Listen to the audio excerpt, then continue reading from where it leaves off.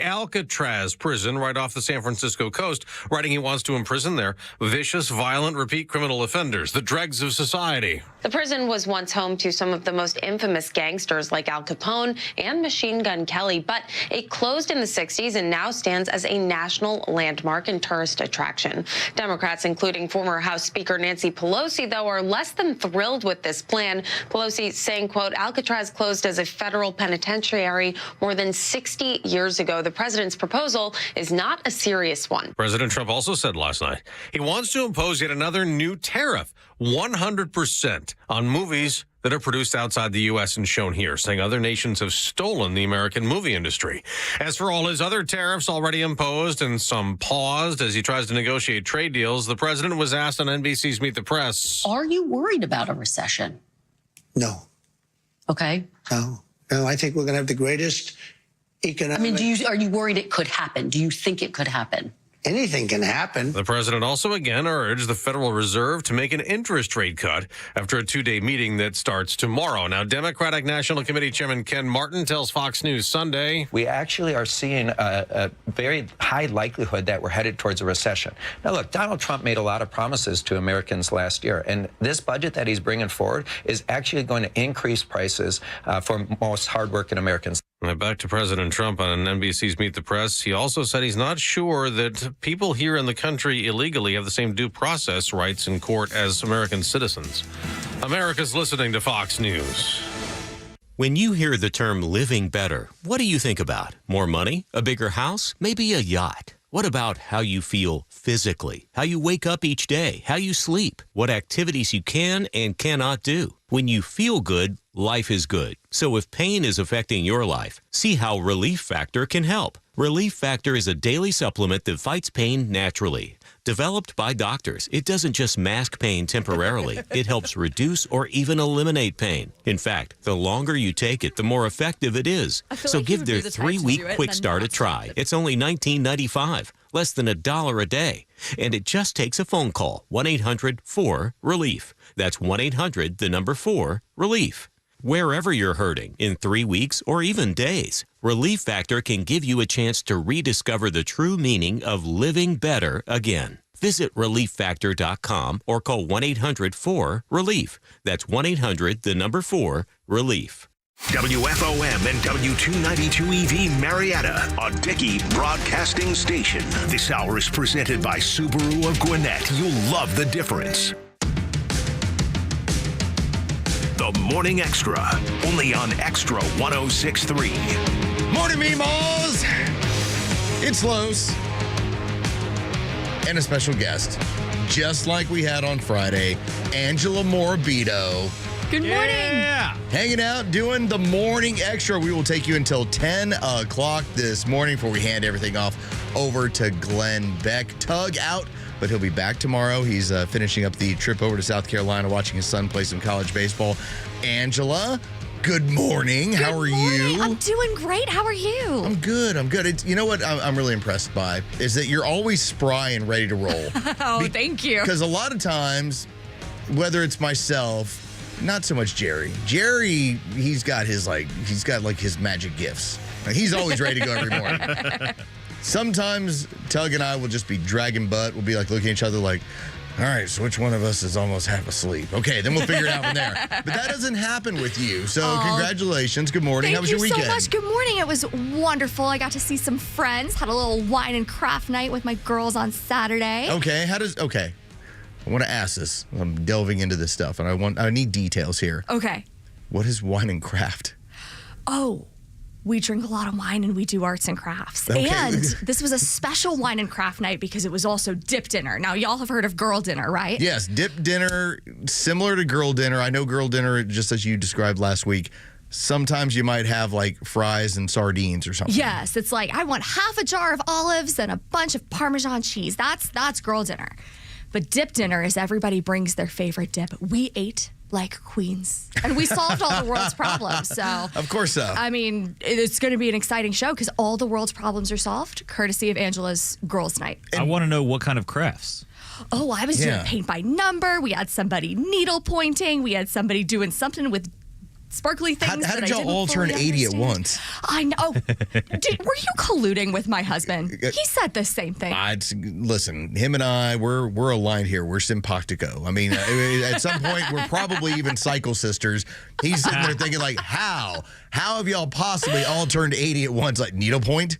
What was it? Did somebody not bring like crochet? You know, like what? I mean, I can neither confirm or deny. I plead the fifth. Best you can hope for on a dude's night with like arts and crafts is somebody's going to build a bonfire and we're just going to destroy it. Yes, but of course we have to critique like how you put it together. It's like, man, oh yeah, he really knows what he's doing here. There's nothing better than watching your buddy build a fire and just needling him the whole time. Of course, like, dude, you don't really need that. Question about male culture and you guys just like watching stuff. Well, by the way, just so you know, yes, we are not like we're dudes, but there are dudes that are more dudes than us, that are more handy. So just know that if you ask something along the lines of, hey, how do I change the oil in my car?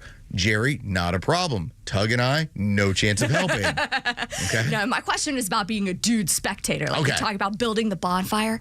I see this at airports where like if something has to happen with the plane, every man is like immediately supervising. Yes. I did have a trip a couple of years ago and they had to replace some issue with the door because it wouldn't seal. Okay, I would panic. So we were delayed by about 30, 45 minutes. And what most other people do, they go to their video screen, they jump on their laptop, they do their own thing. Not me. Oh. I just watched the door the entire time to make sure, as the supervisor suddenly of the door on my Delta flight, that it was all fixed correctly. Well, you want to make sure that the people who are fixing the door are not looking at YouTube for the tutorial on how do I get this seal at 30,000 feet. It's a giveaway. You got to make sure that things are, but really the spectating, if you're with your buddies, the spectating is how many cracks can we get at this guy? Yes. How many jokes can we make? You guys are like the ESPN color commentary? Yes, okay. Absolutely. When I have friends of mine, and I'm not, okay. For years, I was one of the reps in the city of Atlanta when it came to Traeger grills. And every now and then, like Father's Day, leading up to Christmas, I will still get that call, that contract. Hey, we'd like for you to talk about Traeger grills. I have 3 of them myself. One of them I finally had to get rid of. I killed it after like 12 years. Oh, wow. I still have 2. And so when I watch other people grill, I'm trying not to. But I am looking in going like, I think you need to get that up to a different temperature here. Well, hey, listen. If you want to flip that? If you're going to reverse sear a steak, you really got to get it to 120 before you take it off. Make sure you don't wrap it in foil. Just lightly tint it. You know, and so I am constantly judging when it comes to that. Now, it's not good. You know, it's like you don't get invites to other people's house, so you have to kind of keep it under wraps a little bit. But I have had friends that are like, hey, listen, I know you know all the recipes here. Come jump on over here. And so when another man gives you his grill, Angela, that's a pretty important deal. It's like a sign of respect. Yes, it's like I would never hand the remote over to somebody else in my house. No. Ooh, okay. But if I did, it is a sign of respect that I trust your ability to know when 90 seconds is up and the college football or professional football game is back on. Okay, so that person has an important job. They have work they got to do. They can't be coming back to the weather report. Yes. Can't have that. No, cannot have that. Cannot have you miss the first down play. It's like I remember I went to a Super Bowl party. This is now like a decade ago, and the people that we went over there, they had a son-in-law, and I swear he was, when we talk about mouth breathers. Oh no. Like he was just barely above functioning idiot. Okay. Ooh, that's rough. Okay. All he kept doing was during the commercial breaks of the Super Bowl was rewinding. This is back when everybody had TiVo units. Okay. So he's like, okay. Boop, boop, boop, boop. And he was like, look at the horses. Look at the Doritos. And the entire time I'm like, dude, put it back on the game. Like, we are missing the Super Bowl. And his in-laws, they tried to play it cool for a little while, and eventually it was like, give me the remote control. Like, you can't touch this thing anymore. That's the way I feel when it comes to, if you have a sixth sense for how to make this thing work, we're good. If you can jump on somebody's grill and somebody allows it, we're good. If you happen to be the most awesome person at needlepoint and you're at the whole lady dinner and girl dinner thing, okay, cool, we'll take suggestions. But if you don't, we're going to make fun of you the entire time. That's entirely fair. That's dude culture. That's dude culture. Just guys being dudes. Culture. Yeah. I like that. I mean, y'all take it a little bit easier on each other. We take it way easier on each other. Yes. It's like you're not quite as judgmental as we are. We're like, yes, queen, you go. All the time. Was there any point where, like, a couple of y'all kind of looked at a few of the pillows and you just thought, like, you know, what if we just had a fight for a little while? Just a little pillow fight. Just a little one. Because that's always the guy's joke. It's like, what are they doing? Well, they're just starting a pillow fight right now. They're going to hit each other like, ah. And that's just what goes on. I mean, but at least that's the joke we always make. So we were probably about a glass of wine away from that happening. So we weren't quite there, but getting there. Teenage movie pillow fight, but we also weren't the Golden Girls that I feel like everybody thinks it's either one thing or the other. And we're pretty normal. Was we're in this the middle. also a hat party? Did you combine the Derby festivities with this? Oh, no. But, man, that was such a good idea. Because did y'all watch the Derby? Okay, I did not. I was still in downtown Atlanta. Okay. My 10-year-old was still playing volleyball. My oldest daughter, she went to a birthday party for a bunch of 14-year-old girls, but it was actually Derby themed. So it wasn't like they were killing mint juleps, or putting away drinks, but they all dressed up for it and they all watched the Derby. That's awesome. Did she have a hat? She had a hat. She had the white gloves. Oh, I love it. She went all out. And so, they went and did a little bit of that. I mean, did y'all take this thing in? Did you just watch it from home? Did you go out for this? How did you enjoy your Kentucky Derby Saturday? Oh, I watched from home, but it was super fun. I think I had more fun watching from home than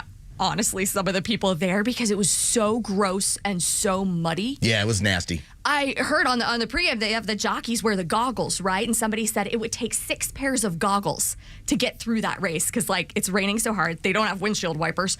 When the goggles are all muddy, you're either blind or you rip them off. So clarify this for me because most things, especially when it's sporting events, I'm not crazy about them getting political. But all I saw after the race was, well, did you see what beat journalism?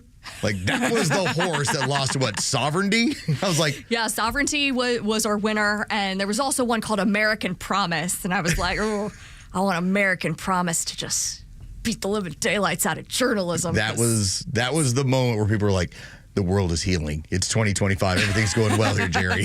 Have you ever heard the call of the two horses? It wasn't the Kentucky Derby. It's one of the greatest calls in all of sports history about the wife doesn't know. Oh, yeah. Yeah. That is let me see if I can get that. Yeah. That's worth the wife doesn't know. The wife yeah, it's hilarious. Angela, have you heard this? No, this sounds incredible, They though. basically take the final turn, and now the announcer is going wild, and it's just basically him knocking out. Just the wife doesn't know. The wife doesn't know. Oh, it's really, it's really. I mean, we're probably going back 15 years, 20 years. This is going to be a call. trending TikTok sound in 30 minutes. Oh yes, I was going to say that's how it always goes. All right, so also it has snuck up on us. Today is Cinco de Mayo, so happy Cinco de Mayo Day. Happy Cinco. For those of you who like to find a reason to put down some beverages, keep in mind this is not Mexican Independence Day. All right, this is a culmination of beating the French. All right, well, doesn't matter, though, because Cinco de Mayo is the one excuse. This is like airport drinking day. Like if no rules. Yeah, well, I've said this before. The best part about airports, you can have a drink at 7 a.m. and no one questions you because they don't know where you're coming from. Yeah, it could have been 5 o'clock in the time zone where you started. And Cinco de Mayo allows you to go and have lunch, middle of the afternoon, the evening, you can go and put down some beers, some drinks, get some Mexican food, and you're totally fine. Chips and queso, which I am convinced goes into a second stomach.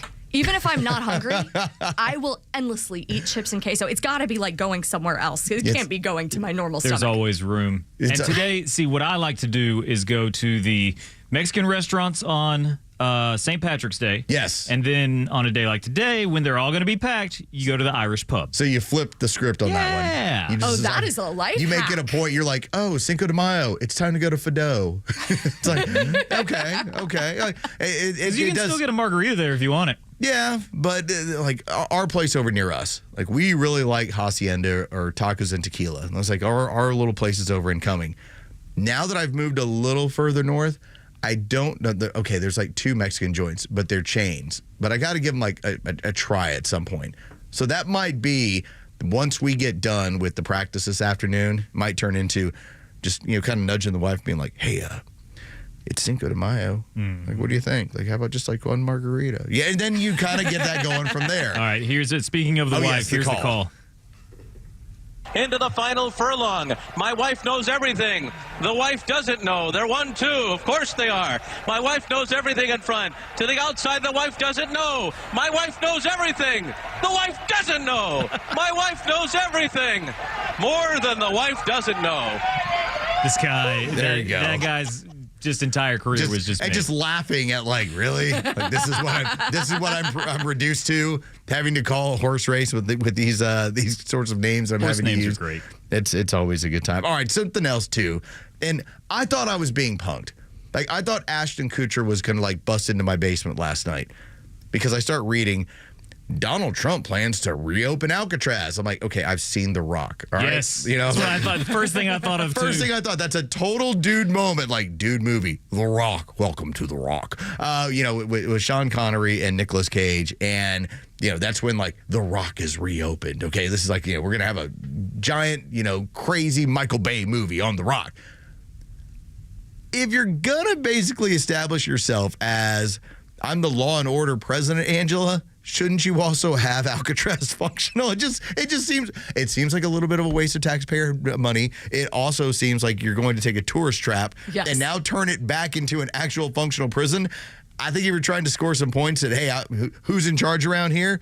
I think that's what Donald Trump was trying to do. I think so, too. I think he's also leaning in really hard to the new golden age idea, and he's going to say roaring 20s, 1920s, gangsters in prison. Okay, we're going to Alcatraz. I think that was his thought process, but who really knows? What I don't think he's going to do is stop the tours. I think he's going to say, like, yeah, it's a prison now, but also keep buying tickets. Yes, exactly. You can still get a ticket. They'll still take you out on the ferry over there, and you can see what happens. Now, if you were to tell me that we somehow, because remember, Alcatraz used to be filled with like some of the hardest criminals in all the country. Like Al Capone did a stint in Alcatraz. Like you had, like it was a who's who. If you were to tell me that this is the place where, let's say, the worst of the worst, and what I believe that to be is politicians who abuse their power in the interest of securing themselves more money and more power. Like, for instance, right now, we have started to see this across the country. The amount of politicians who've committed mortgage fraud, that is picking up steam. That is one of the easiest things to prove, because whenever you sign papers, and this is for you to know this, Angela, because I know what you're looking to do moving forward. When you purchase your next home, you and her husband are going to sit at a table in front of an attorney. They're going to slide paperwork over to you, and they're going to ask you, is this your primary residence? And you'll say, yes. And then they'll say, okay, cool, sign here. That is where you are basically saying, not just for the lender, but also for the federal government, tax me at this rate, charge me at this rate, because this is my primary residence. Okay. The amount of politicians who have played this game of actually lying about their primary residence, that is basic mortgage fraud. You can send them to prison. Send them to Alcatraz. That sounds like a perfect spot for them, honestly. It's great. I mean, is there anything worse? Now, I know people that commit crimes against children or against women. Yes, you're an awful person. But the amount of politicians, if we ever wanted to dissuade anyone from betraying the public trust and enriching themselves out of our own pockets, send them to Alcatraz. Lock them up. I mean, Doge could fill the place up, right? Yes. Just with everything they're uncovering. Yeah. These are people who have defrauded the American public, and they've done it while saying, no, call me a public servant. You want to sell some tourism tickets? Yeah, go see all your favorite politicians. If you were to tell me I'm in San Francisco randomly, and you said, okay, well, what do you want to do with the afternoon? I'd be like, So I hear Adam Schiff is over at Alcatraz. I think we should go by. And that would be the tourist attraction. I'd be like, look at this weasel. Remember when Nancy got caught insider trading? Let's go see her. This is where you would go see your politicians. And I think it would make for a better America if we actually had politicians who committed real crimes, very easily provable, and you just told them, listen, even if you're in for 60 days, you doing it at Alcatraz. Because we're making an example of you. Now, I'm not saying it's torturous.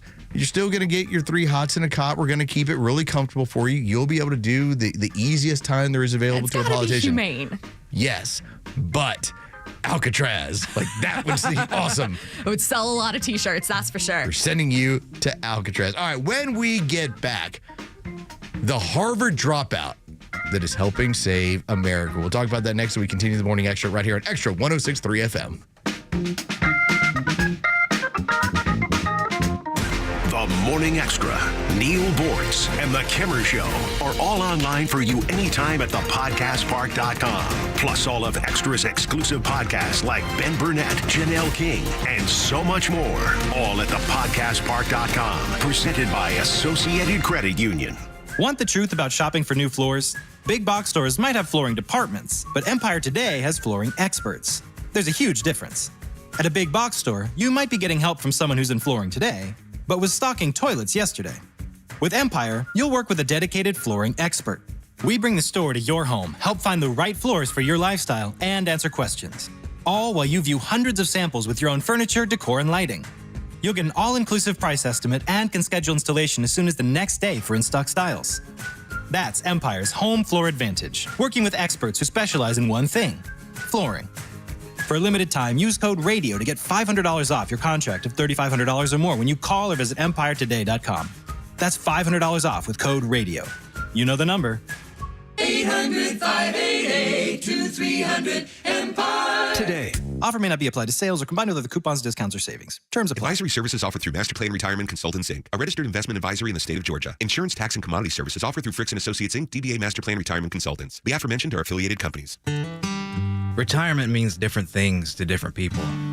Some folks want to travel the world. Some folks want to spend more time with grandkids. For me, I'm looking forward to spending more time with my guitar.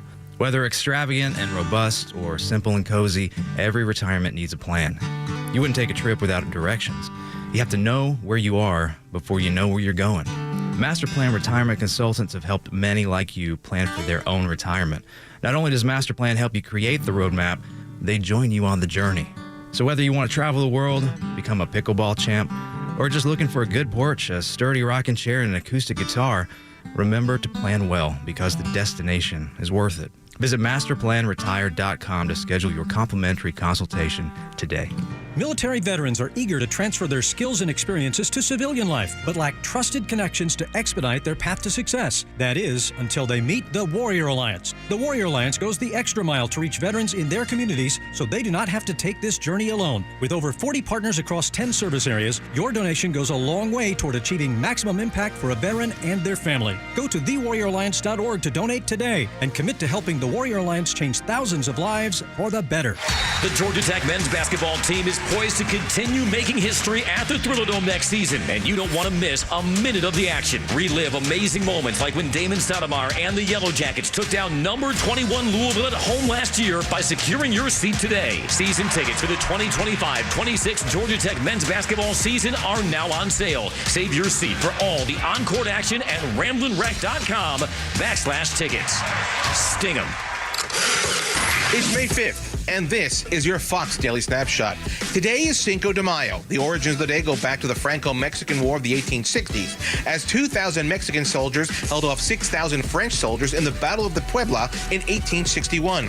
In the U.S., Cinco de Mayo is celebrated as a day of Mexican-American heritage and pride. Also on this date in 1891, Carnegie Hall in New York City opened for the first time. Peter Tchaikovsky was the guest conductor. The soundtrack to West Side Story went to #1 on the charts in 1962. Skyscrapers bloom in America, Cadillacs zoom in America. The iconic musical would stay at the top spot for 54 weeks. If it's your birthday today, you share it with actor Henry Cavill, born in 1983, and English singer Adele, born in 1988. I'm Tushar Saxena with your Fox Daily Snapshot. I'm Chad Pergram with the Speaker's Lobby. Congressional Republicans are now moving into the toughest phase yet to pass the so-called Big Beautiful Bill by Memorial Day. The package aims to cut spending and taxes. Committees have been writing and advancing components of the package since lawmakers returned after a more than 2-week recess. That's where lawmakers figure out the specifics. There are a total of 8 steps in this process. This stage represents steps 5 and 6. The House and Senate actually passing the bill, and that will include meat and potatoes of the legislation. But getting all Republicans on the same page is hard. And it's almost inevitable that the House and Senate will approve different versions of the bill. That's where steps 7 and 8 come in. The House and Senate would have to blend their respective bills into one, either via a conference committee or ping-ponging the final version back and forth between the House and Senate until one chamber accepts the version sent from the other. It's a long and arduous process, and that's why longtime Capitol Hill hands are skeptical this can be concluded soon. A true deadline might be sometime this summer. With the Speaker's Lobby, Chad Pergram, Fox News. The stories that matter to you. These are your Georgia headlines. Here are your headlines for Monday, May 5th. A Russian hacking group is threatening to release 150 gigabytes of sensitive data of Cobb County residents, including social security numbers. The group, known as Keelan, has a deadline for Saturday for the county to pay a ransom. Cobb County officials have said they will not cooperate with the group's demands. Wednesday is the deadline for having a real ID for domestic air travel. Most Georgians already have this ID, but officials encourage you to check your driver's license for a black or gold star to confirm. Any driver's license issued since 2012 is compliant with Real ID. And Democrat Charlie Bailey has stepped into the role vacated by Nikema Williams. Bailey will lead Georgia Democrats as the new chairman of the party. Today's weather, a chilly start today as the weekend storms brought in cool air, but not much chance for rain. It'll be a mostly sunny day with a high of 69 degrees. We'll start to warm back up tomorrow. With your headlines, I'm Jerry Payne. I want to bring this to your attention because I know that you and I are both a big fan of Doge. We like the work that's going on with Doge. You want it into perpetuity. I want it into perpetuity. As it stands right now, when it comes to the law, you have whoever is running Doge, and this is according to Obamacare that was previously had a different group. You have 3 years of power that you can run it the way you want. Then you have to give it over to somebody else, and then they run it from there. I want you to take a listen to this person because I thought about the difference in what happens. And I wrote about this in our show notes. If you have a young man that goes and joins the Marines, and he goes off to a conflict zone, and he gets his leg blown off, what happens is he comes home, he gets celebrated for a small amount of time, and then he's largely forgotten, and he's put on a government dole, and now the government basically pays to ensure his medical care and ensure everything about him, and that's fine. That's the way it's supposed to be, and that's how we should be taking care of our veterans. Yes. Now, what happens when you have a young man who leaves school, decides he wants to help his country, decides that his sacrifice is going to be that he's going to try and deal with our crushing debt that's going to change the entirety of our society? He's making a sacrifice himself. Yet, rather than celebration, they want him dead. Oof. Think about the difference in that you have to go into the Marines, the military, have your leg blown off, make you basically a permanent ward of the country for then everyone to celebrate you. But yet, if another young man does something very similar, but he's dealing with all of our waste, fraud, and abuse, all of our nasty games, they want him dead. Take a listen. This is one of the members of Doge. It's a young student who was at Harvard at the time.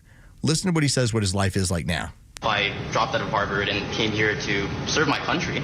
And it's been unfortunate to see, lost friendships. Most of campus hates me now. But I think fundamentally, I hope people realize through conversations like this that reform is genuinely needed. And if there's one, I think this is important to say, if there's one group of people who really have a shot of success, it's the people here. They're up until 2 a.m. Monday through Sunday. Doge did not recognize weekends. Think about, Angela, how crazy it is that he is pointing out. And you've had, these people have been doxxed. Yes. Like they've been put out on the internet. Here's their information. Because right now, there's some crazy faction running through the left that whether it's a healthcare CEO or a president or a judge on the Supreme Court, that if we have an enemy, we need to kill them. And that's one of the people out there that are like, dude, they put my name out there. I'm already hated on campus because I'm trying to help save this country from itself with our spending. That just broke my heart. I mean, that guy, he's grieving the life that he lost because he worked his whole life to get to Harvard. He makes it there. He's starting to make his way at Harvard. He gets his opportunity to do something else. He gives up Harvard. Yeah, gives it up and says, I'm going to go do it for my country. And he's doing amazing work. And he's hated. It's so unfair. And I hope, listening to that clip, I have to hope that 10, 30, 50 years from now, he is looked at like someone who helped save this country, because that's what he is. That's what he's trying to do. He just gets no credit. There was a moment we had several weeks ago, and this was when Big Balls was trending. I'm sorry, you're having a drink of water. You're mid-sip. Oh, that almost went up my nose. And I said that name. That was the gamer handle. Yes. For one of the members of Doge, and the joke was like, "Oh look, it's Elon Musk." And his partner, Big Balls, who's helped. Because Big Balls, I'm using this in the context of that's what his gamer name is, that he was one of the people that had discovered some of the crazy and redundant payments that were headed out. When I heard Elon Musk talk about this, and he said, when we see money that's heading out to Africa, and it might be at a food storage facility, and we're like, it's $20 million. It's like, we will email or call. It's like, we may not get any answer. It's like, and we'll email them. And we'll be like, hey, can you just take a picture of the storage facility? And Elon Musk was very adamant. He goes, I don't care if you use AI. He's like, to fake it. It's like, at least do something, because if you at least fake it, they move on to the next one, because there's so many thousands of these situations. And here is one of his counterparts who's like, we have been able to cancel. It was something like $300 million in fake fraudulent places that we're sending money to that actually they don't operate anything. So this young man had already saved the American taxpayer $300 million, and they're like, let's see if we can dox him and find out who he is, because somebody's got to go deal with Big Balls. I'm honestly shocked that there are people who are on the side of waste, fraud, and abuse. Yeah.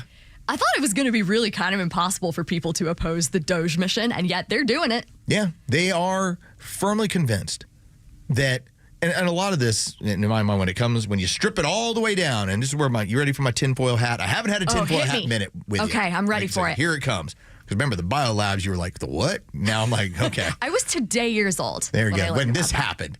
So what I believe that's happened is that we have had, as much as we had, the years of during the 50s of McCarthy telling everybody about communists are everywhere, communists are this. I'm like, okay, we all read those books and the Red Scare and everything else. We're like, come on, that's all silly. But the mentality has found its way into deep areas of this government where the idea of communism, the rejection of capitalism, the idea that a one world globalist economy, globalist society is the way to go, that you now have a scenario that when you took away their money, because that's what USAID was essentially paying for, it was essentially being used to foster this mentality within the United States. That's what they're angry about. Their play money, in order to be able to hold protests, came from the taxpayer. The ability for them to use taxpayer dollars to destroy America, now that that's gone, you see what these protests look like. It's like 12 people. Sad. They're so sad. But I think that's why they're so angry about waste, fraud, and abuse. No one is all that happy about wasting money, unless you happen to waste the money they're using to destroy the country. Yeah. The frustration over this is unbelievable to me. And yet I picture Doge as like turning off light switches, and then you see where the lights go out. Yeah. And sometimes they go out overseas. Sometimes they go out in empty warehouses. But sometimes the lights go out here on the protests. All right, I'm taking off my tinfoil hat. See, I didn't try and take you down somewhere that scary or that weird. No. I was like, this is just a mentality that's within this country, and you took their toys away. That's all you did. You took their toys away. All right, they're furious. All right, this is the Morning Xtra right here on Xtra 106.3. All right, here's what I wanted to bring up with you, because I saw this story, and I actually, when I did my show notes, I actually wrote it as there is for Angela. Okay, right? here we go. This was the one I was like, I'm going to tee this up, and I'm going to give this to her because I saw this story. Mayor Brandon Johnson just gave Chicago Teachers Union $1.25 billion while the city is broke. And it makes a note. Just 14% of students are proficient in reading and math. The average CTU salary is already $114,429 per year, and they're getting a $1.25 billion raise. Tell me this is just Chicago, because right now you have people in the Illinois state legislature that are saying we're not bailing Chicago out any further. And if you're going to reward money to people, at least let's make sure. I know we want to talk all about what we should be doing for teachers, but if 14% of your students are proficient in reading and math, where's the raise? Why? Yeah, so Chicago is the worst in terms of being completely captured. Well, good. By I feel better union. than But this is what happens when teacher unions have power. And that mayor, Brandon Johnson, he used to work for the union. The union is the one that essentially bought his way into the mayor's office, and he's giving them everything they want in their contract negotiations. They're getting these massive across-the-board raises. Unfun fact, this is actually extremely sad. Oh, no. Sorry, guys. You had me all pumped up for a second. This is taking a turn. Fun fact. Oh, what has she got? There Not are fun fact. schools in Chicago that are over 90% empty, but the union has forced the city and state government to keep those schools open. Why? Because they can pack it full of teachers and administrators. Now, are we talking about people moving out of the area, or are we talking about choosing to go to private schools or other schools? Like, how do you get to 90%? Okay. Both. And I mean, one of these schools, it's almost entirely empty. It spends $68,000 per student per year. And the union is desperate to make sure parents never have a choice because they don't want to lose any more people, right? Like the district population is shrinking. And the union is saying hire more teachers, hire more admins. The stuff that's in their contract is just this woke wish list. And like you said, the city's broke. They don't have the money to do this. But Mayor Brandon Johnson forced it through and made it happen. So I would imagine, just as anything else in politics, when it gets to this point, if you tell me that we have a school system where, like for instance, in my area that I used to live in South Forsyth, that school has grown to the point now where they're one of the tops in the state. And so when you hear about, hey, they're allocating more resources, it's more of a, y'all are doing a good job, keep it up. It's hard to imagine the allocation of resources when you tell me that as of now, the average Chicago Teachers Union salary is already $114,000. Yeah. Like, how did you get to the point of six figures on this level of failure? Like, and resources should be administered to, okay, y'all are really struggling. It shouldn't be just here's more money to y'all as far as the teach. It's well, it's Chicago. You got to factor in hazard pay. It's mind-boggling. It's true, though. It's absolutely true. That's why some of those schools are empty, is because kids don't want to walk to school there. It's just not safe.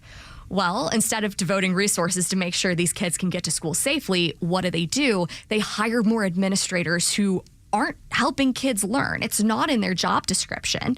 They're just there to pad the union's numbers. It's more members. That's another area that I kept thinking about when I was initially writing out. All right, here's what I want to ask Angela about. Administrators are important, in my opinion, because I think when you have a good one, you really have like a clear direction for the school. Like the school that my daughter's going to, their principal, who's recently retired, he set up such a great atmosphere between athletics, academics, the involvement of the community, the regular amount of activities that would involve all of them, that it really created like a kind of a community feel where you had a lot of, and I would hear this from a lot of other parents. The parents got to know one another. So if your kid needed help as far as, hey, they need a ride somewhere, or hey, I got to wait with them after band practice to keep it. It's like it was much more of a community. I think that's part of what you're trying to get administrators to create is a great atmosphere at a school. But as you're pointing out, some of them are just there to just sit there. Yeah. And and again, they're commanding typically a bigger salary to do absolutely nothing with a lack of students even in the building. Right. And I mean, I would question anyone in Chicago trying to hire instructional coaches and support staff and teachers' aides. Okay, well, what's the actual teacher doing? Because obviously not a lot if the kids aren't learning. But what happens in this new contract is they get rid of a lot of accountability measures. They put certain teachers on reduced evaluations. Now, an evaluation for a teacher in Chicago public schools is a joke. They have to have warning it's going to happen. The evaluator can't just show up. The union is heavily involved in the evaluation process. And pretty much everyone gets this like pass with flying colors. Okay, well, obviously they're not doing that because only 14% can read. This is where I go back to the same argument. I am not anti-union unless you're telling me it is dealing with a public service. Yeah. If you want to tell me that you're over at Boeing and you want a better contract and that you don't feel that ownership and management is taking care of you in that way, but then by all means, unionize and see what the best contract you can get because you're doing that against Boeing or GM or Ford or whoever else. Totally fine. Organize. If you're telling me that you are organizing against John Q. taxpayer, you're now telling me I'm not going to teach your kid until you spend more money. Well, hold on a second. Like, you're damaging my community so you can make more money, you know? And then Chicago Public Schools wonders why people are fleeing the second they get the chance. It's just wild. I think there's a clear difference in I'm with a union that affects the community versus I'm in a union. We just don't want to build your car right now until you do this. Morning Extra from 6 to 10. Glenn Beck until noon. Clay and Buck from noon to 3. And the Kimmer Show on your ride home from 3 to 6. Plus Jesse Kelly from 6 to 9. And Jimmy Vela from 9 to midnight. The voices you need all day with a conservative voice of Atlanta. Extra 106.3 FM and the Extra app. Good morning, it's Los. Let's talk about the Honest Car Guy. Now, who is the Honest Car Guy? You've heard the spots. That's Tom Mitchell. And Tom has created his own company where he's going to help save you thousands of dollars on your next automobile transaction. Now, this is not complicated when you really boil it down. You get into it. What happens? You reach out to Tom. You can go to the website, honestcarguy.com, or 844-SHOW-ME-1. That is show me the number 1. What happens? You get Tom on the phone or you drop him a line through his email and you let him know, this is the vehicle I'm looking for. Here's the make, here's the model.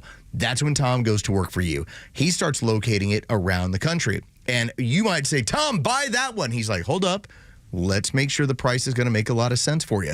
And then once he handles that transaction where you will save thousands because it's fully transparent, you can sit on the computer and watch Tom do it.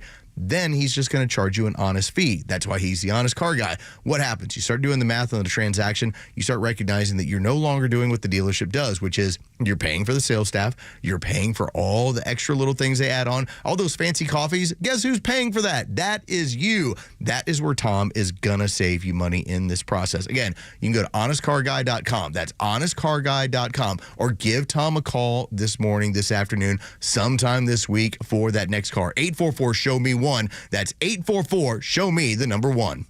The latest sports news, powered by 680 The Fan, and driven to extra listeners by RBM of Atlanta in Sandy Springs, Atlanta's Mercedes-Benz connection since 1964. Here are your sports headlines for Monday, May 5th. The Braves win the final game of their 3-game series against the LA Dodgers last night on Sunday Night Baseball. 4-3, the final. Bryce Elder gets his second win of the season, moving to 2-1 on the year. Austin Riley homered twice, driving in all 4 runs for the Braves. The Braves continue the homestand tonight as the Cincinnati Reds come to town. A.J. Smith-Shawver gets the ball tonight for the Braves. He'll be opposed by Brady Singer of the Reds. First pitch is set for 7:15. You can hear that game on our sister station's brand new app, 680 The Fan. From the association, Game 7 last night. The Golden State Warriors are moving on in the Western Conference as they beat the Houston Rockets in Houston last night, 103-89. The Warriors will now face the Minnesota Timberwolves in the next round. With your sports headlines, I'm Carlos Medina. Atlanta, it's Mark from the Safe House. Now that President Trump has unburdened us from what could have been, our country's finally headed in the right directions. But the Democrats are screaming and yelling and losing their minds. And unfortunately, the bad guys are still here and they want your stuff. Thank you, Joe Biden. And customers are still reporting break-ins and thefts of their hard-earned valuables. Don't wait till it's too late. Get a quality safe from the Safe House. We carry the largest selection of safes in the Southeast. And remember, gun safes are sales tax-free at Atlanta Safe House. So give us a call or go to atlantasafehouse.com. May in the A is here, and your Atlanta Braves have some incredible matchups and promotions in store. The Nationals come to town May 12th through the 15th, and the amazing giveaways continue with the Marcell Ozuna bobblehead presented by Delta on May 14th, and yes, his head and his arms bobble. A walk-off home run by Marcell Ozuna! Fans can look forward to some unbeatable deals during May, including $1.99 hot dogs, $3.99 Miller High Life beer, $10 tickets, and $10 parking. And make sure to stop by the Braves Clubhouse store store to receive 50% off City Connect on-field caps and additional styles available while supplies last. Then the Padres come to town May 23rd through the 25th for a series built by the Home Depot to round out May in the A. On May 25th, it's all about the kids, with Kids Club Day celebrating Georgia families and 2 kids giveaways. Visit Braves.com/May in the A to check out all of the fun and great deals this May. Atlanta Braves baseball, we are Braves country. If you're experiencing low energy, brain fog, or bloating, then your body might need a detox. Active Liver from New Nordic makes it easy to help your liver to detox your body all year long without major changes to your diet or lifestyle. The Dean's List with Janice Dean. A hero dog that rescued a missing toddler in Arizona makes today's Dean's List. 2-year-old Baden Allen wandered away from his home, which led to a massive search with dozens of volunteers, troopers, and deputies searching everywhere overnight. Temperatures had dropped significantly and crews were worried about mountain lions. The boy was missing for 16 hours until a rancher named Scotty Dunton reported a young child on his property 7 miles away from Baden's home. It turns out that Scotty's dog Buford saw the boy and helped bring him up toward the gate. Scotty says he found the child sitting with his dog on the driveway, just hanging out until the family noticed. When Baden was asked who found him, he said the dog did after he slept under a tree. The sheriff's office expressed thanks to everyone who helped find Baden, including Buford, who stayed with him and brought him to safety. Good dog, Buford. You made the Doggy Dean's List. Janice Dean, Fox News. Stream Clay Travis and Buck Sexton, Glenn Beck, Fox News, and even NASCAR on Sundays. Anywhere on the Extra 106.3 app. Download the app now and get 24/7 access to the live stream, the latest news, and everything you need to know about Atlanta's only conservative talk station. Download the Extra 106.3 app for Apple or Android and check out even more great original content at thepodcastpark.com. Welcome back. It is the Morning Extra on Extra 106.3. Tug and Los, but no Tug today. Instead, you get Angela Morabito, who's sitting in once again. Tug will be back tomorrow. And that doesn't mean that we're like shunning Angela. It's just that, she's had other responsibilities. And so she'll go back to those responsibilities. But Angela, thank you for joining once again. Thank you for having me. I really had a great time on Friday. And so I was looking forward to this on obviously on a Monday. Because normally Monday's you're a little bit slow, things drag a little bit. Instead, you get Angela's energy, and it kind of helps carry Monday. You. That's right. It helps carry you to the finish line. Speaking of that finish line, the 6 o'clock hour is brought to you by Subaru of Gwinnett. Get yourself a Subaru. That'll help get you to the finish line. Again, 6 o'clock hour brought to you by Subaru of Gwinnett. So I enjoyed Donald Trump with his interview that he did over the weekend, because this was the combative Trump that I know it's out there. We hadn't seen it a lot in the first 100 days. Oftentimes it looked like he's been at the bully pulpit, and he'll make jokes. Yes. He'll take shots at the media. I enjoyed when he had, I think it was the Philadelphia Eagles that had come to the White House, and he joked around about how, oh no, it's the LA Dodgers, so take it back. They're champion Dodgers. And he goes, yeah, we have some California senators that are here. He's like, but I'm not going to mention them because, I don't really care for them. And that was a funny moment. That was nice and lighthearted. Well, Donald Trump this time around here, Angela, he ends up going on and doing an interview, and he's got basically a combative person from Meet the Press. He decides that he's going to, as we always talk about, reject the premise. When that media person starts setting the premise, you go right after it. Take a listen to what Donald Trump did when it came to prices around the country and how NBC's Meet the Press tried to arrange this question, and how Donald Trump decided, no. I'm going to take your question, and I'm knocking it into the fourth row. Prices are already going up on some popular items. Whoa. Tires, strollers. This is such a dishonest interview already. Prices are down on groceries. Prices are down for oil. Prices are down for all energy. Prices are down at tremendous numbers for gasoline. And let me tell you, when you have the big thing, what he did, he spent like a stupid person, which he was, but he spent like a very stupid person, and that was bad for inflation. But what really killed us with inflation was the price of energy.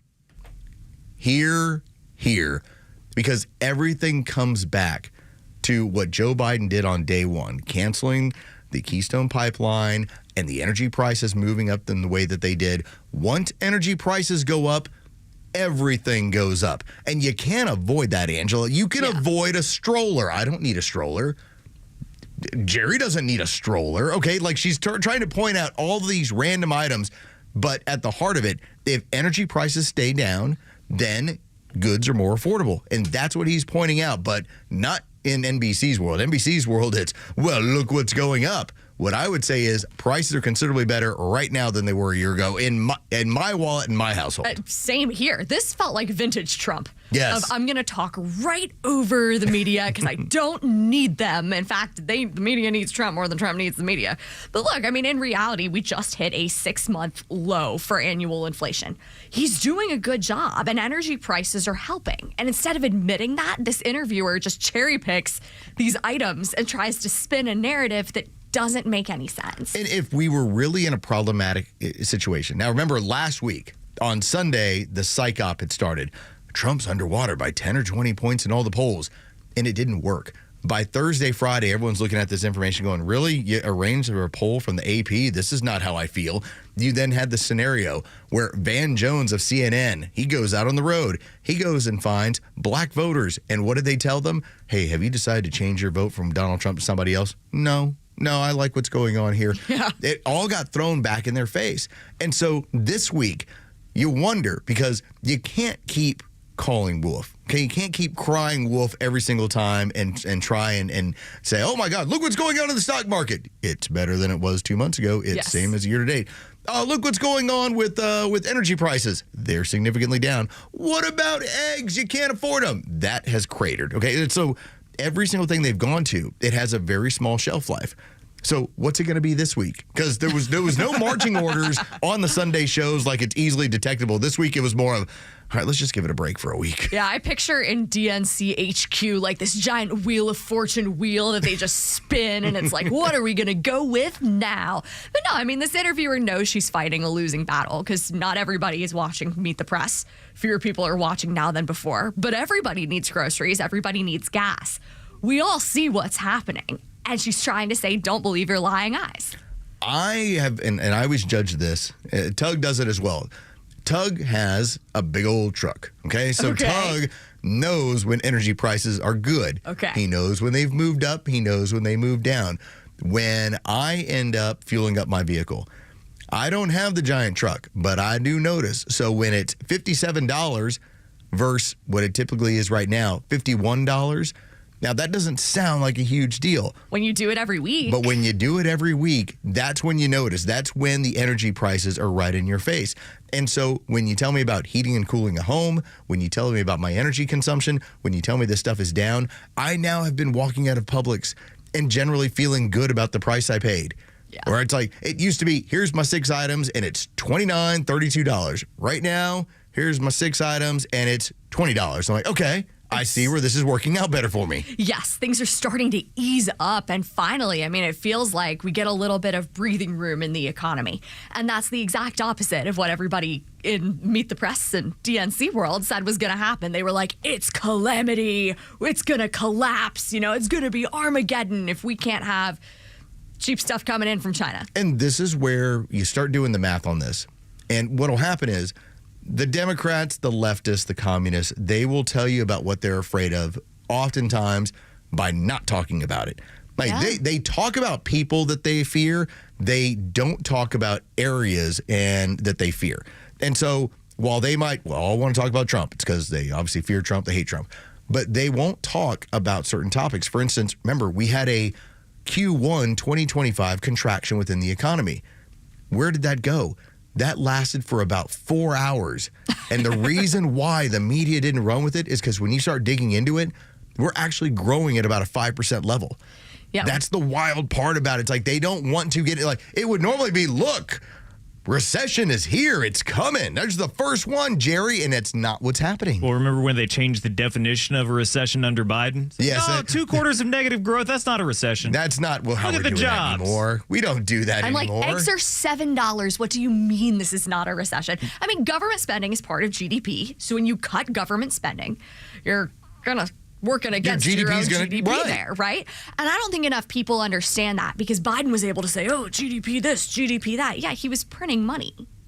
It was a sugar high. Exactly. We've constantly called it a sugar high. You had Wall Street that got used to so much government spending that now that you're weaning them off of it, that is where we had the transition. That's where we had the dip in the stock market. Hopefully you bought it when it came down because you made 10% in the span of about 72 hours. Like, that's a great return.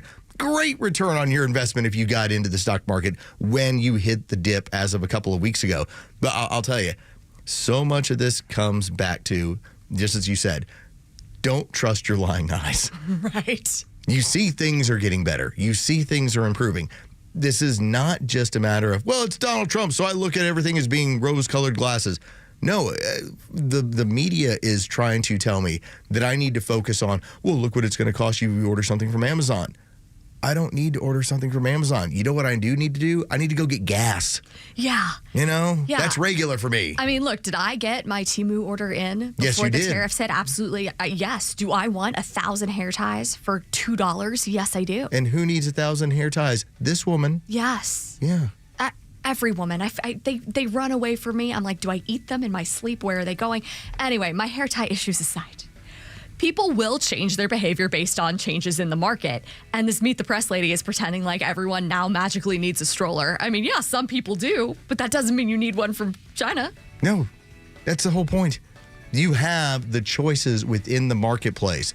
If you choose to buy it from China, yeah, it's going to cost you more. If you choose to buy it American made, it will not. This is a choice. Now, when it comes to, do you want to drive to work? You don't get to have a choice in that one.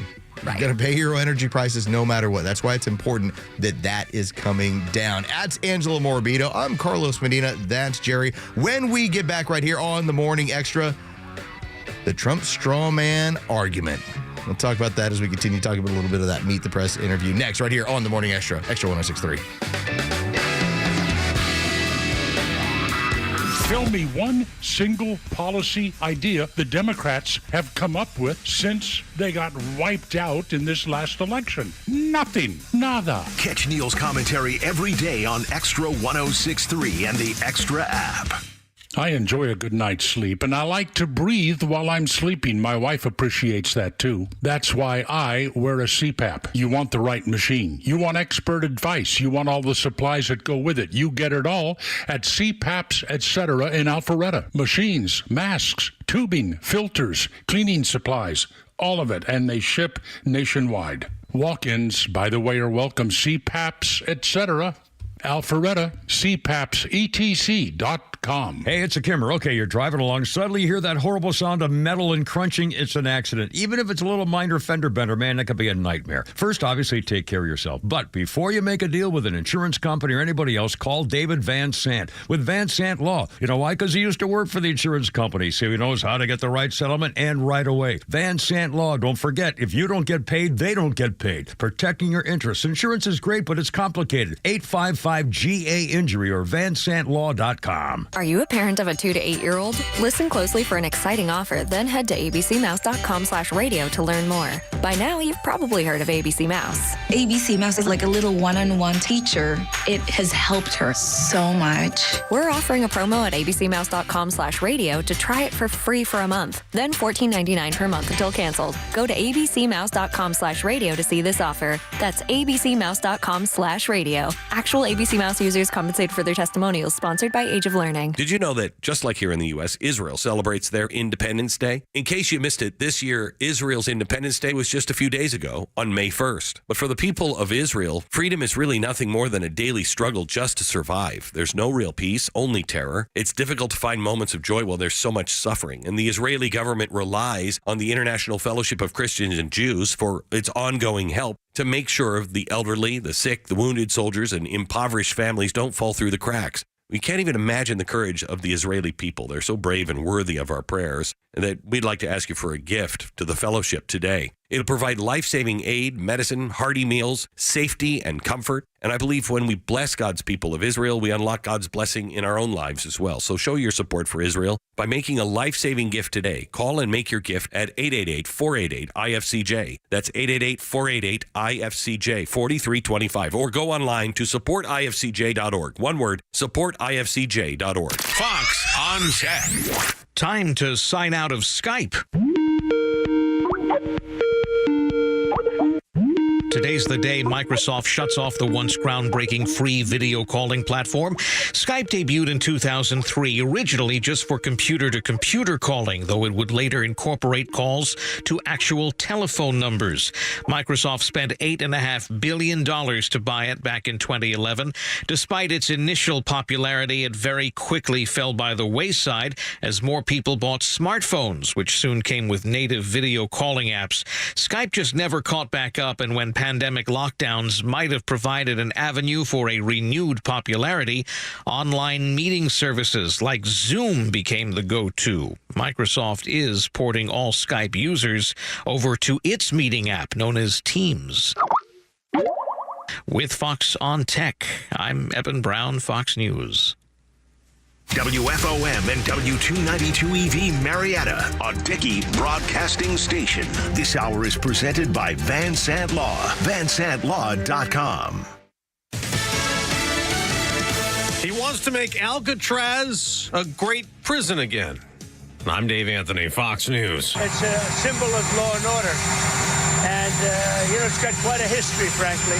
President Trump returned to the White House last night, pushing to reopen the infamous prison-turned-tourist attraction that closed in 1963 right off the San Francisco coast. The president says he wants to reopen Alcatraz because he's frustrated with judges who have placed roadblocks on parts of his agenda, especially on immigration. The president saying on Truth Social, for too long, America has been plagued by vicious, violent, and repeat criminal offenders. That is why today I am directing the Bureau of Prisons together with the Department of Justice, FBI, and Homeland Security to reopen a substantially enlarged and rebuilt Alcatraz to house America's most ruthless and violent offenders. Fox's Madeline Rivera. Democratic Congresswoman Nancy Pelosi, the former House Speaker, says reopening Alcatraz is not a serious proposal. The president also said last night he wants to put a new tariff in place on foreign-made films. Other nations, a lot of them, have stolen our movie industry. So the president says he wants to impose a 100% tariff on movies produced overseas and sent here. As for even bigger tariffs imposed on China in a trade war as they also tariff American goods, the president tells NBC's Meet the Press. They're getting absolutely destroyed. Their factories are closing. Their unemployment is going through the roof. I'm not looking to do that to China. He'd like to bring the tariffs down, he says, at some point, but the president says the U.S. can't get ripped off. He also shrugged off a suggestion that the U.S. economy could slip into recession. And Fox's Matt Finn reports. On immigration, the president says he is not going to end the emergency declaration at the border, even though illegal crossings have plummeted under his administration. President Trump says the threat is no longer illegal crossings, rather judges who he alleges are preventing him from deporting illegal aliens. He says he is not sure that people in the USA legally have the same due process rights as Americans. America's listening to Fox News. When you hear the term living better, what do you think about? More money? A bigger house? Maybe a yacht? What about how you feel physically? How you wake up each day? How you sleep? What activities you can and cannot do? When you feel good, life is good. So if pain is affecting your life, see how Relief Factor can help. Relief Factor is a daily supplement that fights pain naturally. Developed by doctors, it doesn't just mask pain temporarily. It helps reduce or even eliminate pain. In fact, the longer you take it, the more effective it is. So give their 3-week quick start a try. It's only $19.95, less than $1 a day. And it just takes a phone call, 1-800-4-RELIEF. That's 1-800-4-RELIEF. Wherever you're hurting, in 3 weeks or even days, Relief Factor can give you a chance to rediscover the true meaning of living better again. Visit ReliefFactor.com or call 1-800-4-RELIEF. That's 1-800-4-RELIEF. Does your friend listen to an old station whose news gives them the blues? Set your friend right. Tell him to download the Extra 106.3 app.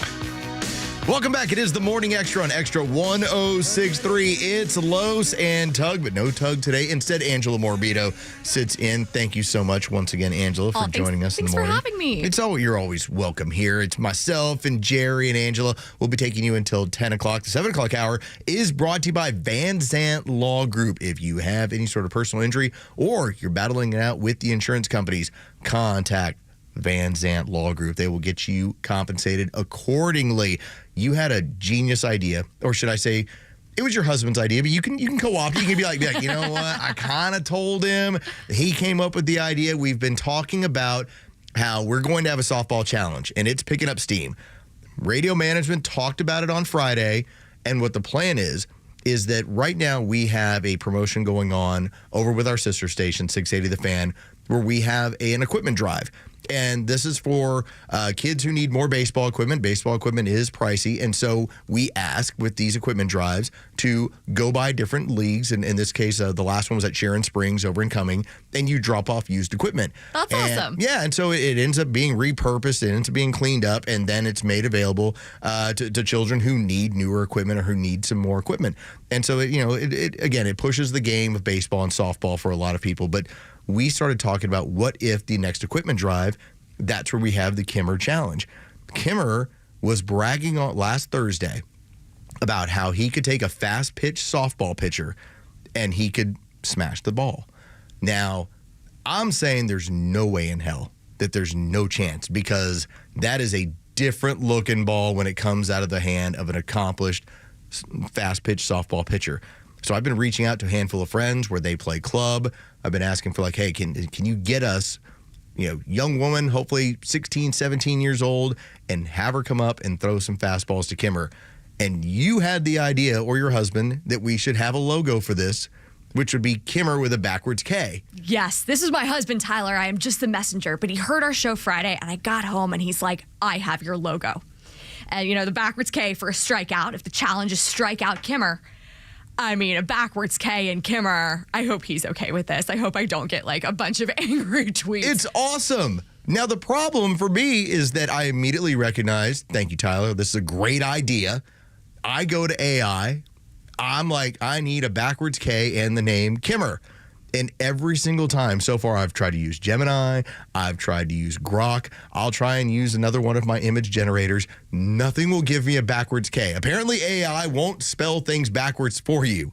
It will not. It'll give you some cool baseball-looking stuff, but, there's a letter K that is not a K. It's got, an extra line in there. Yeah, it doesn't look right. And half the time, it's writing it as Kinner. Yes. I don't know where MM is not working out well. I haven't had such good luck with AI-generated images. Like when Trump was talking about, we're going to annex Greenland. I'm like, awesome, we're going to put a Buc-ee's in Greenland. So I go to Grok and I'm like, show me a Buc-ee's in Greenland. And it would sort of get it. It got snow, it got cold, it got gas station. But the Buc-ee's logo, it had teeth coming out of the ears and the eyes. And it was giving me this sleep paralysis demon instead of the Buc-ee we know and love. I had my first experience with AI images. It's when I first got into it, and I'll pull up the app that I have on my phone. So this app was GenCraft, GenCraft. And GenCraft was the first one I found where you could generate, I think it was 5 to 7 images per day. It was free. Okay. If you want to do anything more, you had to pay for it. If you wanted the rights to be able to use it, then you had to pay for it. And so you would be given, unlimited rights to use any of the images you created. And I started messing with Tug by creating a whole series of Jesus as a general manager in baseball, as a local detective, as fighting space aliens. And it was every single image that I could possibly keep sending Tug. Whoa. Space aliens? Yes. I need this. I need this as an oil painting. And how did Tug react to this? He would just laugh on a regular basis, and he started getting into it. And he'd be like, and of course it would then hey, do you think you could have Jesus as a kung fu master? I was like, of course. And so we would just keep putting, and that was our test of AI initially, was what kind of crazy images can we create? How many things can we push? We also had the one where we talked about Kimmer out in the desert with Pete, and that they were shooting guns. AI did not really get it. In fact, the pistol is like way up in the air. There's this giant floating gun. Yes, Kimmer's missing an arm. Okay, like this didn't work out correctly, but we tried. AI is still evolving when it comes to this stuff. Speaking of AI images and religious figures. Trump in the Pope outfit was really what I needed to start my weekend. Man, you want to talk? I enjoyed this because anyone who saw that, and the White House ended up putting it out there as well, it's a joke, okay? Like, it's comedy. And yet, you then have the left getting so upset about it. And, of course, the left is basically then telling you, well, look at how he's upsetting the Catholics. You're Catholic. How did you take it, Angela? I thought it was so funny. Oh my gosh, you got Ted Lieu, I'm probably mispronouncing his last name, but that senator saying, aren't all these Catholics offended? There is a picture of this man with the drag queens who make fun of Catholic nuns. I'm like, we're not offended by the president making a joke. We're offended by that. Well, remember the opening ceremonies to the Olympics when they were doing the Last Supper with all the drag queens and trans and everything. And nobody on that side got upset about any of that. Oh, no, they're going, it's diversity. We're reaching out. And all of us are like, I don't feel great about that. You don't understand. It's art. Okay. You're right. I did not understand that art. It was weird. It's different. And then this is nuanced in my opinion, because when you start creating random images, and it takes 10 seconds to create an image. So you're going to create Donald Trump as the Pope. All right, haha, that's fun, whatever. Gretchen Whitmer, she decided, I'm going to actually set up a scenario with a video blogger, with somebody who has a podcast, and I'm going to give her communion, but it'll be a chip. And we are now if you want to tell me like how you're trying to offend Catholics, have them take communion with a chip from Gretchen Whitmer rather than taking 10 seconds to create an AI image. Like, these two don't equate in my mind. Oh, not at all. You've got Gretchen Whitmer doing Dorito communion, which I know she meant that to be funny. I watched it several times and could not get the joke. I don't know what she meant. I know. I was like, where are you going with this? Bizarro world. And then you've got people buying those candles with Anthony Fauci on it like he's a saint. Yeah. That was, I get what the joke was there. It's only there. 5 million dead, everyone. Yeah. Right? But that one stings. If I'm taking it as seriously as I'm supposed to, I was told I was supposed to hide out and be scared all day, and then that's look, I've got Anthony Fauci as a patron saint of viruses. Okay, that's really awesome. No, I looked at it the same way I looked at the JD Vance fat pictures. Yeah, it was just funny. And I looked at it and I was like, when I saw the Donald Trump one, I went, okay, well, you know what? That's going to bother some people. And I moved on. That was about it. It's just quirky and funny. And there's always jokes around the conclave because there's no other ritual like it on Earth. Like, there were pictures last time of like a pizza place where you could see stuff coming out of the vent. And they're like, a new Papa John has been chosen because there's white smoke. Right. Everyone has fun with this. Totally. Well, if you have a sense of humor and you recognize that this is a process, and by the time we see a certain color of smoke, like, oh, we have a new pope. Okay, that's the joke when you have it coming out of a Papa John's. Yeah, so the Met Gala is actually tonight. And a couple years ago, there was a Met Gala theme about the Catholic artistic tradition. Beautiful gowns. I watch it every year. I'm such a nerd for this. I'm going to be glued to my couch tonight. But Rihanna shows up dressed as the Pope, and she's wearing a blinged out hat. Okay. And I'm like, all right, we've got Met Gala, same week as the conclave. Rihanna, you have the chance to do the funniest thing ever. I'm sorry, I find it funny. Maybe I need to repent for this, but like, you're supposed to be offended if you were actually going to be offended. You're like, yeah, it's cool. Yeah. Good call. Yeah, I didn't think she was mocking our faith. I think she was celebrating one of the most famous hats on planet Earth. I think she was having fun with it. Yes, and getting creative. That's all I ever ask of the other side. I know they can't have fun because they have so many rules. I think that's one of the great things that's happened in comedy, as we get out of the post-COVID era. You have so many comedians that they saw what censorship was like. Man, they go hard now. Yes. Like, they make it a point to go hard in the paint to make fun of stuff and to point out, oh, hey, remember that crazy time when you told me I couldn't say these sort of things? Well, now I'm going to say all of it to you.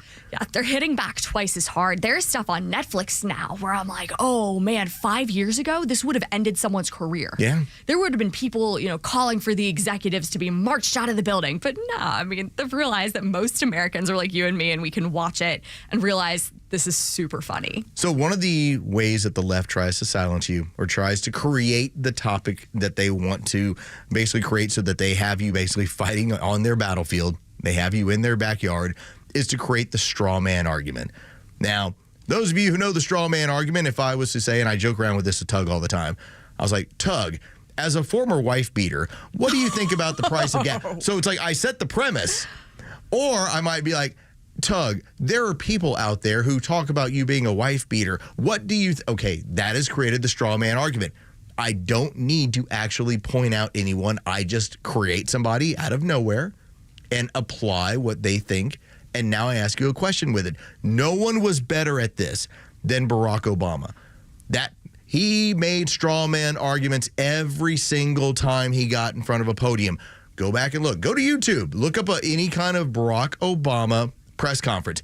Straw man argument. Constantly. He set up scenarios in which case he could make his point by using fictitious people. Well, take a listen. This is where Donald Trump, trained in the art of the media, when you have Meet the Press attempt to ask him a straw man argument, this is how he handled it, by throwing it right back with straw man right back. Some people on Wall Street have expressed concerns that the possibility of a recession is increasing. And I want to know what you think about that. Are you comfortable with the country potentially dipping into a recession for a period of time if you are able to achieve your long-term goals? Well, you say some people on Wall Street say, well, I tell you something else. Some people on Wall Street say that we're going to have the greatest economy in history. Why don't you talk about them? Because some people on Wall Street say this is the greatest. That's what I'm getting at. That's what I'm getting at, though. It's the same question. Yeah, there are many people on Wall Street say this is going to be the greatest windfall ever happened. So there's the issue. When he throws it back at her, she doesn't have anyone in particular who said this is what's happening. If you're going to ever use that, young journalists or anyone else out there, if you're going to use this as an argument, you have to say, Angela Morabito has said this about your economy. Now, that's going to make it where Trump has to now attack this person who views this. But to say some people, that never works, because Donald Trump can go right back and say, well, some people say this. The reason that they say cite your sources when you're writing all those papers. Exactly. Yes, and she couldn't do it. No. He's looking back at her like, oh, many people are saying, name one people. Exactly. Just give me one. Just she give me one. Give me one person who has said that. And you notice, too, she has to suddenly pull back the reins on the discussion. Now it turns into, well, he just strawmanned right back at me, and I don't have. If she was to note, here's this economist, here's this person running the Fed who's concerned about, now we're making a precise point as to who has concerns, and that's why, for instance, hey, the Fed has decided they're not dropping the rate for the time being because they're concerned about that's a question.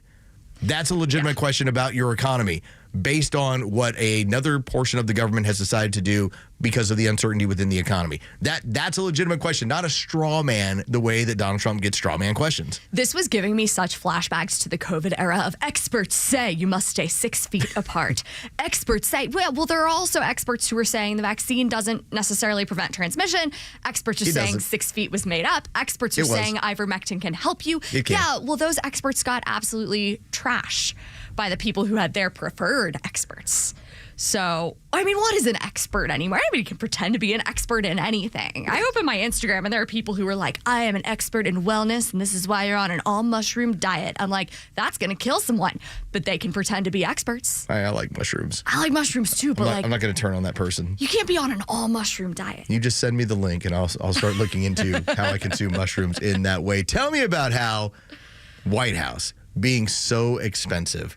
That's just one of the talking points that has now been out about, how expensive things are and what's going on. Tell me about how Michelle Obama wanted to tell you all about how troubling it was to live in the White House. You don't understand the costs involved. She was so oppressed being part of America's first family. Now, Michelle Obama is out now saying that it was very expensive to live in the White House because she had to pay for her own groceries, which every president has to. But it was very expensive for the rest of us to have the Obamas in the White House. Yes, it was. It was clearly expensive for somebody else because I don't know how they managed to swing this, but they must have been on that Nancy Pelosi investment train. They entered the White House with a net worth of under $2 million. When they left the White House, it was around $70 million. Maybe more. Let me look it up. but it was somebody was paying the bills. This might be the most out of touch thing I've heard this year. And there's been a lot of out of touch stuff from not just Democrats, but also Republicans. But that is so. We had to pay for our own groceries and have the staff prepare them. You don't understand. When the president travels, that's paid for. But when the family comes along, we have to pay for that. You don't understand. It's so tough. There are those moments, the let them eat cake moments. That was one of them. And to think, like Netflix signed a deal with the Obamas because they firmly believed that as executive producers that these people were going to be able to capture the imagination of the country and they will give us all sorts of great programming. Hasn't worked out. You now see in real terms when it comes to podcasting, no one is following Michelle Obama's podcast. And oh, by the way, if you're struggling as much, and this is relative, you should be doing hundreds of thousands, if not a couple million when it comes to downloads. The fact that you're not anywhere close really speaks to how poor the podcast is going. And if you were struggling, and you are, why wouldn't you have your husband at some point? He's a former president on your podcast. Right. You have the most sought after guest in your house. Right? They don't talk about this. And yes, actually, I looked it up. Their net worth did shoot up to $70 million in 8 years during a recession while other Americans were losing their homes. And yes, I've looked it up. The first family does have to pay for the toilet paper in the White House. The house comes with staff. The house comes with utilities. You're not paying mortgage. You're not paying rent. But you're paying for all the other day-to-day items. Well, guess who does that is everyone else in America. And Michelle is like, you don't understand. And we're like, we understand it. Yeah, everyone so well. understands it, Michelle Obama. We're all used to having to pay for this stuff. It's funny that as your net worth grows as much as it did, you're still complaining about regular household items and being so expensive. All right, that's just what you got to deal with. All right, when we get back, that's Angela Morabito. I'm Carlos Medina. Tug Coward back tomorrow. Angela is now an expert. Get to use that term with you? Can I now use that? Let's do it. All right, she had an article that ended up being in the Washington Examiner talking about fertility rates. We'll get a chance to talk about that as what is going on around, especially in Western civilization, should be concerning to everyone out there. That's coming up next right here as we continue the Morning Extra, right here on Extra 106.3 FM. Get connected to Extra 106.3 on all your favorite apps. Then download ours and stream the station across Georgia. We're live online at extra1063.com. Stream live video from the studios on YouTube. And of course, Kimmer, Bortz, and your favorite Extra shows in crystal clear digital on the Extra 106.3 app. So, the doc says I have ED. ED. But you know what? At the end of the day, it's just an abbreviation for conditions so many men have. If I was to be honest, I probably also have a little OCD. I know I have a great HMO. Heck, I even have 3 weeks of PTO. Look, don't let a few letters get you down. If you have ED, there's HELP. Go see Dr. Deal at Total Body Therapy of Georgia. He's an ED specialist that will turn your life around PDQ. ED happens to a lot of men as we age. And just FYI, Dr. Deal can give you back the confidence you need to perform on the JOB. So, ready to take the first step? Quit yelling WTF at your little BFF and visit tbtofga.com. Total Body Therapy of Georgia. They can fix your ED ASAP. And before you know it, you'll be screaming OMG. I'm getting in the game. The world won't be the same. I'm good to go. Call 404-777-1911 or visit tbtofga.com. Life is unpredictable, but when trouble comes, you need a team you can trust. At A Second Chance Bail Bonds, we've been helping families for nearly 20 years, providing fast, professional, and discreet service. With 12 locations across Metro Atlanta and Birmingham, we're available 24/7 to get your loved one home, quick and with care. It's better to know us and not need us than need us and not know us. Call 404-BAIL-OUT, that's 404-BAIL-OUT, or visit atlbail.com today. Hey, this is Matt from East Cobb. We basically bought our house from our in-laws. It was my wife's childhood home. One of the issues that we've had when we first moved in was our dog in our backyard. It was extremely shaded, could never grow grass back there. We resodded it twice. So ATL Turf Co. did an amazing job with our backyard transformation. They basically created a miniature golf hole. We have a miniature fairway. We also have a miniature little putting green. Consists of about 4 holes, total about 40 yards, so you can definitely work on your short game and your putting. After that transformation that ATL Turf Co. did for us, my father-in-law came and saw his house the way it looked after the fact of we had a putting green and a miniature golf course. Sure enough, he did the same thing with ATL Turf Co. He has a beautiful backyard, wonderful stonework, drainage, and a beautiful practice area for chipping and putting. Check them out online at atlturfco.com. A company that has been trusted in Atlanta for over 25 years has already done their hometown homework, like having the very best people, fair, honest pricing, exceptional customer service, and a focus on high-quality work. That's us. Hi, I'm Dan Watkins, owner of All Four Seasons Garage, Entry Doors, and Windows. Sometimes new isn't better, like out-of-town home improvement companies invading Atlanta with their inflated pricing and subpar work. When trust matters, trust us. All, the number 4, Seasons Garages.com. This Mother's Day, don't just buy a gift, make one. Only at D. Geller & Son Jewelers, you can build mom a one-of-a-kind piece of jewelry, designed by you, crafted by our master jewelers. Here's how it works. Pick a ring, bracelet, or necklace from our Mother's Day collection, pick the birthstones that represent your family, and our master jewelers hand set them into something that's hers forever. Prices start at just $3.95. So come build your own Mother's Day jewelry only at D. Geller & Son in Kennesaw, Sandy Springs, and online at dgeller.com. The stories that matter to you. These are your Georgia headlines. Here are your headlines for Monday, May 5th. A Russian hacking group is threatening to release 150 gigabytes of sensitive data of Cobb County residents, including social security numbers. The group, known as Keelan, has a deadline for Saturday for the county to pay a ransom. Cobb County officials have said they will not cooperate with the group's demands. Wednesday is the deadline for having a real ID for domestic air travel. Most Georgians already have this ID, but officials encourage you to check your driver's license for a black or gold star to confirm. Any driver's license issued since 2012 is compliant with real ID. And Democrat Charlie Bailey has stepped into the role vacated by Nikema Williams. Bailey will lead Georgia Democrats as the new chairman of the party. Today's weather, a chilly start today as the weekend storms brought in cool air, but not much chance for rain. It'll be a mostly sunny day with a high of 69 degrees. We'll start to warm back up tomorrow. With your headlines, I'm Jerry Payne. Welcome back. It is the Morning Extra on Extra 106.3. Los and Tug. Tug will be actually back tomorrow. He is finishing up his South Carolina. It's like a mini vacation. His son had their college baseball conference tournament, and so they were knocking that out over the weekend. After extended anniversary trip, too? Yes, exactly. And let's face it, he did Pearl Jam on Thursday night, so he took it easy Friday, went down to South Carolina. They're finishing up the tournament. He actually, and here's the other bigger part, Angela, as Angela Morabito sits in for Tug Cowart, he has to move his son out of the dorms. Ooh. So that is what's going on today. It basically, they went down there and it was like baseball, Pearl Jam, fun. Not today. That is a stacked weekend. Oh my gosh, I'm going to be tuning in tomorrow. I want to hear how it all went. Did you live dorm life like when you were at Georgetown? I did live dorm life, yes. Okay, was it just 1 year? Did you multitude? It was all 4 years. So Georgetown's campus is really interesting, and off-campus housing is a little rough.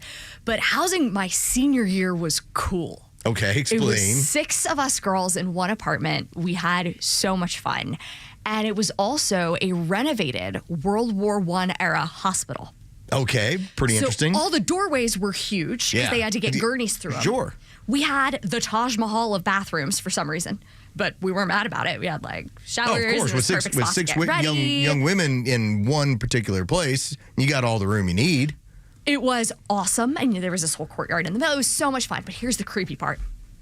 Because it was a renovated, very old hospital. Was it haunted? Probably, but our laundry room was the morgue.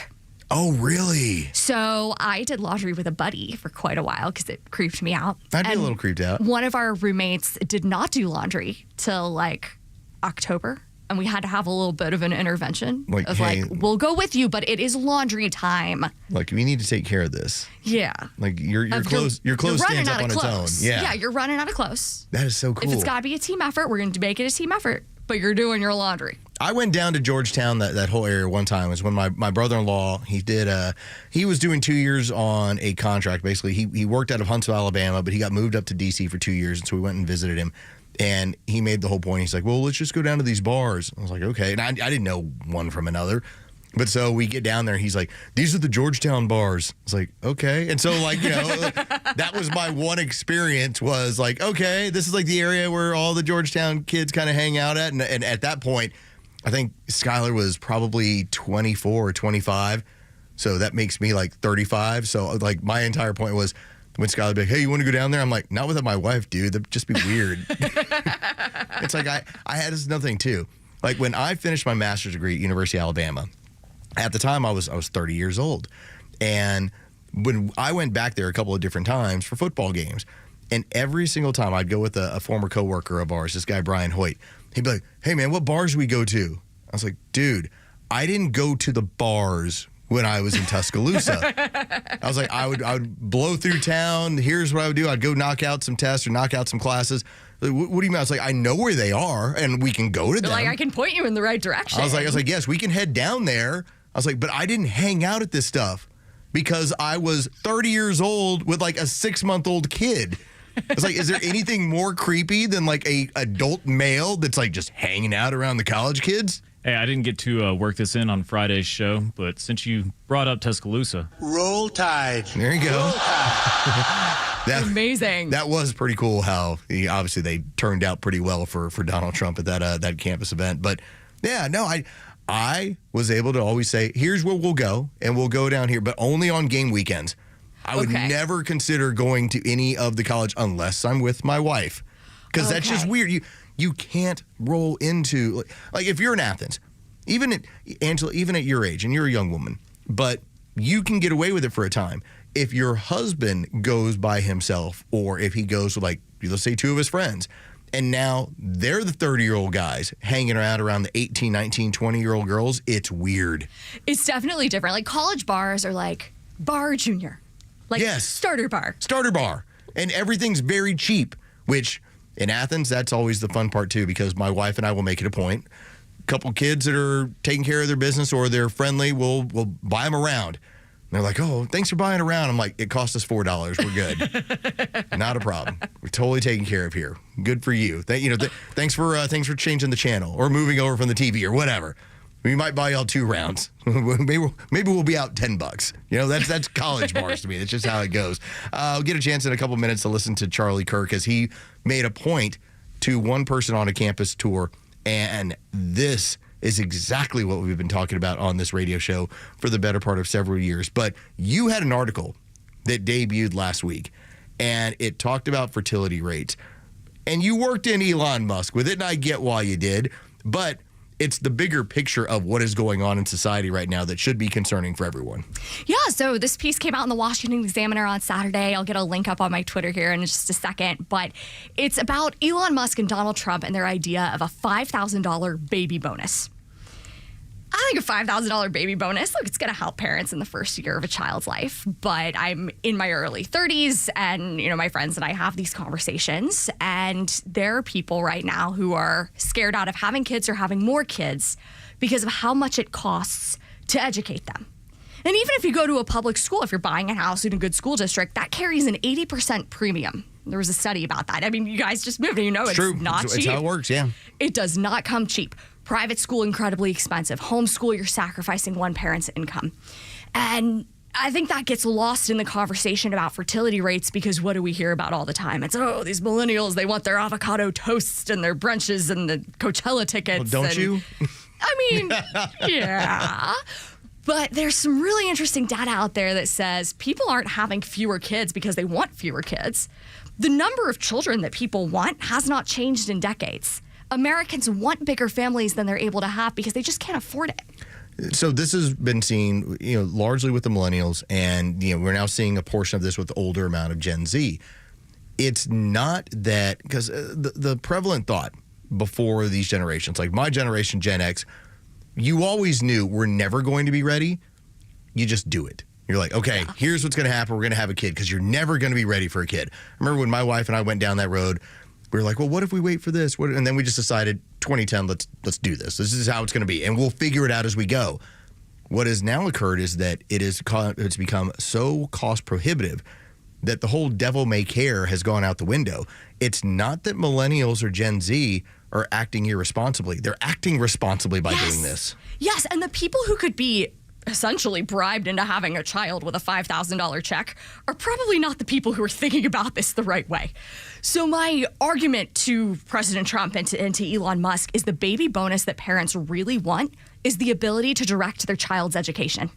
That is worth more than a $5,000 check. So if you're telling me that $5,000 check, I get it, that's what you're doing. If you were able to actually make school choice available to everyone around the country, you believe that would have a bigger influence than here's your $5,000 tax credit or your check that you're going to receive for breeding? Yes, because it's worth more to parents who are concerned about education, and those are exactly the people we want to have thriving families, or parents like you who are concerned about what their kids are learning and making sure that they get a great learning experience.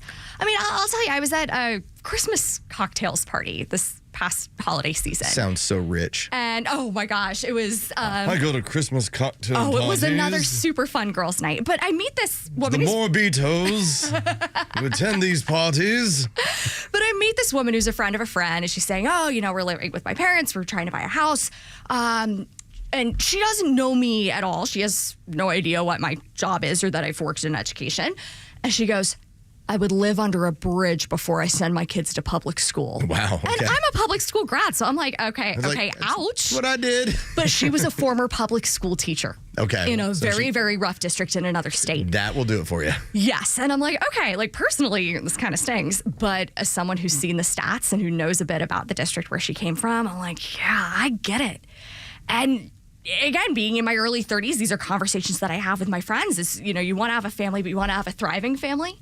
And that's really hard to do when escaping a failing public school carries such a high cost premium.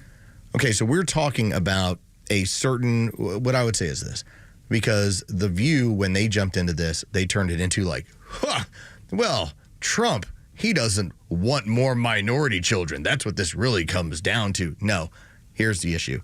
You have this across the board. Yeah, this is everybody. I don't care who is breeding. And here's the reason why. You can say, oh, you're having these people that are breeding from these communities where their test scores are low or public school is bad. You know what those people end up doing a lot of times? They join the military. This is part of our problem, is that as we have problems with recruitment, now it's back obviously to a higher level, but we're going to reach a point with the lack of young people that we will have a hard time conducting military operations moving forward. We're going to have a hard time paying Social Security and taking care of Social Security for our elders. You need more people. I don't care where they come from. That's the thing. It's like as much as I might be saying, well, yes, we'd like to breed more children and make sure we can send them to private school. Yes, that's great. We also need to breed more children so that we can keep our global influence, because that's what we're going to be lacking here in the next generation. Yeah, if the population declines, and it's looking like it will, our fertility rate hit a record low in 2023, hasn't really bounced back. We're just hovering a little bit above that, but we're not anywhere close to the replacement rate of 2.1 children per woman.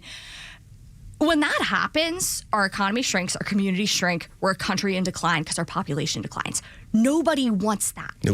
And this isn't make sure everybody can afford private school. This is make sure you don't have to afford private school. Yeah. Or you don't struggle to afford a house in a good school district, because guess what? We're going to make schools compete. We're going to make them all step up their game so that these government-run schools just can't count on, well, these people are in our district and they can't afford to leave. So we got them. They're captured. We got them, and we're going to keep the money flowing. Yeah, school choice blows up that monopolistic model and says you got to prove your worth. And when that happens, you don't have to buy a different house. You don't have to look at private school and homeschooling. It's a rising tide that raises performance across the board. Let's finish off this segment here, because Charlie Kirk has been doing his campus tours. And I love these, where he basically just, here's the setup, here's the microphone, and anyone is able to go to the main microphone and ask him a question, argue, get into whatever point you want to. And Charlie Kirk, for the most part, takes on all comers. Now, it's not always a confrontation. And in this case, this ends up being a trans male. This is a woman who has transed over to being a man. Now, you would think, well, if you go to Charlie Kirk, he's going to sit there and tell you about like, oh, you've done the wrong thing, or, hey, what's the matter with you? But Charlie Kirk is echoing what we've talked about on this radio program on a regular basis. Tug talks about having compassion for all people. I talk about how I don't believe that we should be having this discussion when it comes to 8, 9, 10, 11-year-olds, that this is an adult issue, and that not only is it an adult issue, but we need to get down to the brass tacks of it. Are you okay with yourself moving forward? And so take a listen to Charlie Kirk, because I think this was one of the really cool ones that happened as of last Thursday, Friday, when the person walks up to the microphone, has that look of like green hair, but they were very friendly, and they were asking a particular question to Charlie Kirk, and this is how he addressed it.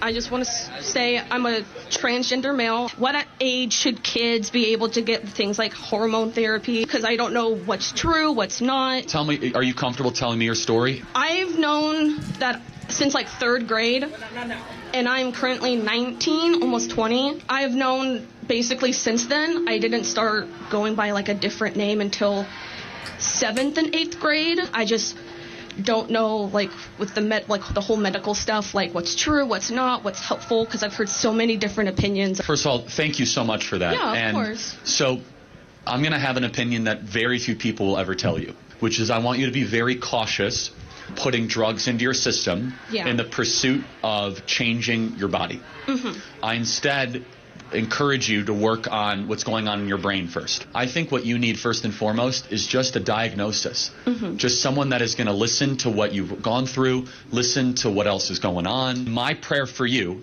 and again, very few people will say this, I actually want to see you be comfortable in how you were born. Yeah. I know that you might not feel that way, but I think that is something that you can achieve. I think that with the right team and the right people, you don't have to wage war on your body. You can learn to love your body. I love that message, in part because Charlie Kirk is saying what we've said before on this radio program. An overwhelming amount of these people have a psychological issue going on, but there are that do not. And he's basically pointing out, let's make sure that you're good up here in your head, and that if you want to move forward with all this stuff, by all means, go be happy. But if you're dealing with a psychological issue, all the changes will not matter. And that's where we see the suicide rate among trans people that starts to explode. Yeah, the whole argument from the radical left trans lobby, which I don't think this person is a part of. She asked a good faith question. Yes, she got a good faith answer. That's just so nice to hear. That you have this very radical fringe wing that is like, if you deny these hormones to 4-year-olds, it's going to raise the suicide rate. No, the suicide rate doesn't go down after they transition. Goes up significantly. Which is terrifying. Yes. And if we want to talk about saving children's lives, you have to treat them mentally first. And that's what Charlie Kirk is pointing out. And I love that. I think that's so smart. He's making the point to him. If you want to make this move, and you've always known this, let's make sure your head's in the right place. And then by all means, whatever you're happy with, go with it. Do it. But do not get caught in the trappings. And obviously you hear this person saying, I hear all this medical information. I don't know what to do. It's because this medical field looks at this person and it's like, you're a gold mine. Yeah. Can't wait to start you. And they are looking to fill you up with all sorts of crazy drugs. So good for Charlie Kirk, just laying it out there. It's like, if you're happy, let's make sure that we enhance your happiness. But if you have something going on, let's make sure you're good there first before you start making any of these extensive moves to your body. All right, she's Angela Morabito. I'm Carlos Medina. That's Jerry, also known as Jere. You can always reach out over at 404-741-1230. Tug will be back tomorrow from moving his son back over from college back to their home. And then we're going to be on to the next university in the fall, which is going to be a really exciting story when we get into that. All right, when we get back, if you're going to protest, but at least be able to explain it a little bit. That's all we're asking. It's coming up next right here on the Morning Xtra on Xtra 106.3. The latest sports news, powered by 680 The Fan, and driven to extra listeners by RBM of Atlanta in Sandy Springs, Atlanta's Mercedes-Benz connection since 1964. Here are your sports headlines for Monday, May 5th. The Braves win the final game of their 3-game series against the LA Dodgers last night on Sunday Night Baseball. 4-3, the final. Bryce Elder gets his second win of the season, moving to 2-1 on the year. Austin Riley homered twice, driving in all 4 runs for the Braves. The Braves continue the homestand tonight as the Cincinnati Reds come to town. A.J. Smith-Shawver gets the ball tonight for the Braves. He'll be opposed by Brady Singer of the Reds. First pitch is set for 7:15. You can hear that game on our sister station's brand new app, 680 The Fan. From the association, Game 7 last night. The Golden State Warriors are moving on in the Western Conference as they beat the Houston Rockets in Houston last night, 103-89. The Warriors will now face the Minnesota Timberwolves in the next round. With your sports headlines, I'm Carlos Medina.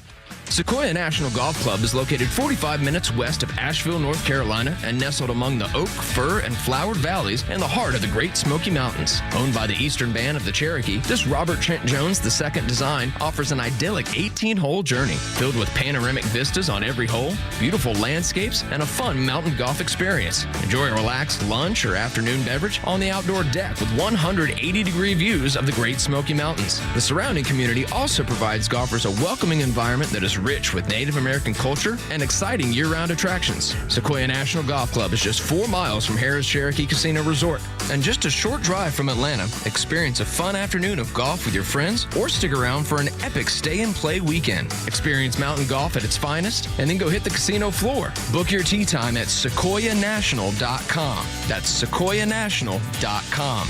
Experience the majesty and beauty of Sequoia National, mountain golf at its finest. Hey, this is Tom from The Honest Car Guy. We help you buy your next pre-owned car or truck honestly. We guarantee each vehicle we sell will come with a copy of the bill of sale, showing what we paid for it. You pay what we pay, plus an honest fee. Guaranteed. Honesty is the best policy, and we guarantee it. Finally, a pre-owned car and truck buying process that you can trust. Get an honest car buy from the Honest Car Guy. Call 844-SHOW-ME-1. That's 844-SHOW-ME-1 or visit honestcarguy.com. Want the truth about shopping for new floors? Big box stores might have flooring departments, but Empire Today has flooring experts. There's a huge difference. At a big box store, you might be getting help from someone who's in flooring today, but was stocking toilets yesterday. With Empire, you'll work with a dedicated flooring expert. We bring the store to your home, help find the right floors for your lifestyle, and answer questions. All while you view hundreds of samples with your own furniture, decor, and lighting. You'll get an all-inclusive price estimate and can schedule installation as soon as the next day for in-stock styles. That's Empire's Home Floor Advantage, working with experts who specialize in one thing, flooring. For a limited time, use code RADIO to get $500 off your contract of $3,500 or more when you call or visit EmpireToday.com. That's $500 off with code RADIO. You know the number. 800-588-2300 Today. Offer may not be applied to sales or combined with other coupons, discounts, or savings. Terms apply. May in the A is upon us, and your Atlanta Braves have some incredible matchups and promotions in store this month. The Reds come to town May 5th through the 8th, followed by the Nationals the 12th through the 15th. Fans can add some bobbleheads to their collection, like the Rysel Iglesias bobblehead presented by Northside Hospital on May 8th, and the Marcelo Ozuna bobblehead presented by Delta on May 14th. Visit Braves.com/May in the A to see more details and to purchase your tickets starting at just $10. Atlanta Braves Baseball. We are Braves Country. This is House Call for Health. May is ALS Awareness Month. Written out, it's amyotrophic lateral sclerosis, a progressive neurodegenerative disease that impacts nerve cells in the spinal cord and brain. And there's no cure. The ALS Association says motor neurons go from the brain to the spinal cord and then the spinal cord to muscles throughout the body, which governs movement and muscle control. The disease causes those neurons to degenerate until they die, which means the brain can't control movement anymore, leading to loss of ability to speak, eat, move, and ultimately breathe. The disease can progress at different rates, with some surviving 2 to 5 years from diagnosis, while others can live 5 to 10 years or longer. The average age of diagnosis is 55.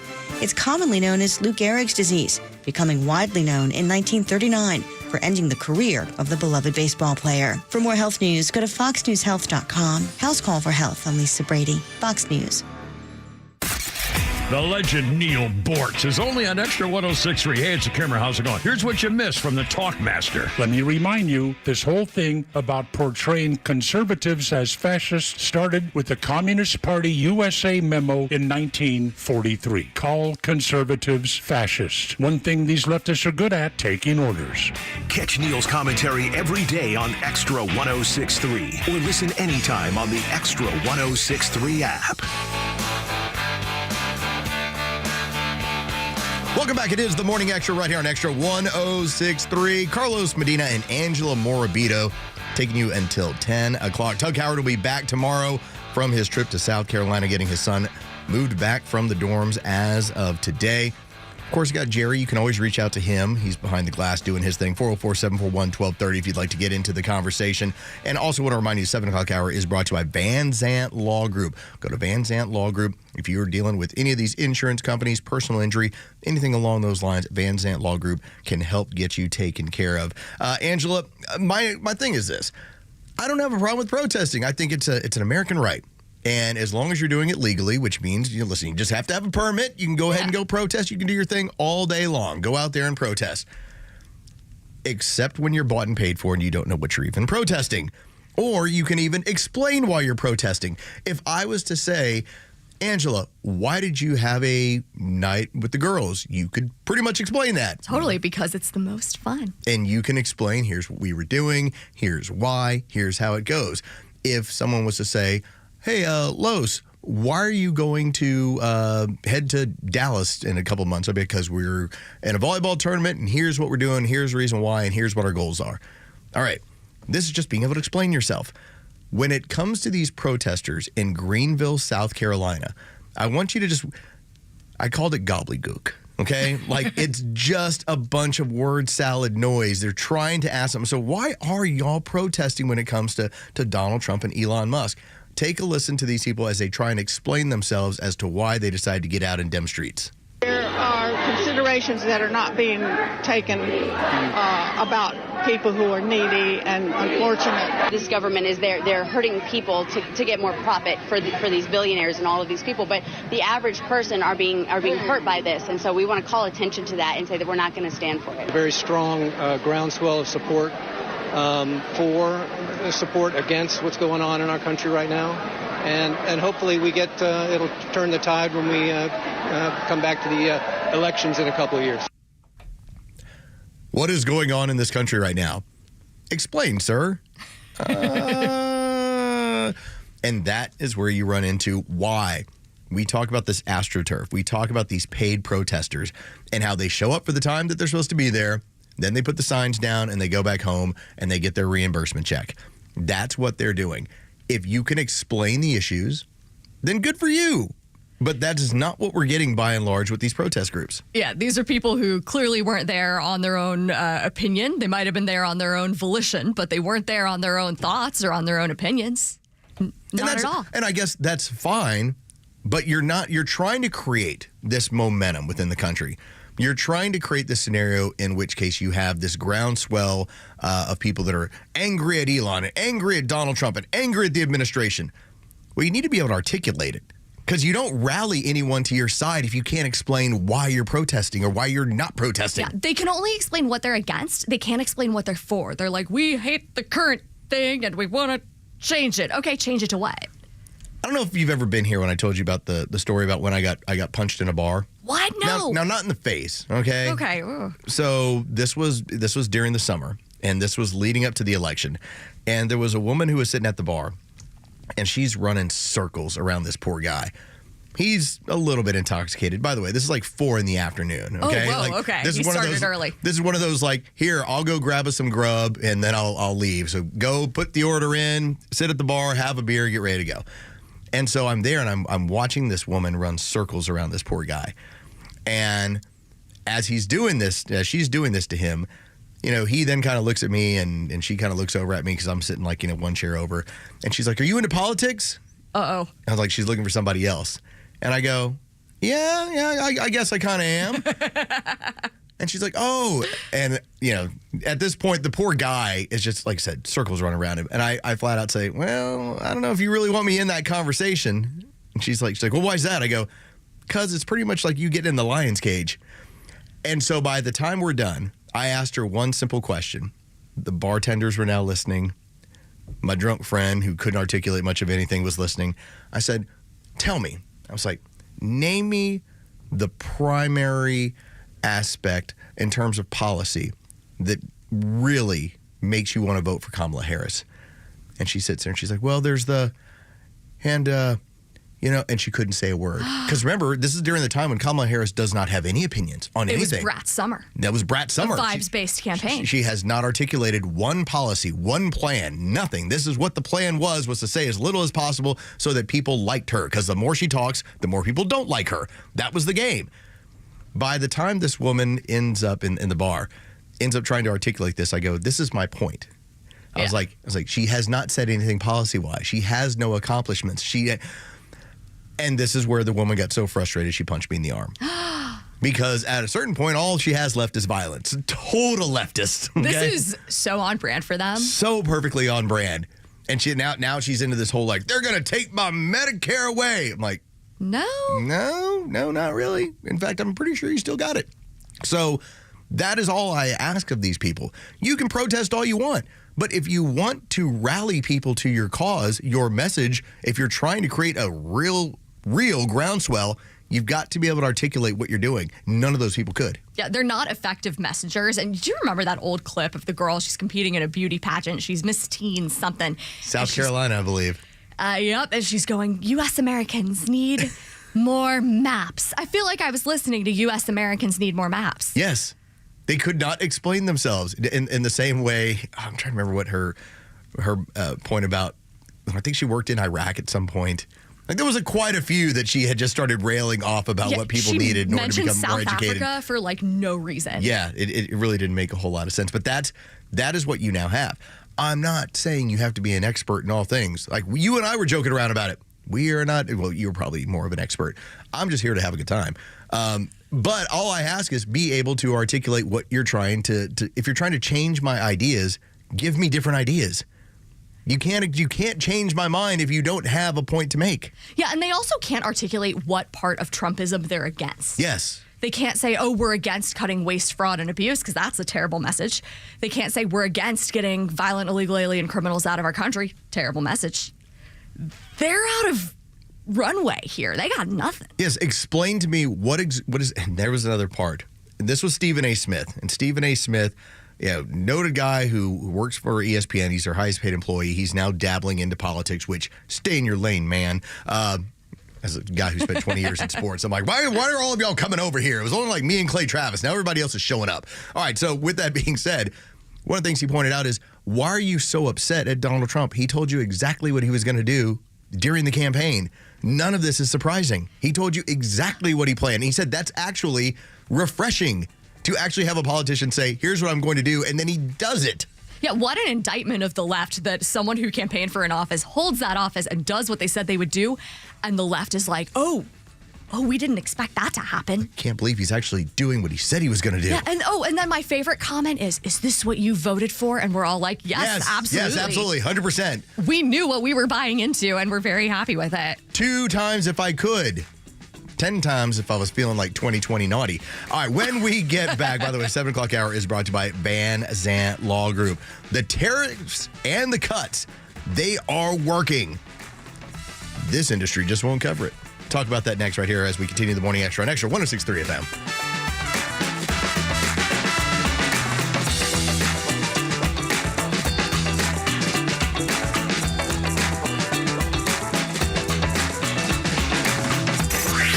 Time for the Bortz Report, exclusively on Atlanta's only conservative news and talk station, Extra 106.3. Glorioski, it's time for another Neil Bortz must have been drinking short attention span commentary from the Talkmaster. Starting off with a vote in the House of Representatives last week on taxes. Removing taxes on your Social Security benefits. No taxes on tips. No taxes on overtime. The bill passed. It's on its way to the Senate. It passed by a vote of 217 to 213. 217 Republicans voted for this bill. Every single Democrat in the House of Representatives voted no. Let's go to Kennesaw State College. They're going to get rid of their Black Studies degree program. The NAACP is mightily upset over this. Oh, it's such a tragedy for Kennesaw State. How many people are in the Black Studies program right now looking for their degree in Black Studies at Kennesaw? 3. Here's an idea. How about a course of studies where you can get your master's in Black violence? Oh, I'm going to catch hell for that one. Maybe you'll like this one. Donald Trump said last week that the government is going to seize wages and go after the pensions of people who refuse to repay their student loans. Love it. Government schools in the news, particularly Joanna St. Germain. She is an English teacher at Waterville Senior High School. That's up there in Maine. On her Facebook page, she said the Secret Service has the perfect opportunity if they choose to step up and take it. You are the ones with the power. Take out every single person who supports Trump's illegal, immoral, unconstitutional acts. She said that Trump and his cronies need to die. Yep, she's still teaching there. My guess is she'll remain. Okay, I'm through. Neil Bortz, Extra 106.3. I'm Gianna Gelosi with your Fox True Crime Minute. An Indiana coroner has identified another victim of suspected serial killer Herb Baumeister, saying the remains found decades ago belonged to Daniel Thomas Halloran. He was born in 1972, but police aren't sure when he died. His daughter says he went missing in 1993, a year after she was born. His bone fragments were among the 10,000 found on Baumeister's Fox Hollow farm in 1996. After the bones were found, Baumeister fled the country and killed himself in a park in Canada. Police believe he lured gay men to his home in the 80s and 90s, where he would allegedly kill them and bury their bodies across the 18-acre property. He's also suspected of being the I-70 strangler. Baumeister was a business owner with a wife and kids. Halloran is the 10th victim to be identified over the years, but investigators have tied Baumeister to at least 25 victims overall. The coroner says more DNA samples have been sent in for testing and more IDs are expected. There's more on this story at foxnews.com or subscribe to the Fox True Crime Podcast. I'm Gianna Gelosi with your Fox True Crime Minute. WFOM and W292EV Marietta, a Dickey broadcasting station. The 8 a.m. hour is brought to you by Central Heating and Air. It's time to reopen Alcatraz. I'm Dave Anthony, Fox News. That's what President Trump wants. It's a symbol of law and order. That's last night as he returned to the White House. Trump wrote on Truth Social, quote, "For too long, America has been plagued by vicious, repeat criminal offenders who will never contribute anything other than misery and suffering. That is why I am directing the Bureau of Prisons, together with the DOJ, FBI, and Homeland Security, to reopen Alcatraz to house the most ruthless offenders. The prison was once home to some of the most infamous gangsters like Al Capone and Machine Gun Kelly, but it closed in the 60s and now stands as a national landmark and tourist attraction." That's Fox's Brooks Sigmund. Also last night, the president took issue with foreign films. If they're not willing to make a movie inside the United States, then we should have a tariff on movies that come in. He says that tariff should be 100%. That's on top of other tariffs already imposed, though some are paused as the president tries to work out trade deals with numerous countries. And on NBC's Meet the Press, he said he doesn't think the economy will slip into recession like Democrats warned. The president also pressed on deportations. We have thousands of people that we want to take out, and we have some judges that want everybody to go to Some court. of them you appointed, sir, including That's all right. 3 on the Supreme Court. They change. I mean, it's unbelievable. The president also said he's not sure those in the U.S. illegally have the same due process rights as Americans, saying we can't have millions of trials for those deported. Because of that crackdown, Chicago and Philly are the two biggest cities that canceled Cinco de Mayo celebrations for today because they claimed that people who would typically go would not be safe from immigration enforcement. That's Fox's Peter Ducey at the White House. Jury selection starts today to put famed rapper and music producer Sean Diddy Combs on trial in New York City on federal charges of sex trafficking and racketeering, which Combs denies. He's also facing numerous lawsuits over sexual misconduct allegations. America's listening to Fox News. When you hear the term living better, what do you think about? More money? A bigger house? Maybe a yacht? What about how you feel physically? How you wake up each day? How you sleep? What activities you can and cannot do? When you feel good, life is good. So if pain is affecting your life, see how Relief Factor can help. Relief Factor is a daily supplement that fights pain naturally. Developed by doctors, it doesn't just mask pain temporarily. It helps reduce or even eliminate pain. In fact, the longer you take it, the more effective it is. So give their 3-week quick start a try. It's only $19.95, less than $1 a day. And it just takes a phone call, 1-800-4-RELIEF. That's 1-800-4-RELIEF. Wherever you're hurting, in 3 weeks or even days, Relief Factor can give you a chance to rediscover the true meaning of living better again. Visit ReliefFactor.com or call 1-800-4-RELIEF. That's 1-800-4-RELIEF. Hey, it's your old pal Neil Bortz. I'm back on Atlanta's only conservative news talk station, Extra 106.3. Okay, here's more of the Morning Extra. Welcome back. It is the Morning Extra. Thank you, Neil Bortz. We'll hear from you tomorrow at 7:25. We have the Neil Bortz Show each and every week. It's Los and Angela Morabito subbing in for Tug Cowart. Tug is getting his son back from college. It's not like they're sending him back. You got to move him out of the dorm today. It's an exciting time. Yes, it wasn't like he was expelled. Had a great year. He'll be heading back to school once we get back into the fall. But for the time being, he gets to be home. So that actually works out well. I know that, I don't know, did you ever go home from college? Because I did it 1 year. Yep, same. I came home my first summer. I was honestly pretty sick at the time. This is when we were figuring out that I can't eat bread. Okay. So it was not the greatest summer, but it was so nice to be home. I did enjoy the whole, I had to have easy access because I was in a dorm where you had the community washers. And I remember how annoying it was to have to wash clothes and then have to go keep an eye on them on a regular basis. Oh, yeah. You're like, I'm babysitting my shirts. Clothes. Yeah. And I thought it was the greatest luxury when in my house, I'm like, man, my mom has like a washer and a dryer and you don't have to keep an eye on it. Like you can actually put it in there and you can go run out and you can come back hours later and it'll still be there. And your clothes will still be there. I was mildly traumatized by a college washing machine. I was trying to meet some friends for dinner in the dining hall. We're like going out to grab some food. I'm throwing in a load of laundry and the door to the thing locks and it starts shooting water at my knees. What? Like the water that was meant for the clothes, it just launched at me instead. And I'm standing there trying to fix it and I'm getting wet all over the place. So I showed up at the dining hall late and frustrated, but with a story that I will never forget. Why does it feel like you happen to, maybe it's like a Curb Your Enthusiasm thing. I mean, Jeray, do you get this like all the weird stuff that could possibly happen to somebody happens to Angela? Yeah.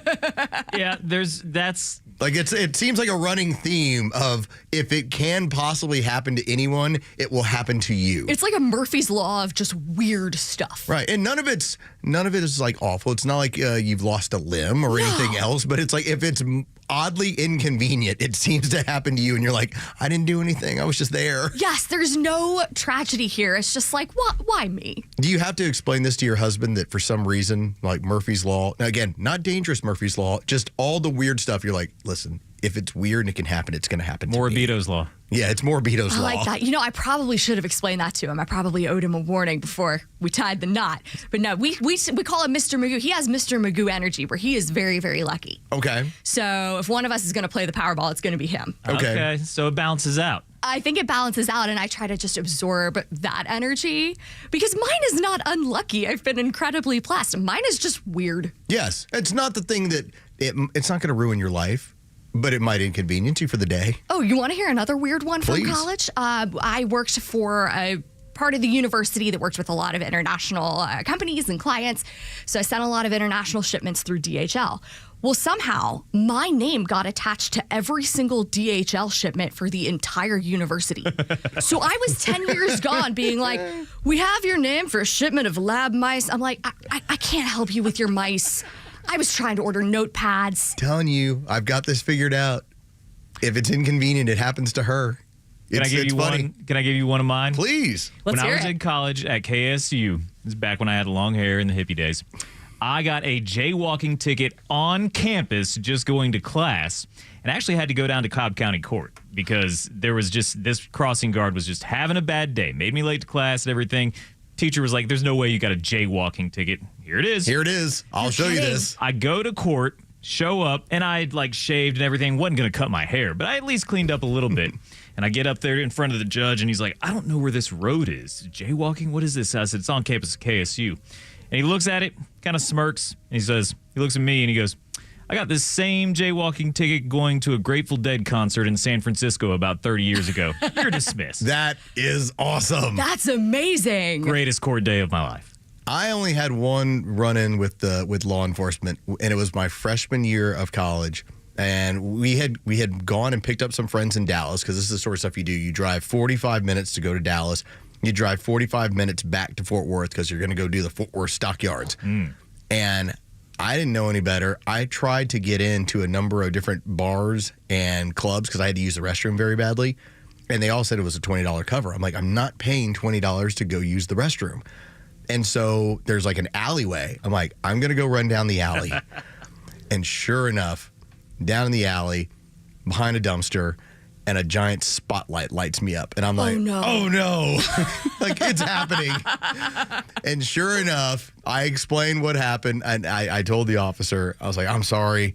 I was like, and he saw it. He was like, 18-year-old guy. I'm not drunk. I'm not intoxicated. I was like, we were just in the car for like the last hour and a half, and everyone wants to charge me $20 to run in to go use their restroom. And he was like, all right, just, keep it clean. I was like, okay, thank you. But, it's like, this is how you got to add it to a list. This is how you get added to a list. It's like, I was just minding my own business in the park. No, I mean, that's, so it does happen where you get the public intoxication or the urinating in public, and urinating in public would have happened in that case. But so they let me off. So I was fortunate. That was my one run-in with law enforcement in college. Other time else, I was completely clean, didn't cause any sort of problems. That's Angela Morabito. That's also Jure. We'll be taking you until 10 o'clock. We'll jump into the negative coverage that it's Elon versus the illegal. We'll get into that in a matter of minutes. But the tariffs and the cuts, this is how you know they're working. I was going through some audio over the weekend, and it was one analyst where he started breaking down, what is going on in terms of we had a small contraction, as it said, 0.3% for Q1 2025. But when you start digging into the numbers, the Trump economy for quarter one 2025 grew at about 5%.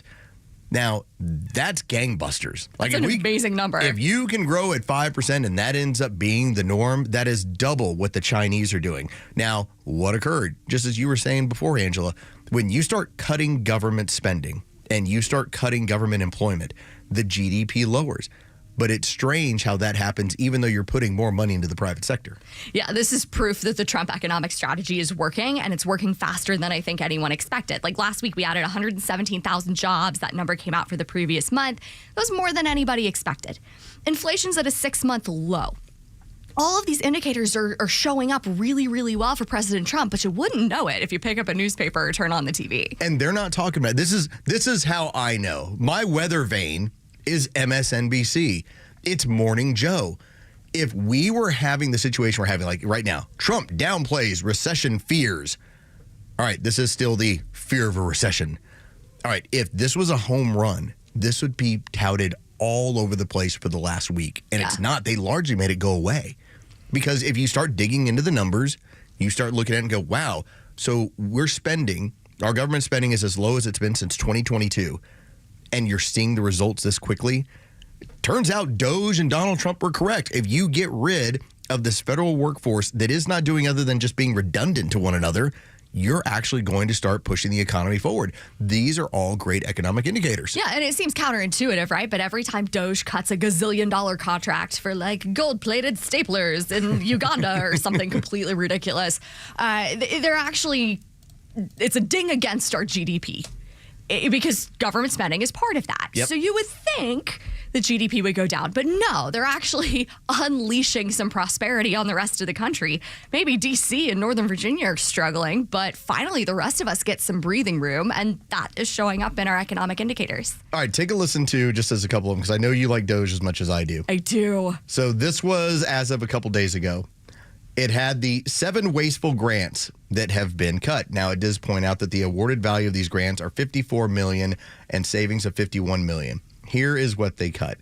$6 million for, quote, collaborative planning to address safety concerns of women and gender nonconforming people. $12 million for accelerating equitable decarbonization.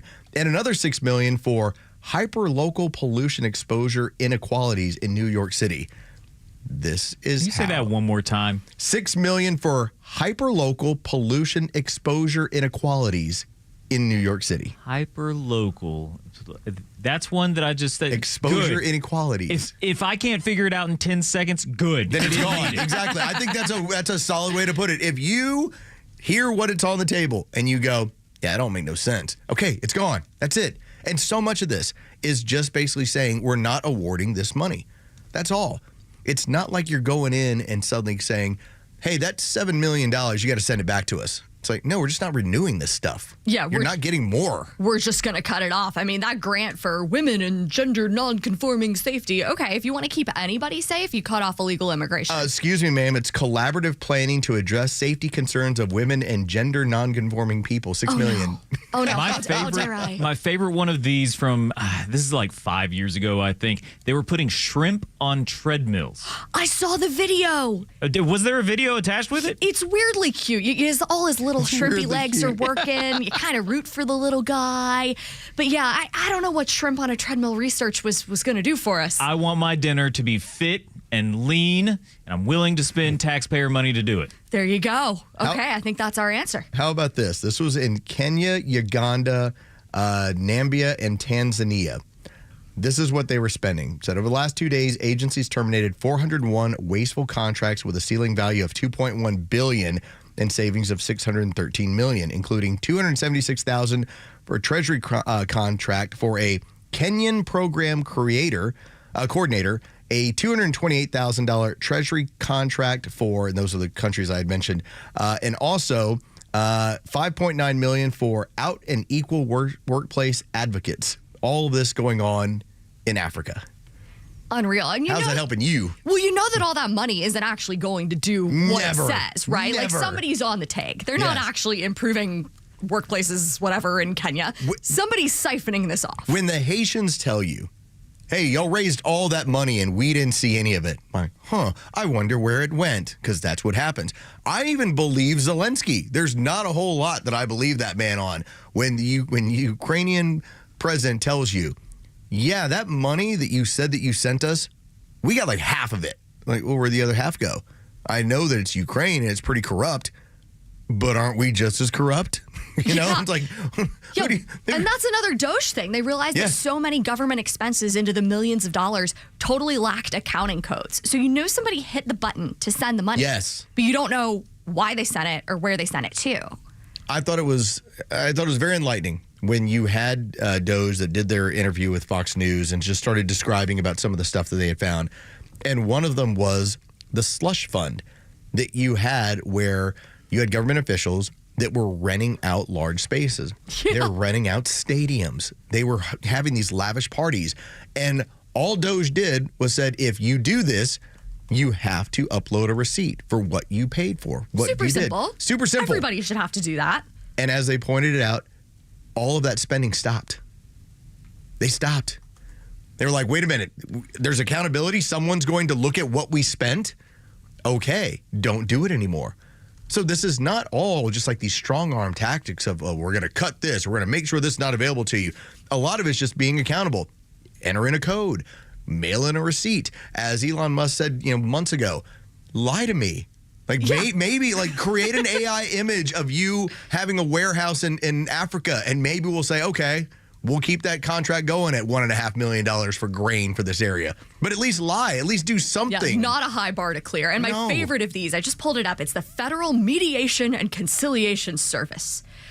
60 employees occupied a 9-story office tower, red flag number 1. You want to talk about a slush fund? This was a small group of people. There was somebody, they recorded their director being on a years-long business trip to D.C. so that person could have all their meals and living expenses paid for by us. Of course.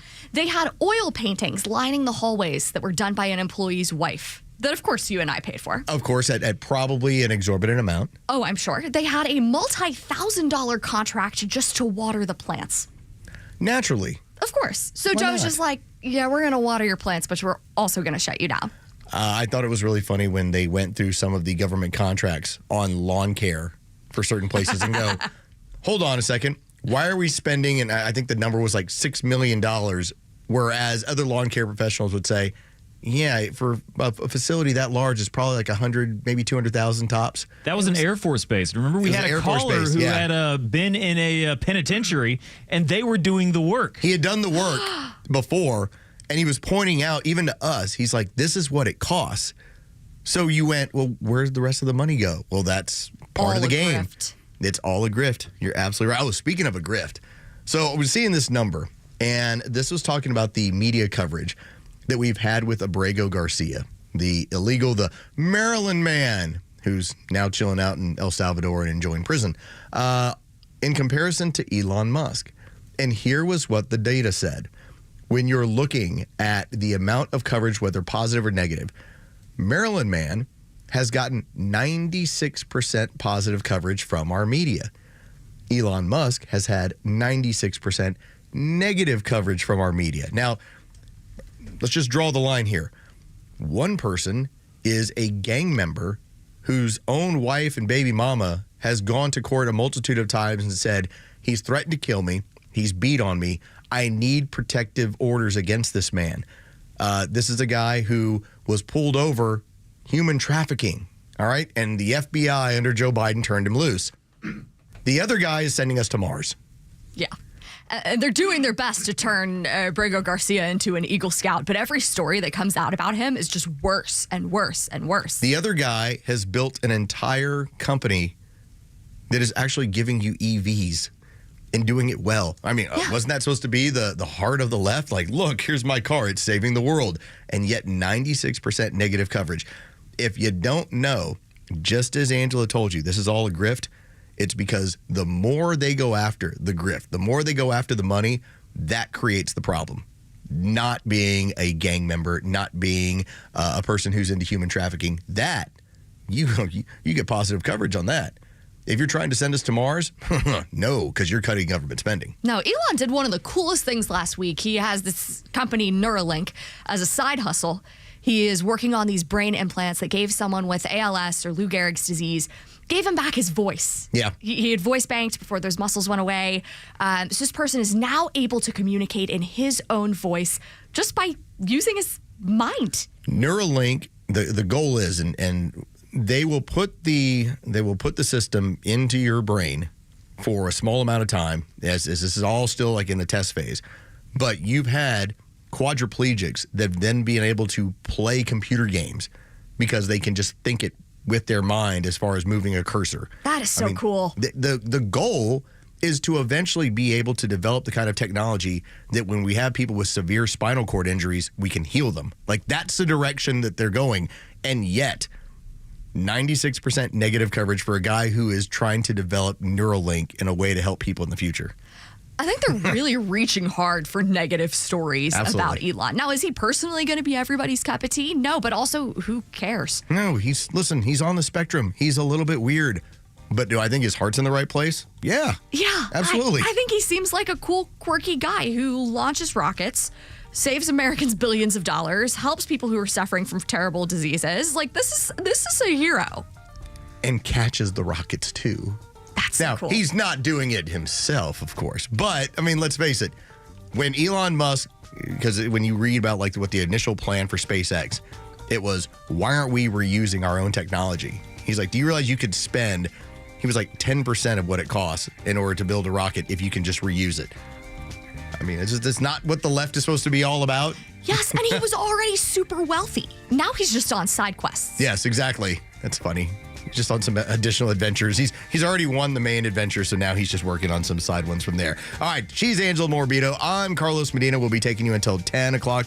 Tug Howard will be back tomorrow. When we get back, what a wonderful plan for student loans. We'll talk about that next. We continue the Morning Extra right here on Extra 106.3. If you love 106.3, then you'll love the all-new Extra 106.3 app.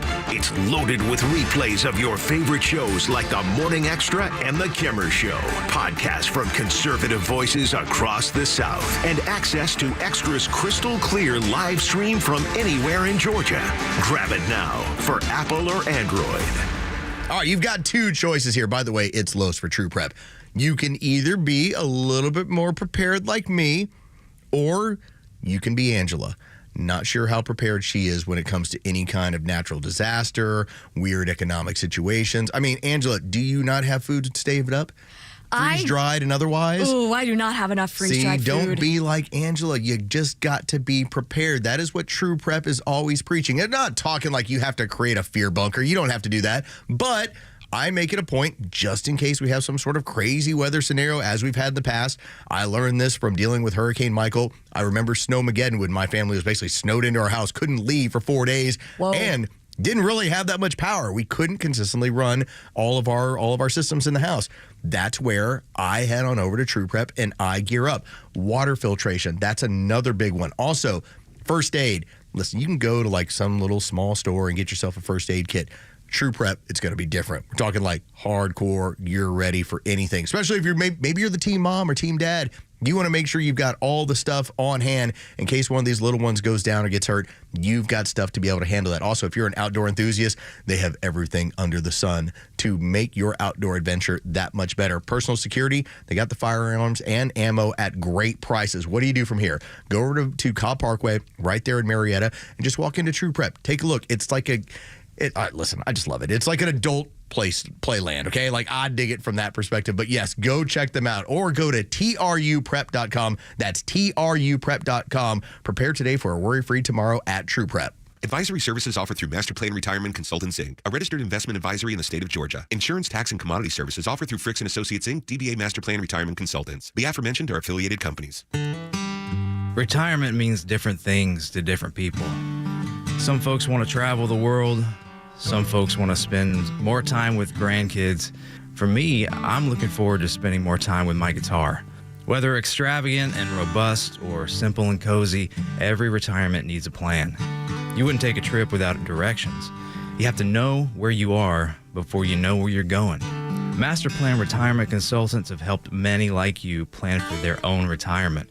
Not only does Master Plan help you create the roadmap, they join you on the journey. So whether you want to travel the world, become a pickleball champ, or just looking for a good porch, a sturdy rocking chair, and an acoustic guitar, remember to plan well because the destination is worth it. Visit masterplanretire.com to schedule your complimentary consultation today.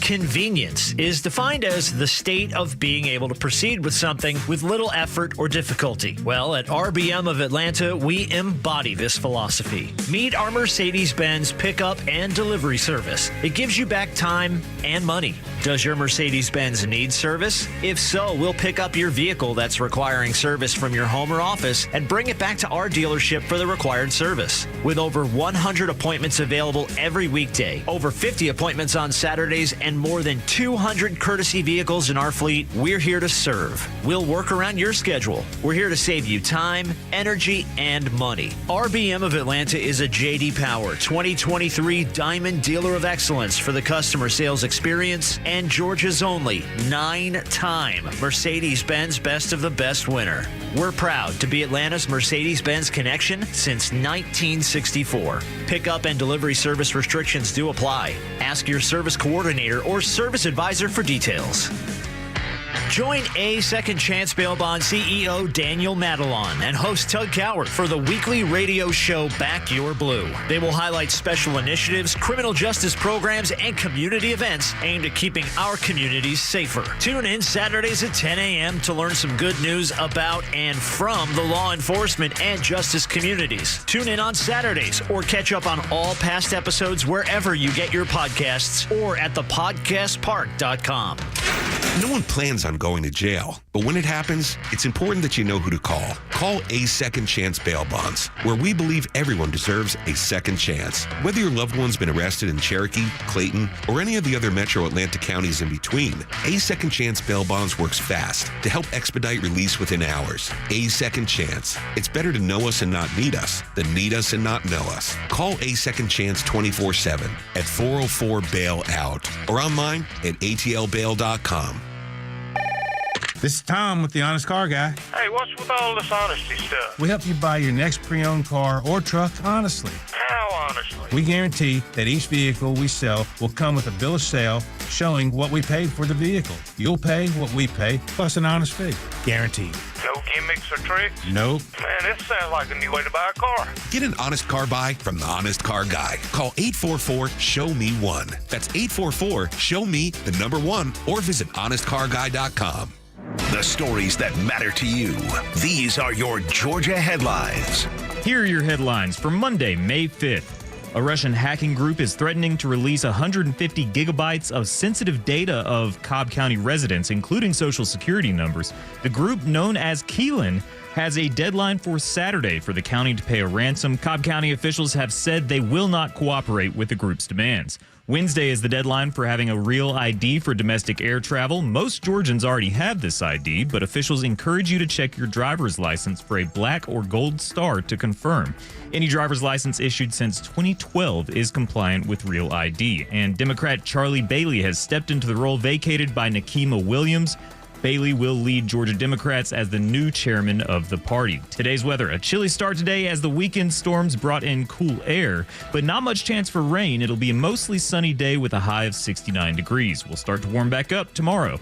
With your headlines, I'm Jerry Payne. 8 o'clock hour of the Morning Extra is brought to you by Central Heating and Air. Make sure to sign up for that maintenance agreement. I'm a little bit behind. I'm between houses. I haven't signed up for my new one yet, but I will have it done this week. I promise I will get it taken care of. So I've been with Central Heating and Air for over a decade. Whenever you got a heating and cooling issue, all you got to do, you just contact Central Heating and Air.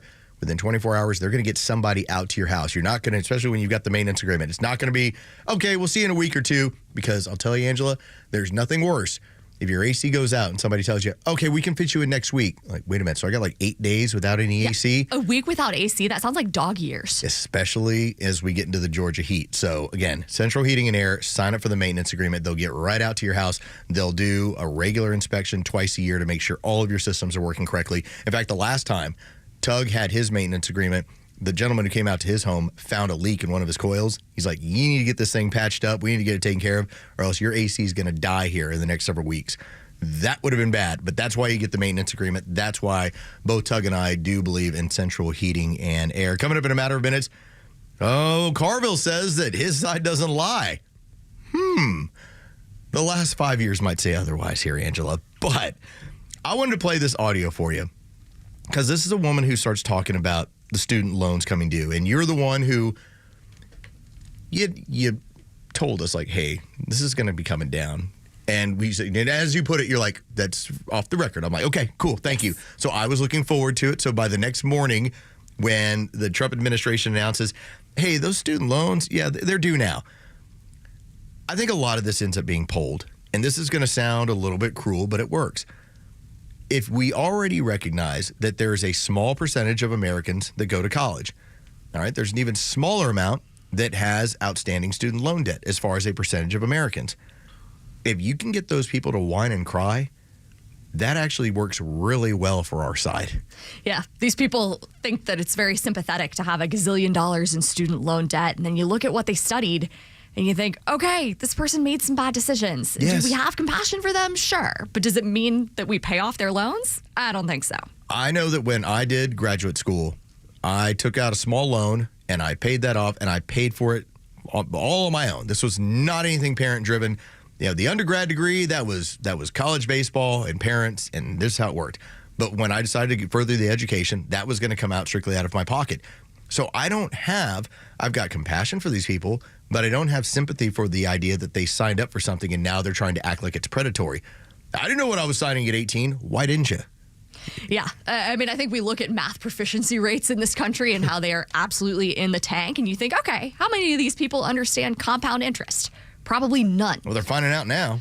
They're learning the hard way. And today's the day. It's May 5th. They're restarting collections on student loan debt. So you now have that debt collected on if you are not paying your bills. So this is going to end up being, and you've had leftists that are trying to push the whole well, I'll just go back to school.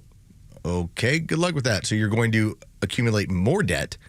And then as it compounds, then you're going to put yourself in even a bigger problem. Well, I'll just declare bankruptcy. You can't get rid of student debt with bankruptcy. It does not work that way. But I want you to take a listen to this woman.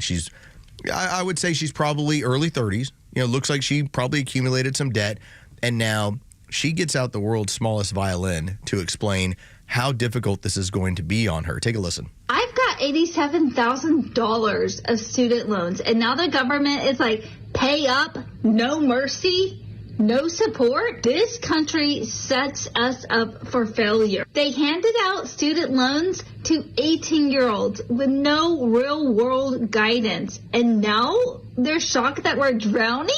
And we even talk about the interest, because my interest rate is about 6% on my student loan. That's after I consolidated them. It used to be 6.5%. My $87,000 used to be about $65,000. With the way that interest is on my student loans, it is growing faster than I can even pay it off. And now they're going to garnish wages, wreck us, and punish us while refusing to cap interest rates or fix the system. It's not justice. It's exploitation.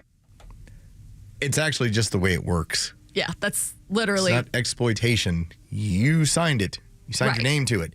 Now, when we have had economic turndowns, and typically this has been in the manufacturing field, the left is always so quick to say, well, learn to code.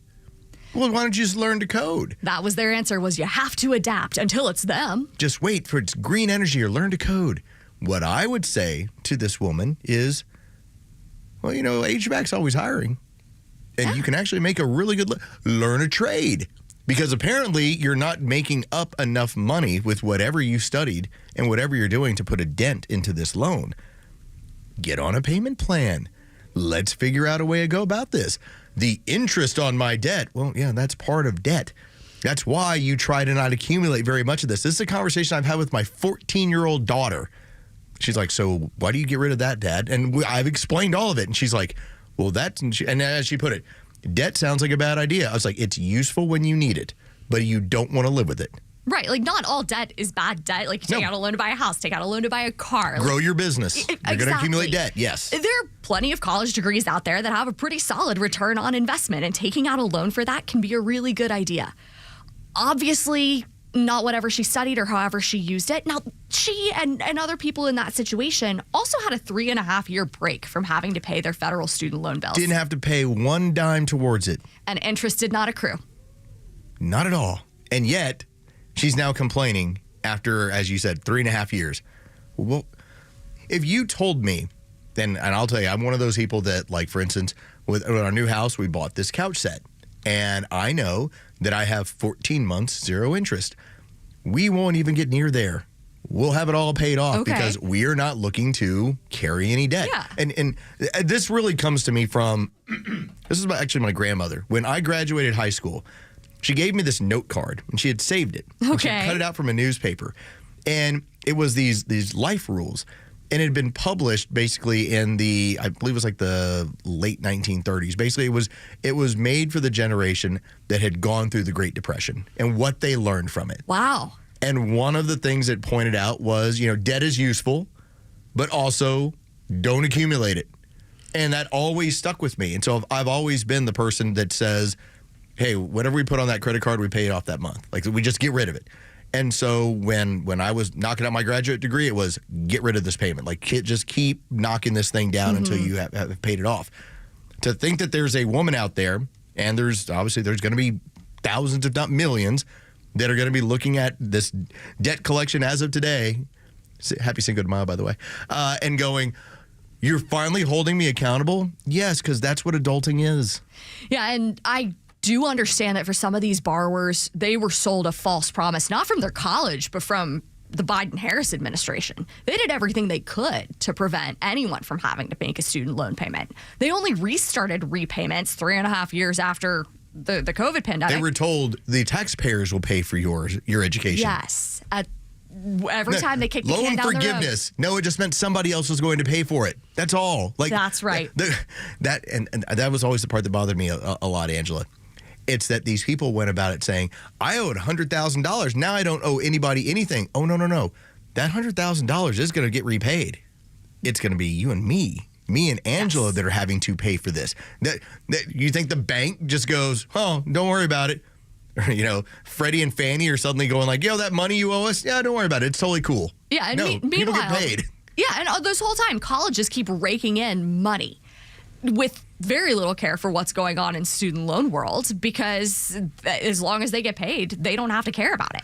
See, I think about what because right now Tug is going through it with his son Jacob, and the option that he has for next year represents a debt-free option. It's amazing. Like, that is why you work so hard. You put in the time and you take care of the schooling, and then you take care of what he's taking care of on the athletic field, to where his next several years, outside of maybe getting a car or, paying for whatever, place you decide to live in, is going to be more than likely debt-free. I'm like, that is the American dream, in my opinion, when you're a parent hoping to put your child in a place to have success. It's an incredible start in life, and it's to his credit and his hard work. I mean, I'll be completely transparent with y'all and with your listeners. My college education, I graduated in 3 years, which did, save some money, but it was paid for by my parents and through, their hard work and sacrifice. And I also had a pretty good bit of scholarship dollars. I had help from the university.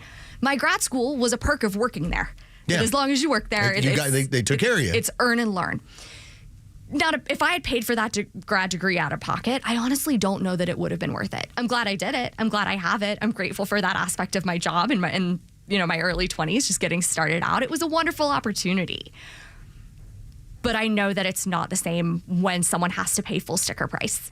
Yeah, you have to make a decision. In this case, like, for instance, when it comes to Tug's son, he already has an offer from another university. This is after he graduates, to come be a GA, a graduate assistant, and they'll pay for his master's degree in his master's program. I'm like, gold. Yes, like, that's perfect. If you are in college with a job offer, you are like the top 0.000 whatever percent. You've won. Yeah, you won. You nailed it. Round of applause. You got it done. I think about this with my kids, because now, as my daughter's going to be in high school next year, this is no longer just when she was in third grade. We're like, what do you want to be when you grow up? Now we're starting to be like, all right, what are we taking care of to put yourself in the best situation, basically 3 years down the road? It's coming. And so these are the discussions that my wife and I now have of how do we put her and her sister in the best position to where when she goes to school, everything's rolling right along. And when she gets out, she's not inundated with this, here's your bill, and here's what you got to take care of. And oh, by the way, the juice is running. Yeah, and college admissions is so incredibly opaque, especially this past year. I don't know what happened, but I was hearing more stories than ever before of people saying, well, my test scores said I should have gotten in. My test scores should have said this. My grades were this. My grades were that. They're not getting in at places where they quote unquote should, where you would expect these kids to get there. So there are some colleges, specifically the University of Austin, which is that new classical education. They said, here's our algorithm. Here's how we decide if you're in or not. I think every school should do that. I just remember when I was in school in Texas, you had to have certain bare minimums, and because it was a state institution, you were automatically in. Okay. Things have changed. Okay. Because I knew with the GPA and these minimum scores, you knew you were in at any state institution, the state of Texas. Things have changed. So if it's something that's listen, fair is a concept, okay? Like, there's no such thing as fair. But if at least I know I'm in because I've hit what I'm supposed to hit, then I'm in. That's the way I grew up when we were in the state of Texas. State universities, here are the numbers. Here's how you knew you were in no matter what. All right, when we get back, we will get to that James Carville audio. And air traffic control out of this community, beware. That's scary. We'll talk about that next right here on the Morning Xtra, Extra 106.3 FM. The latest sports news, powered by 680 The Fan, and driven to extra listeners by RBM of Atlanta in Sandy Springs, Atlanta's Mercedes-Benz connection since 1964. Here are your sports headlines for Monday, May 5th. The Braves win the final game of their 3-game series against the LA Dodgers last night on Sunday Night Baseball. 4-3, the final. Bryce Elder gets his second win of the season, moving to 2-1 on the year. Austin Riley homered twice, driving in all 4 runs for the Braves. The Braves continue the homestand tonight as the Cincinnati Reds come to town. A.J. Smith-Shawver gets the ball tonight for the Braves. He'll be opposed by Brady Singer of the Reds. First pitch is set for 7:15. You can hear that game on our sister station's brand new app, 680 The Fan. From the association, Game 7 last night. The Golden State Warriors are moving on in the Western Conference as they beat the Houston Rockets in Houston last night, 103-89. The Warriors will now face the Minnesota Timberwolves in the next round. With your sports headlines, I'm Carlos Medina. Neil Bortz here. Maybe you've already taken the steps to improve your health, maybe save your life. You're using a CPAP for your sleep apnea. I've been using one for well over 20 years. So right now, I'm here to tell you about a source for CPAPs and CPAP supplies here in the Atlanta area. CPAPs, etc. They're in Alpharetta. They have whatever you need. Roddy and Sharon are your CPAP experts, and they'll ship nationwide. More information, CPAPs.com. My name is Patrick, and I'm the Military Outreach Manager at the Warrior Alliance. I served in the U.S. Army as an airborne ranger and deployed to several combat zones in support of the global war on terror. Veterans bring excellence through our work ethic, skills, and civic duty. However, transitioning to civilian life can be difficult, as we all share a loss of purpose when leaving the military. Returning veterans have earned and deserve our support so they can thrive on their journey home. The Warrior Alliance understands the challenge and is helping warriors navigate to success after service. Join us in changing thousands of lives for the better. Donate today at thewarrioralliance.org. Shooting drills. A coach who knows the game can teach their team how to improve. But one who genuinely cares about each player, you have what it takes. We got this. Can inspire them to win. At Truist, we believe the same is true for banking. Because when you work with someone who knows a lot and cares even more, you're unstoppable. Truist, leaders in banking, unwavering in care. Start feeling unstoppable. Visit truist.com/care. Truist Bank, member FDIC, leading based on top 10 U.S. commercial bank. Hey, it's a Kimmer. Okay, you're driving along. Suddenly you hear that horrible sound of metal and crunching. It's an accident. Even if it's a little minor fender bender, man, that could be a nightmare. First, obviously, take care of yourself. But before you make a deal with an insurance company or anybody else, call David Van Sant with Van Sant Law. You know why? Because he used to work for the insurance company, so he knows how to get the right settlement and right away. Van Sant Law. Don't forget, if you don't get paid, they don't get paid. Protecting your interests. Insurance is great, but it's complicated. 855-GA-INJURY or vansantlaw.com. Sequoia National Golf Club is located 45 minutes west of Asheville, North Carolina, and nestled among the oak, fir, and flowered valleys in the heart of the Great Smoky Mountains. Owned by the Eastern Band of the Cherokee, this Robert Trent Jones II design offers an idyllic 18-hole journey filled with panoramic vistas on every hole, beautiful landscapes, and a fun mountain golf experience. Enjoy a relaxed lunch or afternoon beverage on the outdoor deck with 180-degree views of the Great Smoky Mountains. The surrounding community also provides golfers a welcoming environment that is rich with Native American culture and exciting year-round attractions. Sequoia National Golf Club is just 4 miles from Harrah's Cherokee Casino Resort and just a short drive from Atlanta. Experience a fun afternoon of golf with your friends or stick around for an epic stay-and-play weekend. Experience mountain golf at its finest and then go hit the casino floor. Book your tee time at sequoianational.com. That's sequoianational.com. Experience the majesty and beauty of Sequoia National, mountain golf at its finest. Want the truth about shopping for new floors? Big box stores might have flooring departments, but Empire Today has flooring experts. There's a huge difference. At a big box store, you might be getting help from someone who's in flooring today, but was stocking toilets yesterday. With Empire, you'll work with a dedicated flooring expert. We bring the store to your home, help find the right floors for your lifestyle, and answer questions. All while you view hundreds of samples with your own furniture, decor, and lighting. You'll get an all-inclusive price estimate and can schedule installation as soon as the next day for in-stock styles. That's Empire's Home Floor Advantage, working with experts who specialize in one thing, flooring. For a limited time, use code RADIO to get $500 off your contract of $3,500 or more when you call or visit EmpireToday.com. That's $500 off with code RADIO. You know the number. 800-588-2300 Today. Offer may not be applied to sales or combined with other coupons, discounts, or savings. Terms apply. Don't let your afternoon drive get bogged down with traffic and weather breaks. Just enjoy the Kimmer Show from 3 to 6 p.m.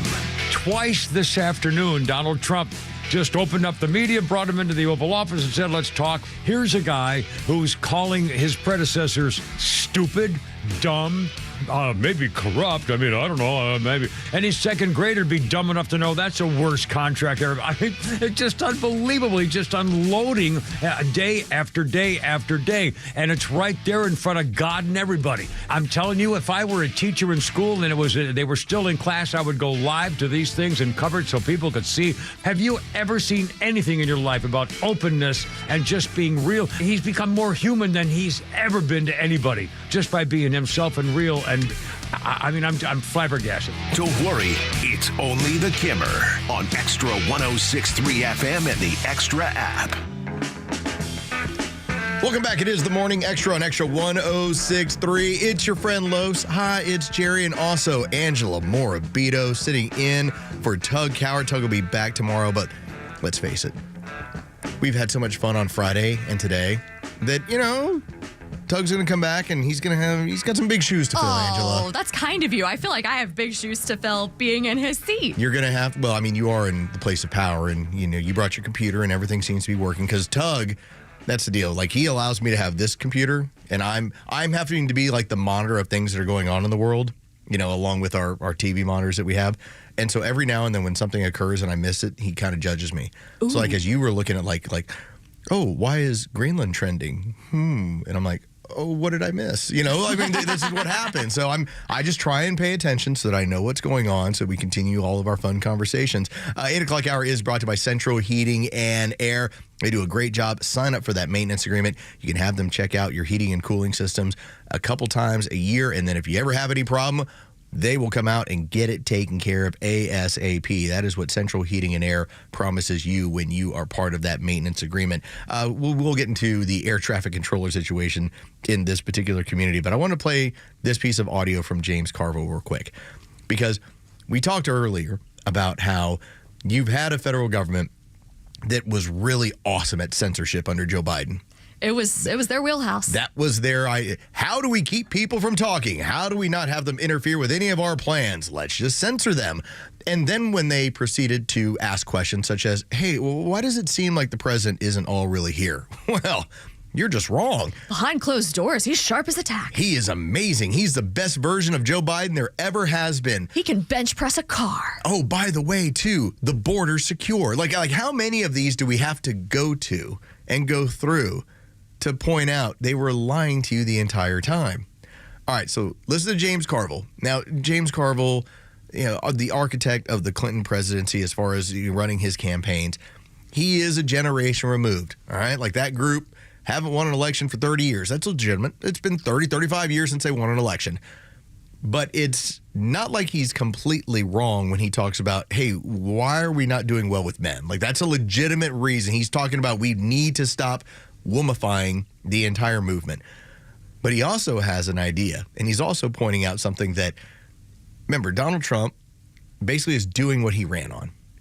I mean, everything he talked about he was going to do, it's like, that's what he's doing. Promises made, promises kept. Listen to how Carville views the Republicans these days.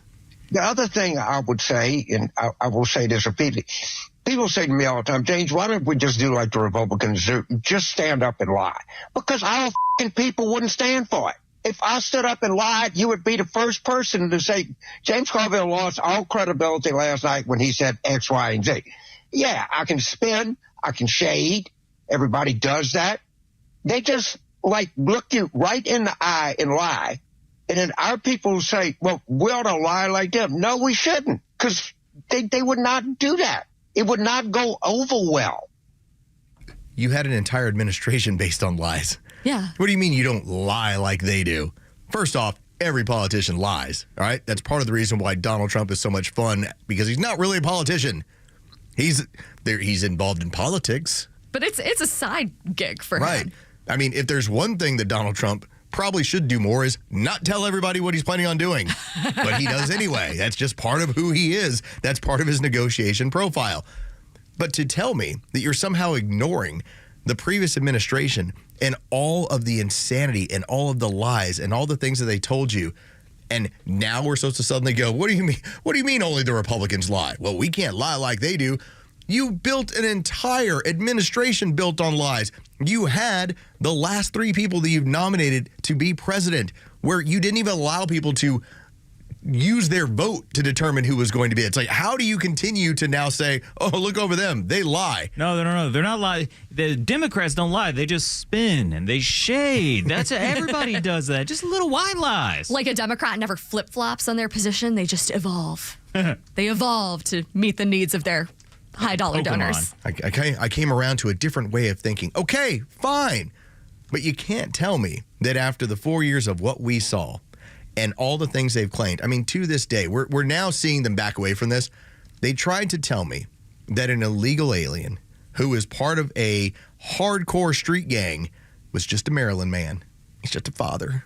And they sent him out of the country on accident. You're just lying to me. Oh, yeah, they're all going, bring him home. And we're going, yeah, we did that. He's from El Salvador. Yeah, we did. We sent him right home. Check that box. Yeah, he's pretty comfortable in prison. You'll see from there. All right, tell me about what's going on with this, because I saw this story, and I'm glad you brought it to the table. When we hear things including the words air traffic control and concerns, all right, I don't like flying to start with. Me neither. So this automatically has me going, ooh. Like when I flew into Ronald Reagan a couple of weeks ago, all I could think of was, come on, just like keep like the air traffic clear. Like let's just, it's, you know, we've seen some horrible things happen in recent history here. It's awful. And there's a new story in the New York Post, an air traffic controller, a federal employee, he works for the FAA out of Newark, saying, do not fly into Newark. It just isn't safe. Now, we here in Atlanta are home to the world's busiest airport. So this has me kind of flipping out a little. This is weird. And it's weird because the one side wants to tell you, well, it's because they keep firing federal employees. Well, we can go through the numbers and no, people that work in air traffic control are not being fired. Yeah, they're actually offering incentives, Secretary Duffy, to hire more air traffic controllers. The problem that we're now, and here's where we start going down this road, what is the standard by which we're hiring? That ends up being the question of this. Like, what has our hiring practices? Elon Musk brought this up, and it was with Don Lemon, like last year before last. And Don Lemon could not seem to get this through his head. He kept telling about when you lower standards across the board, you lower efficiency, and you start having a substandard level of performance.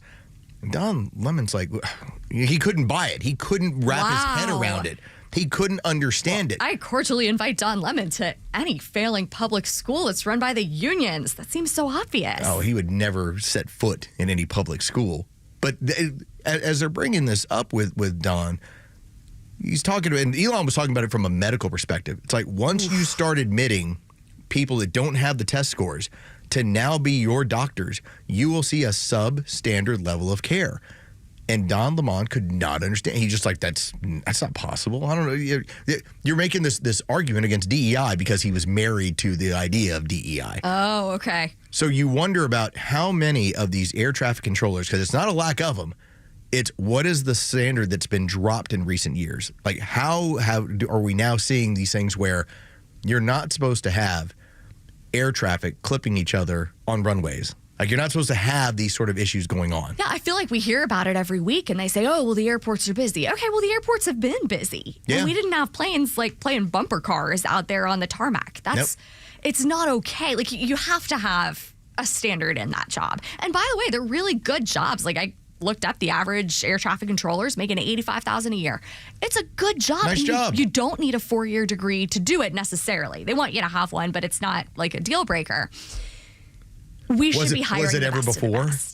That's what I'm curious about. It's like I don't believe you ever needed a 4-year degree, but I'm not positive. That's where I'd be curious as to what is the standard? Like, has the standard changed? Has it changed significantly? Has there been a quota system involved where, in order to, because I remember we had one guy who does listen to the show quite a bit. He's a good dude, and when we talked about bringing in accountants, and he talked about what his company does. Okay. And I remember it so perfectly said that. It's like, okay, what if you could hire this person or this person? It's like, this one is a Jewish accountant. This is a black accountant. And he goes, well, I'd be wanting one of those. Like he's adding them to like some sort of like playlist. Like a weird quota system. Yeah, like I have to add another one to our office. That is not even close to legal. But that is what that DEI level of thinking is. Yeah, that's true. And so you will make choices based on, did we add this to our workforce so now we look even more diverse? That's diversity for the sake of diversity. You should be striving for excellence no matter what. I don't care who it is, what they look like, or what their background is. Excellence first, everything else later. All right, when we get back, as we get into the 9 o'clock hour, Trump has made a move that I'm in love with. And I'm not always in love with Trump moves, but this one I've been advocating for years, and it's finally happening. I'm so hyped for this. Talk about that next right here on the Morning Xtra. Xtra 106.3 FM.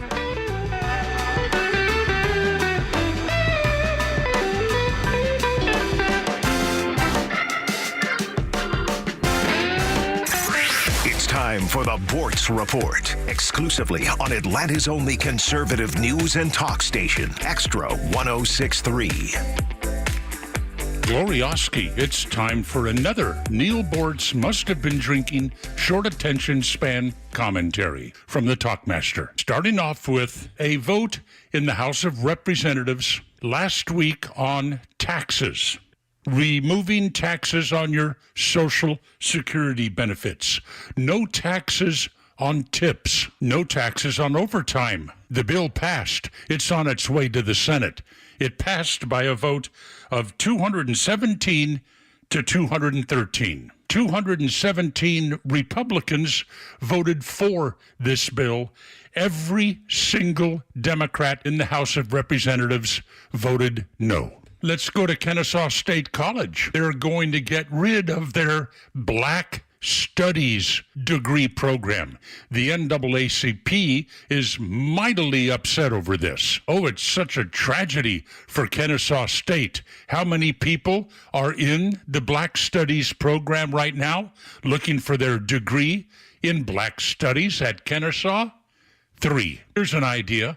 How about a course of studies where you can get your master's in black violence? Oh, I'm going to catch hell for that one. Maybe you'll like this one. Donald Trump said last week that the government is going to seize wages and go after the pensions of people who refuse to repay their student loans. Love it. Government schools in the news, particularly Joanna St. Germain.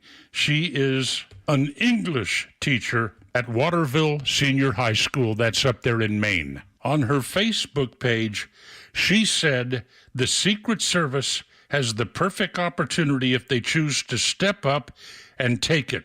You are the ones with the power.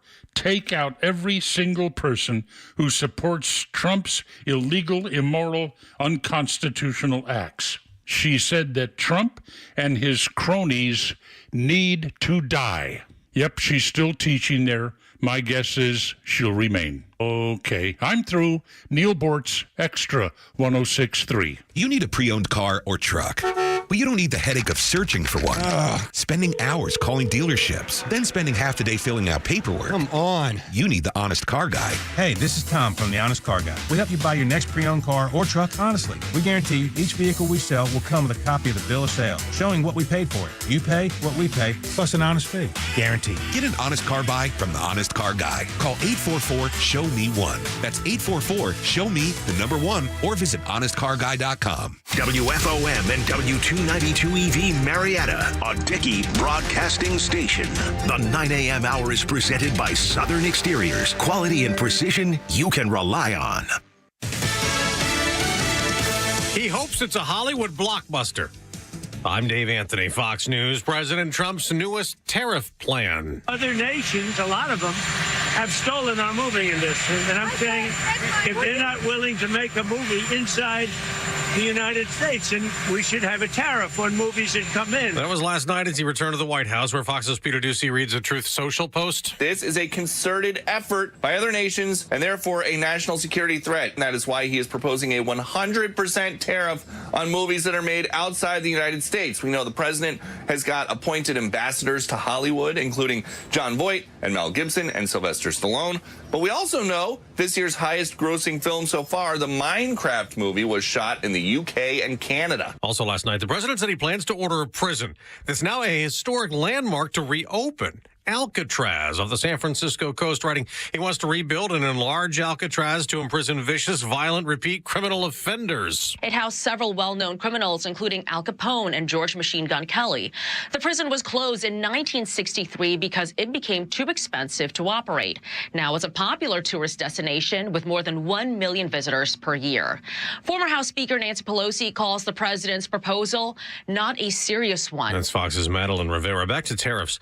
President Trump tells NBC's Meet the Press he won't say when they might be lifted, especially the 145% charges on Chinese imports, grinding trade to a halt with China as they retaliate with tariffs on American products. We lost $1 trillion to China. $1 trillion. That means we're not losing $1 trillion when we go cold turkey because we're not doing business with them right now. The president also says he does not believe the tariffs will lead to a recession like Democrats warn. Israel's planning to expand the war in Gaza against Hamas, which is still holding hostages. Israeli cabinet ministers approved a plan today to take over the entire Gaza Strip, occupying the Palestinian territory. America's listening to Fox News. When you hear the term living better, what do you think about? More money? A bigger house? Maybe a yacht? What about how you feel physically? How you wake up each day? How you sleep? What activities you can and cannot do? When you feel good, life is good. So if pain is affecting your life, see how Relief Factor can help. Relief Factor is a daily supplement that fights pain naturally. Developed by doctors, it doesn't just mask pain temporarily. It helps reduce or even eliminate pain. In fact, the longer you take it, the more effective it is. So give their 3-week quick start a try. It's only $19.95, less than $1 a day. And it just takes a phone call, 1-800-4-RELIEF. That's 1-800-4-RELIEF. Wherever you're hurting, in 3 weeks or even days, Relief Factor can give you a chance to rediscover the true meaning of living better again. Visit ReliefFactor.com or call 1-800-4-RELIEF. That's 1-800-4-RELIEF. Want weather? Grab your phone. Need traffic? Grab your phone. Conservative news and talk, also on your phone. Get the Extra 106.3 app.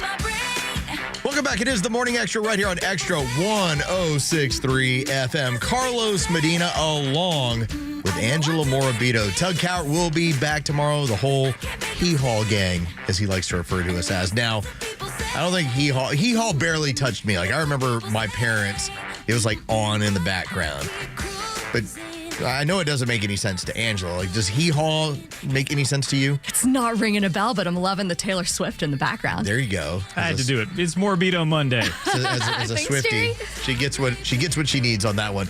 No, it was a variety show, but it had a very country element to it. Okay. And again, my parents weren't big into it, but Hee-Haw was, you had like 5 channels, so eventually you're going to catch Hee-Haw somewhere. Okay, you can't miss it. So that's what it was. And so that's what Tug refers to when we're all together as the Hee-Haw gang. So for those of you out there that grew up with Hee-Haw, awesome.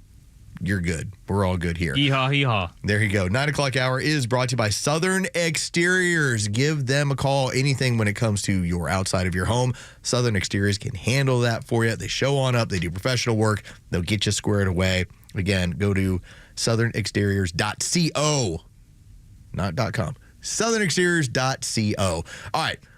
This I've been advocating for years. And part of it is because I've seen what happens out there in the world.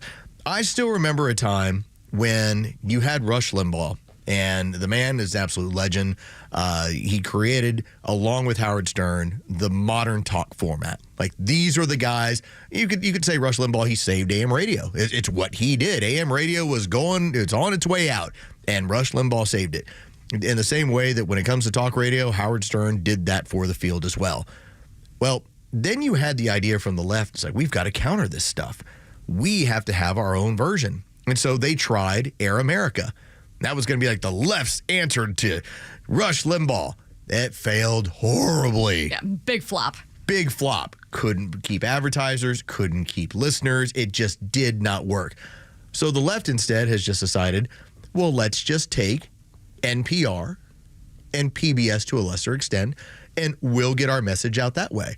And so when you see that NPR is largely 99 to 100% man-run voters, all leftists, now why do you think that their messaging always seems to come from the left? Now, here's the problem.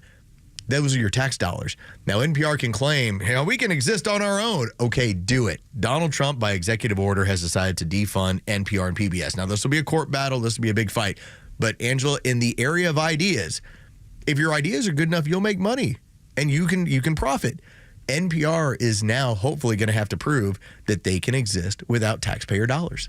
Yeah, and I think based on their panic, they know they can't do that. And it's no wonder why. I was looking up some of NPR's most biased headlines. They apologized for calling an illegal immigrant illegal. They said, it's NPR's policy is not to characterize people as illegal. They did a whole article on if you use the wrong skin color emoji, you might be a racist. Yes, I remember that the thumbs up emoji, which, by the way, I only use the black thumbs up. Oh, really? Yeah, that's my favorite. I noticed that in our text thread the other day. I was like, see? There's something there. I'm not lying to the audience. I enjoy this stuff because it does make people go, why did he use the black thumbs up? He's not black, because it's more fun to make people go, did he just give me the black thumbs up? Like, yes, I did. Enjoy. It's like having a hood pass. That's right. It doesn't seem like it's that big of a deal. But if it wasn't, why would you notice? Right. Because it's unexpected. It's like, yeah. Did he just give me the black thumbs up? Well, yes, of course. No, again. NPR would not be very happy with you. NPR would be like, this guy, he is insensitive. In fact, he's culturally appropriating the thumbs up. They're going to send you to the new prison in Alcatraz. That's right. They're going to have to rewire me. They're going to have to send me to their education camp. But this is where, if you are so successful on your own, then what's the big deal? I should not be paying. Now, I don't have a problem with free speech. I love it. I sit back and I'm saying, like, yes, NPR, do what you're going to do. That is awesome. Say whatever you want. But you can't use my money to do it. If you can exist on your own, exist on your own. That's all. That's all I'm saying. It's like, you say whatever you want. By all means, I'm a free speech enthusiast. But be able to do it on your own without having to take money out of my pocket to do it. Yeah, I mean, their court filings are going to be really interesting because some lawyer is in the unfortunate position of having to argue that they have a constitutional right to take our money and tell us what to think. Good luck with that. I don't think they're going to win on this one. No. And that's, again, there is something to be said for, we have emergency networks that are available so that if we do have an emergency, the government can quickly speak to us and tell us about said emergency. That's legitimate. I firmly believe, totally. But what happens is that PBS, NPR are largely all about giving you a narrative that comes strictly from one side. And if it was more balanced, well, then fine. Okay, that's what it is. But it's not. It hasn't been for a long time. There are so many people, and I've said this for the last several years too.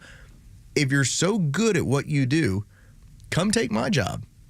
Mm-hmm. I mean, you're an NPR professional. You are so good at talking about all these issues, and you're so entertaining. Oh, yes. Come take my job. You want to do it in sports? Come take my job. Come sit across over here, and let's have a discussion of ideas. And if the audience likes you better and management and ownership does, take my job. Yeah, I mean, the left has enforced this diversity narrative in everything, right? It's you have to look like the people you serve, and we have to have diverse everything. Okay, well, where's the diversity at NPR, where 100% of editorial positions are held by registered Democrats? Isn't that strange? Maybe they wouldn't have to panic about losing their federal funding if they actually were a public radio station. Yes. And they reflected the views of the public instead of the views of D.C. When you go and listen to their programming, first off, the left is going to tell you, it's like, well, it's boring. Well, and okay, now we're talking about stuff that's boring and funded by me. If I'm funding it, damn it better be entertaining. Right. Right? Like, I should be going like, wow, that's a really good point. It's amazing. I can't wait to check out NPR again. That's where my tax dollars are going. So not only are you putting out a boring product, you're taking my money to do it. NPR, you have to get exciting pretty quick. Yeah, I think NPR is realizing they don't have a lot of value as a news organization. Like, when is the last time they had a breaking story or an exclusive story or they got something first? Never, and it's because I don't think they try. As I'm trying to now, like, search over and see, okay, what does NPR have of late that they have posted over to X? And I'm just kind of curious to see, like, okay, what do we have here? Oh, they're asking you to subscribe. Oh, here's our political newsletter. And by the way, they haven't posted anything to X since 2023, and I guarantee I probably know why. Elon. They probably did the whole same thing of like, well, we're leaving X. Yeah, we got to get over to Blue Sky for that one. I bet I would. Okay. Are you taking me down a rabbit hole here? Yeah. Well, you pull up Blue Sky. I mean, there's a TED Talk by the head of NPR that said, sometimes we're just so devoted to the truth that gets in the way of storytelling. Okay. So this is all what you need to know. They have not posted to X since 2023. Mm-hmm. Blue Sky, they posted 2 hours ago. Yeah. So what do you think it's made for? Why do you think you got your money cut off? This is the insane asylum being run by the inmates, and now they want to act like they're not insane. You just don't give. You can be as crazy as you want. You just can't use my money. Yeah, That's all. It's leftists talking to leftists, and I don't want to fund it. And I don't want to fund it. Well, so and somebody had asked the NPR CEO about a year ago, why didn't you ever comment on the Hunter Biden laptop? And he said, well, we just don't think that we should spend time on stories that aren't relevant to the people that we serve. What an insult to the American public that was. I thought you were serving everyone, right? I mean, you're... No, not them. Oh, yeah, I guess not them. Just not them. Yeah. National Public Radio isn't for all the public. No, it's for their favorite public. It's for our favorite public. So, yes, I will enjoy seeing how this plays out again. It'll be a court battle, but I do love it as you put it there, Angela. You're going to have an attorney who's going to have to argue that an institution that only spouts one version of their own politics is in the complete interest of the public good. Kind of seems contrarian. Absolutely. I think this may be the beginning of the end for NPR because they can't compete. It's like, good luck. You're going to have to actually get out there and do it this way. All right. Ilhan Omar. Jerry. Yeah. I did love seeing this over the weekend. And I believe, was this with Al Jazeera? I'm not sure what outlet. I think it was there. It's from years ago. Yes. It resurfaced. And so it is now pointing out that this is a woman who obviously, when you look at her district that she got nominated and then eventually voted in out of. So that part of Minnesota is basically known as, okay, that's like a very Middle Eastern enclave. Okay. So when you're like, why does she represent the people the way she does? And why does she talk about Israel in the way she does? Well, because that particular area that votes her in, that's how they feel. Now, again, she's the representative for that. You can say that's very un-American. I would, but she's representing the people that sent her there. But also, I want you to take a listen to when she talked about who the big threat is in society. A lot of conservatives in particular would say that the rise in Islamophobia is a result not of hate, but of fear, a legitimate fear, they say, of quote-unquote jihadist terrorism, whether it's Fort Hood or San Bernardino or the recent truck attack in New York. What do you say to them? I would say our country should be more fearful of white men across our country because they are actually causing most of the deaths within this country. And so if fear was the driving force of policies to keep America safe, Americans safe inside of this country, we should be profiling, monitoring, and creating policies to fight the radicalization of white men. So you can always get angry about this. She's representing the people that send her there. And you can say, well, it's decidedly un-American. Yes, because her area is decidedly un-American. There are pockets in this country where that's what they believe. That is the thought process. So your leaders represent this.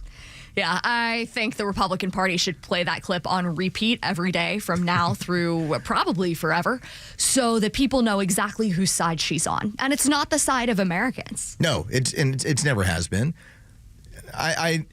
Okay, the brother story notwithstanding, because that's always a funny one that, listen, some people do things to get people in the country, right? I mean, I haven't.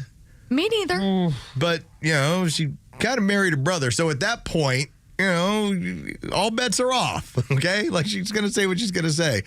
But this is the relevant thought process that goes on within areas of this country, that somehow you can always go after a demographic group as long as it's white. Yeah. Everything else is off limits. Now, me, as someone who's not white, I sit back and I go, well, that just seems kind of unfair. I think I get to call balls and strikes on this, but I don't think you should be able to go after any demographic group. But for some reason, it's open season. I remember after the Biden election, I walked into this office and I told our friend Buck Ballou, former Georgia quarterback, I go, Buck, man, it's going to be tough the next few years. Buck in his like cool Southern drawl, he's like, well, why? I go, well, you're a white male, you're heterosexual. I was like, and you're religious. It's like, they're coming after you. Yeah, it's everything the left hates. Yes. And you listen to that interviewer with Ilhan Omar brings up a long list of terrorist attacks carried out by radical Muslims. That is a fact. Yes. And she responds about Islamophobia. I think it's very normal to be afraid of people who want to kill you. If your religion is talking about the need to get rid of the infidels, now you can always say it's 1%. Okay, 1%. It's still a large amount of people. Yeah, and they're people who shouldn't be let into this country. And do you have, and I guess I've always thought it was kind of contrarian when you'll hear Christian fanatics. Like, does that mean they just want to treat you really nice all the time? Yeah, really like making a lot of chili for that church potluck. Yeah. Like really into it's like really into Catholic fanatics. So they repent really harder than everybody else? Yeah. Like maybe they go to confessional 4 times a week rather than just maybe once. That's somebody once who's a month. sinning fast. I was going to say. That's a rapid rate. That's a rapid rate. And so, again, the fanaticism end, I've always just looked at it and pointed out this area, this group of people, for a tiny percentage of them, when they go fanatical, it's to a different level. Yeah, it's not in my belief mirrored by other religions. Right. And so that's that. You know, she owns it. She should own it. I mean, that's part of it. I think when you see a lot of Muslims that are very honest about the religion, they will talk about the need to get rid of fanaticism because it only leads one way. Yeah. Death of people that are different than you. Yes. Death to them. And there are Muslims who are part of this country who are wonderful people. That's the majority. Oh, and they're the ones that are constantly speaking out about the fanaticism. Yes, and it's that very, very small minority we have to be concerned about. But when you have people who aren't willing to talk about that small minority, that's a problem. And we've seen this now in the state of Texas. Now, it hasn't shown itself here to this extent. But the push for these different communities where they want Sharia law. And while you might say, well, what's the big deal about Sharia law? Sharia law largely strips women of rights and privileges. Yeah, it's a nightmare. Yes. It's inhumane. It is. And yet you have these communities that are pushing for it. I thought it was fascinating to see this on courthouse steps in Austin, the amount of people that are actually speaking out. And what it comes across is, wow, that person seems bigoted. No, they're just telling you the truth about what happens when you institute Sharia law in this country. We cannot possibly coexist with that form of law in any U.S. community. Yeah, I watched the ad for that EPIC, that East Plano Islamic Center or community. I may not have the acronym right, but it is the Muslim call to prayer. And it is, we're going to have our own schools, we're going to have our own community. And they say, well, everybody can come because we're not going to violate equal housing. Everybody can come. Yeah, sure. We know that's not real. You can have your own communities. You can have your own schools. Yeah, I mean, this is the same idea of what we have. Like, for instance, you go into some major cities. There are areas where that's, okay, here's Chinatown. Here's what it is. Here's these communities. Here's how the education system works. But they don't have their own laws. Yeah, you're not allowed to have your own laws, especially while you enjoy public utilities, public roads, taxpayer-funded schools. Okay, if you want to enjoy all of those things, be Americans and you play by our rules. This is what happens. And this is part of, like, I've always explained this when people always say, well, why don't the Palestinians just get to go to Egypt? Why don't they get to go to Jordan? They can't. They can't. And part of the reason is, and the Egyptians don't want it, the Jordanians don't want it, it's because they know when these people hit critical mass, wherever they've been, they want to take over your government. All right, that is one of the lessons we have learned that we're seeing across the world, that when this religion, when it's a handful of people, it is a religion of peace. Until they hit critical mass, and then they want to take over all of your services, your laws, and your communities. Yeah. And Ilhan Omar is sitting there pointing out, watch out for white men. Like, listen, I haven't had one tell me so far that we're going to take over your homes, your laws. Oh, and by the way, we're going to institute Sharia law. Yeah, there are no take away white your rights men. of your citizens. There are no white men screaming, kill the infidel. Yeah, it's not really happening. But hey, you know what? It's early. You never know. When we get back, all we're asking for is transparency when it comes to what happens to end up on our plate. That's all. Hopefully you're asking for it too. We'll talk about that next week. Continue the Morning Extra right here on Extra 106.3 FM. The Morning Extra has you covered until 10 a.m. Then it's Glenn Beck, Clay Travis, and Buck Sexton at noon, and The Kimmer Show taking over at 3, only on Extra 106.3. May in the A is here, and your Atlanta Braves have some incredible matchups and promotions in store. The Nationals come to town May 12th through the 15th, and the amazing giveaways continue with the Marcell Ozuna bobblehead presented by Delta on May 14th, and yes, his head and his arms bobble. A walk-off home run by Marcell Ozuna! Fans can look forward to some unbeatable deals during May, including $1.99 hot dogs, $3.99 Miller High Life beer, $10 tickets, and $10 parking. And make sure to stop by the Braves Clubhouse store to receive 50% off City Connect on-field caps and additional styles available while supplies last. Then the Padres come to town May 23rd through the 25th for a series built by the Home Depot to round out May in the A. On May 25th, it's all about the kids, with Kids Club Day celebrating Georgia families and 2 kids giveaways. Visit Braves.com/May in the A to check out all of the fun and great deals this May. Atlanta Braves baseball, we are Braves country. This Mother's Day, don't just buy a gift, make one. Only at D. Geller & Son Jewelers, you can build mom a one-of-a-kind piece of jewelry, designed by you, crafted by our master jewelers. Here's how it works. Pick a ring, bracelet, or necklace from our Mother's Day collection, pick the birthstones that represent your family, and our master jewelers hand-set them into something that's hers forever. May 11th is coming up quick, but D. Geller & Son has been working gifting magic since 1939. We'll craft your perfect Mother's Day gift right here in our shop, so you can have a totally custom one-of-a-kind gift in days, not weeks. No shipping, no mystery. Pick the jewelry, pick the gemstones, and we'll make it perfect. Nothing cookie cutter, nothing off the shelf, just real precious gemstones and jewelry, real meaning, and one-of-a-kind memories. Prices start at just $3.95 because at D. Geller & Son, unforgettable doesn't mean unaffordable. So come build your own Mother's Day jewelry only at D. Geller & Son, crafting unforgettable memories since 1939. In Kennesaw, Sandy Springs, and online at dgeller.com.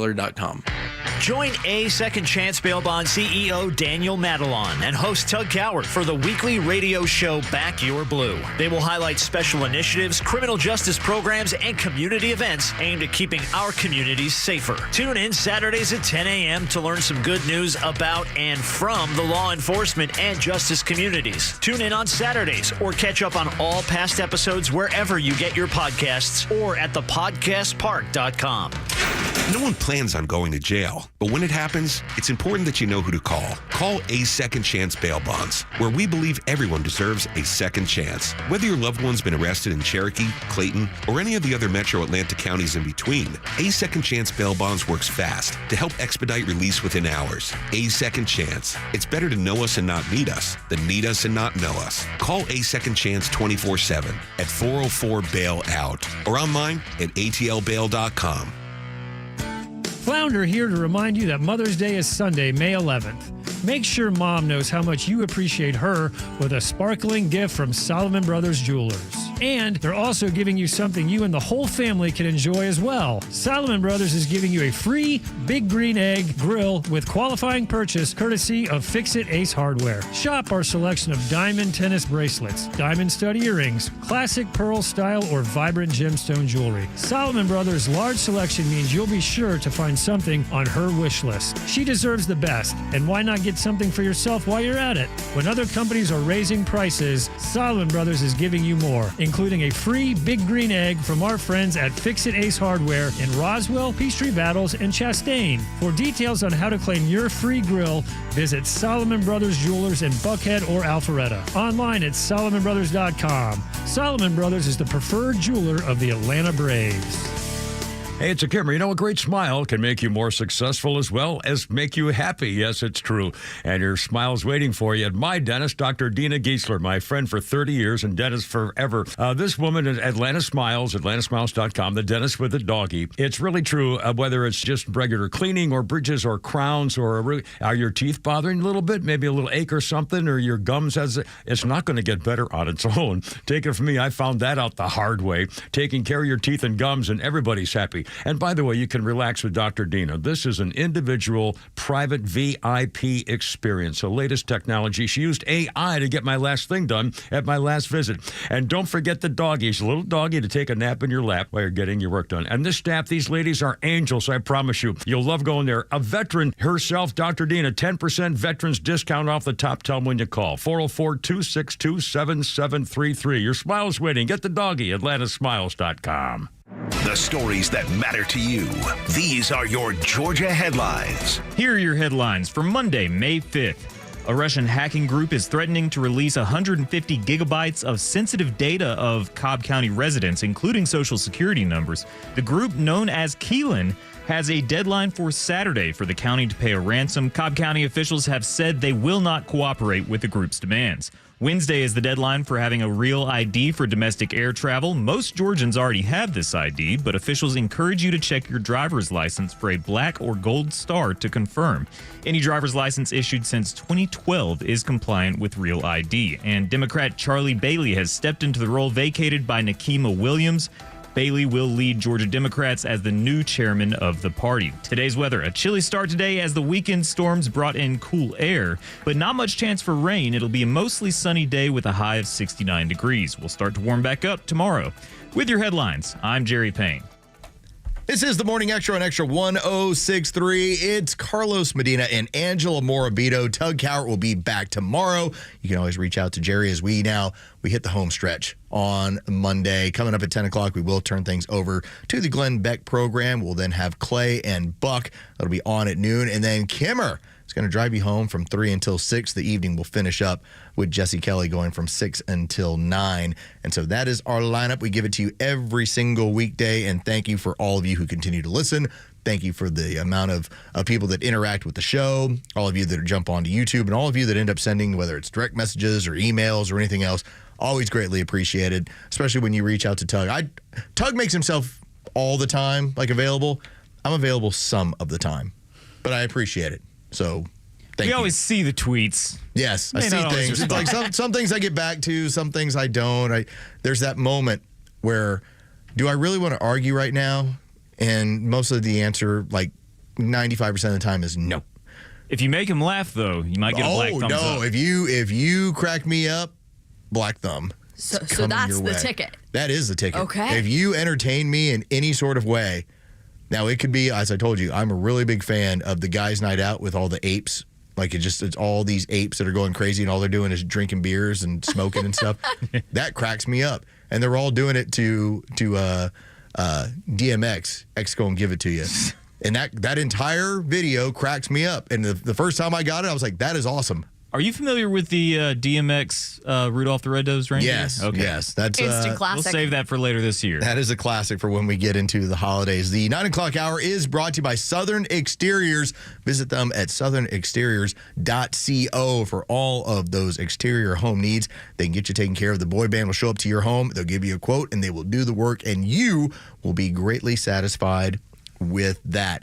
So I saw this note. And this was on Twitter. You can actually follow this at Wall Street Apes, which is kind of a variety when you're on X. They got all sorts of different stuff, and most of it is all political, but every now and then it'll just give you a little view of something that's out there in the world. And one of them was a podcast, and it was actually farmers. They were talking about what is going on with our food supply, and I had no idea about this. This is one of those where if you have a conversation with somebody and they start talking about, like in your case, Angela, you were talking about adding some flavoring to your water. Yes. And you said, RFK Jr. comes for my chemical strawberry lemonade. I'm going to be really sad, but he probably should. Your chemical enhancement to your drink. Okay, fine. What this particular person was talking about is that we have people that have gotten used to farm fresh eggs. And when the way they're able to notice that they're farm fresh is that the yolk is more orange. that indicates that the chicken has basically been freely grazing and that there's not been any sort of chemicals that have been added. And so when you get eggs that are farm fresh, the yolk is more orange. So I didn't know that because I guess I've never had farm fresh eggs. I've had regular eggs. Okay. My yolk is yellow. Yeah, I think of egg yolks as yellow. Well, this is what this person was pointing out. And here was what it was. Here how it was listed. It says American feed manufacturers are now adding synthetic additives to chicken feed to change the yolk color. Oh, ew. So you're typically looking for, all right, farm fresh. It's going to be orange in color. Here's what it says. It says, this turns the color of the yolk orange and makes the eggs look like they have been grass-fed on a farm. Quote, the industry uses something called xanthrophil, which is a feed additive that can make that yolk any color they want. So whether the birds have lived out on green grass or they've never stepped foot outside, I can produce a yolk that's orange. Sweet, sweet xanthrophil. So this is what we talk about, the roundabout way. You're trying to eat healthier.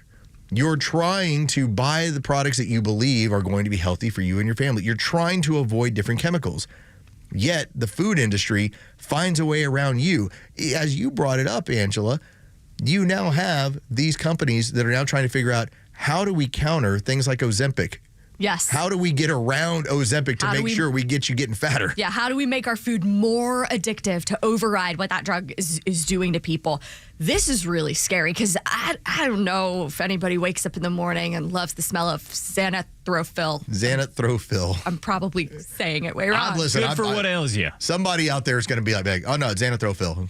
Yeah. Xanthrophil. But there's no way that's good for the chicken. You'd imagine it's not good for anybody. I mean, Not good for us either. A chemical additive that changes the color of their yolk. This is what RFK Jr. keeps bringing up as far as I am not a fan of saying you shouldn't be able to have whatever the food is, this or that. All I'm asking for is let's be transparent with what's in there so that Americans can make an educated decision based on what they know. If they know, hey, this dye has been proven to have some sort of carcinogenic element that maybe it might cause cancer if you ate it but at least give me the odds. Tell me what's in here. Right. Let people make informed decisions about their own health instead of just assuming we can't handle it. This is COVID all over again, right? It's the medical government complex saying people don't know how to make their own decisions. Well, we do, and we want to, but this grinds my gears because now you've got people trying to eat better, and big pharma, or big agriculture rather, is making it that much harder. And they're fooling them. This is the remainder of the quote. It says, so then there are a lot of people are cracking this yolk open. They're like, oh, look at this beautiful orange yolk. And I'm like, that's not orange. Sorry. And I'm like, that's not orange because the birds are outside. That's from a feed additive. Ugh. We're giving chickens feed additive so that you can then pass it off as free grazing chickens and they're eating regular grass. So when you open up that egg and it's an orange yolk, you're like, yep, healthier oat. It's almost a bit cliche at this point to reference idiocracy, but yeah, these vegetables, they need electrolytes. That's right. Everything needs it, but it's got electrolytes. Like, clearly they're doing this because there's consumer demand for farm fresh eggs. Yes. But big agriculture will literally do anything except give us healthy food. And in order to do this, it's more expensive. So how do you then market something as farm fresh? It has the appearance of it, but you don't incur the additional cost. Feed additive. There you go. That is the dirty play that's going on. All right, let's finish up this segment because we got some fun we get to get into. Once you mark down Bill Belichick on the sheet and you're like, Angela has a Bill Belichick topic she wants to get into. The legendary NFL coach, more Super Bowls than anyone, who's now coaching at the University of North Carolina, and yet this person is on your radar. So I'm just going to sit back. I'm like, please tell me how Bill Belichick has gotten Angela Morabito's attention. I know. This is like once in a blue moon. I would bring you guys a sports story. I'm like the least sports knowledgeable person, but I am down the rabbit hole on this Bill Belichick thing. I love this. We all saw his interview last week where his 24-year-old girlfriend, Jordan Hudson, stormed off the set and I guess expected him to follow her, and he didn't. What a mess that was. Well, turns out she has been acting as his de facto agent. Yes, she has, and he's been upfront about this. He says they have a personal and professional relationship, and she's basically now the PR manager for him in all things when it comes to interviews, social media, everything. Well, he has asked that anyone at UNC CC her on all the emails. She has amassed an $8 million real estate portfolio in the Northeast. She's buying all these fancy houses because of her job with her boyfriend. It is the strangest thing ever. And I mean, the elephant in the room here, right, is the age gap. He's got 3 kids. She's younger than all of them. Right. He's got 50 years on her. Well, she stormed off because they said, well, how did you two meet? And she said, we're not talking about that. Which is so weird because she's talked about it before publicly. She said, we met on an airplane. He signed a book for me. Well, let me play a little bit of devil's advocate here. I get what she's doing because the interview was supposed to be about his book. His upcoming book, here's what he's talking about, and it's about his life and coaching. The interviewer tried to turn it into a personality piece, which if there's one thing that's the Bill Belichick brand, you don't get personality. So he tried to make it like a warm and fuzzy and tell us about your relationship and tell us, because that's all anyone is interested right now in Bill Belichick. She stormed off because you have lied about what you were saying he was going to be interviewed about. So that part I get. But I will also point this thing out. This is going to kind of pull back the curtain a little bit. So back when I used to work in this pseudo NFL field, back in 2007 to 2009, when I was always around combine training facilities and was working with my friend Chuck Smith, who's now the pass rush coach for the Baltimore Ravens. Back when he was like early infancy of his company, I was working with him. One of the things he brought up, and it's so right to this day, he's like, if a dude rolls in and he's like, this is my marketing person, he's having sex with her. Because that's how they get him on the payroll. Wow, okay. And that's how the wife or girlfriend doesn't say anything because, oh, she handles this. But he's like 9 times out of 10, they're having sex. And that's how it becomes just part of the NFL lifestyle. So Bill Belichick isn't doing anything that the other dudes aren't already doing. Now, if you want to tell me this is a person who is connected to that player's agency, then I'll tell you that's much more legitimate. Okay. But you'd be amazed how many players have a woman with very little experience who's suddenly like the media connection. Oh, super creepy. It's part of the regular life. It's what goes on. So it so happens that people are now just starting to find this thing out. What Bill Belichick is doing is not unusual in the league. Wow.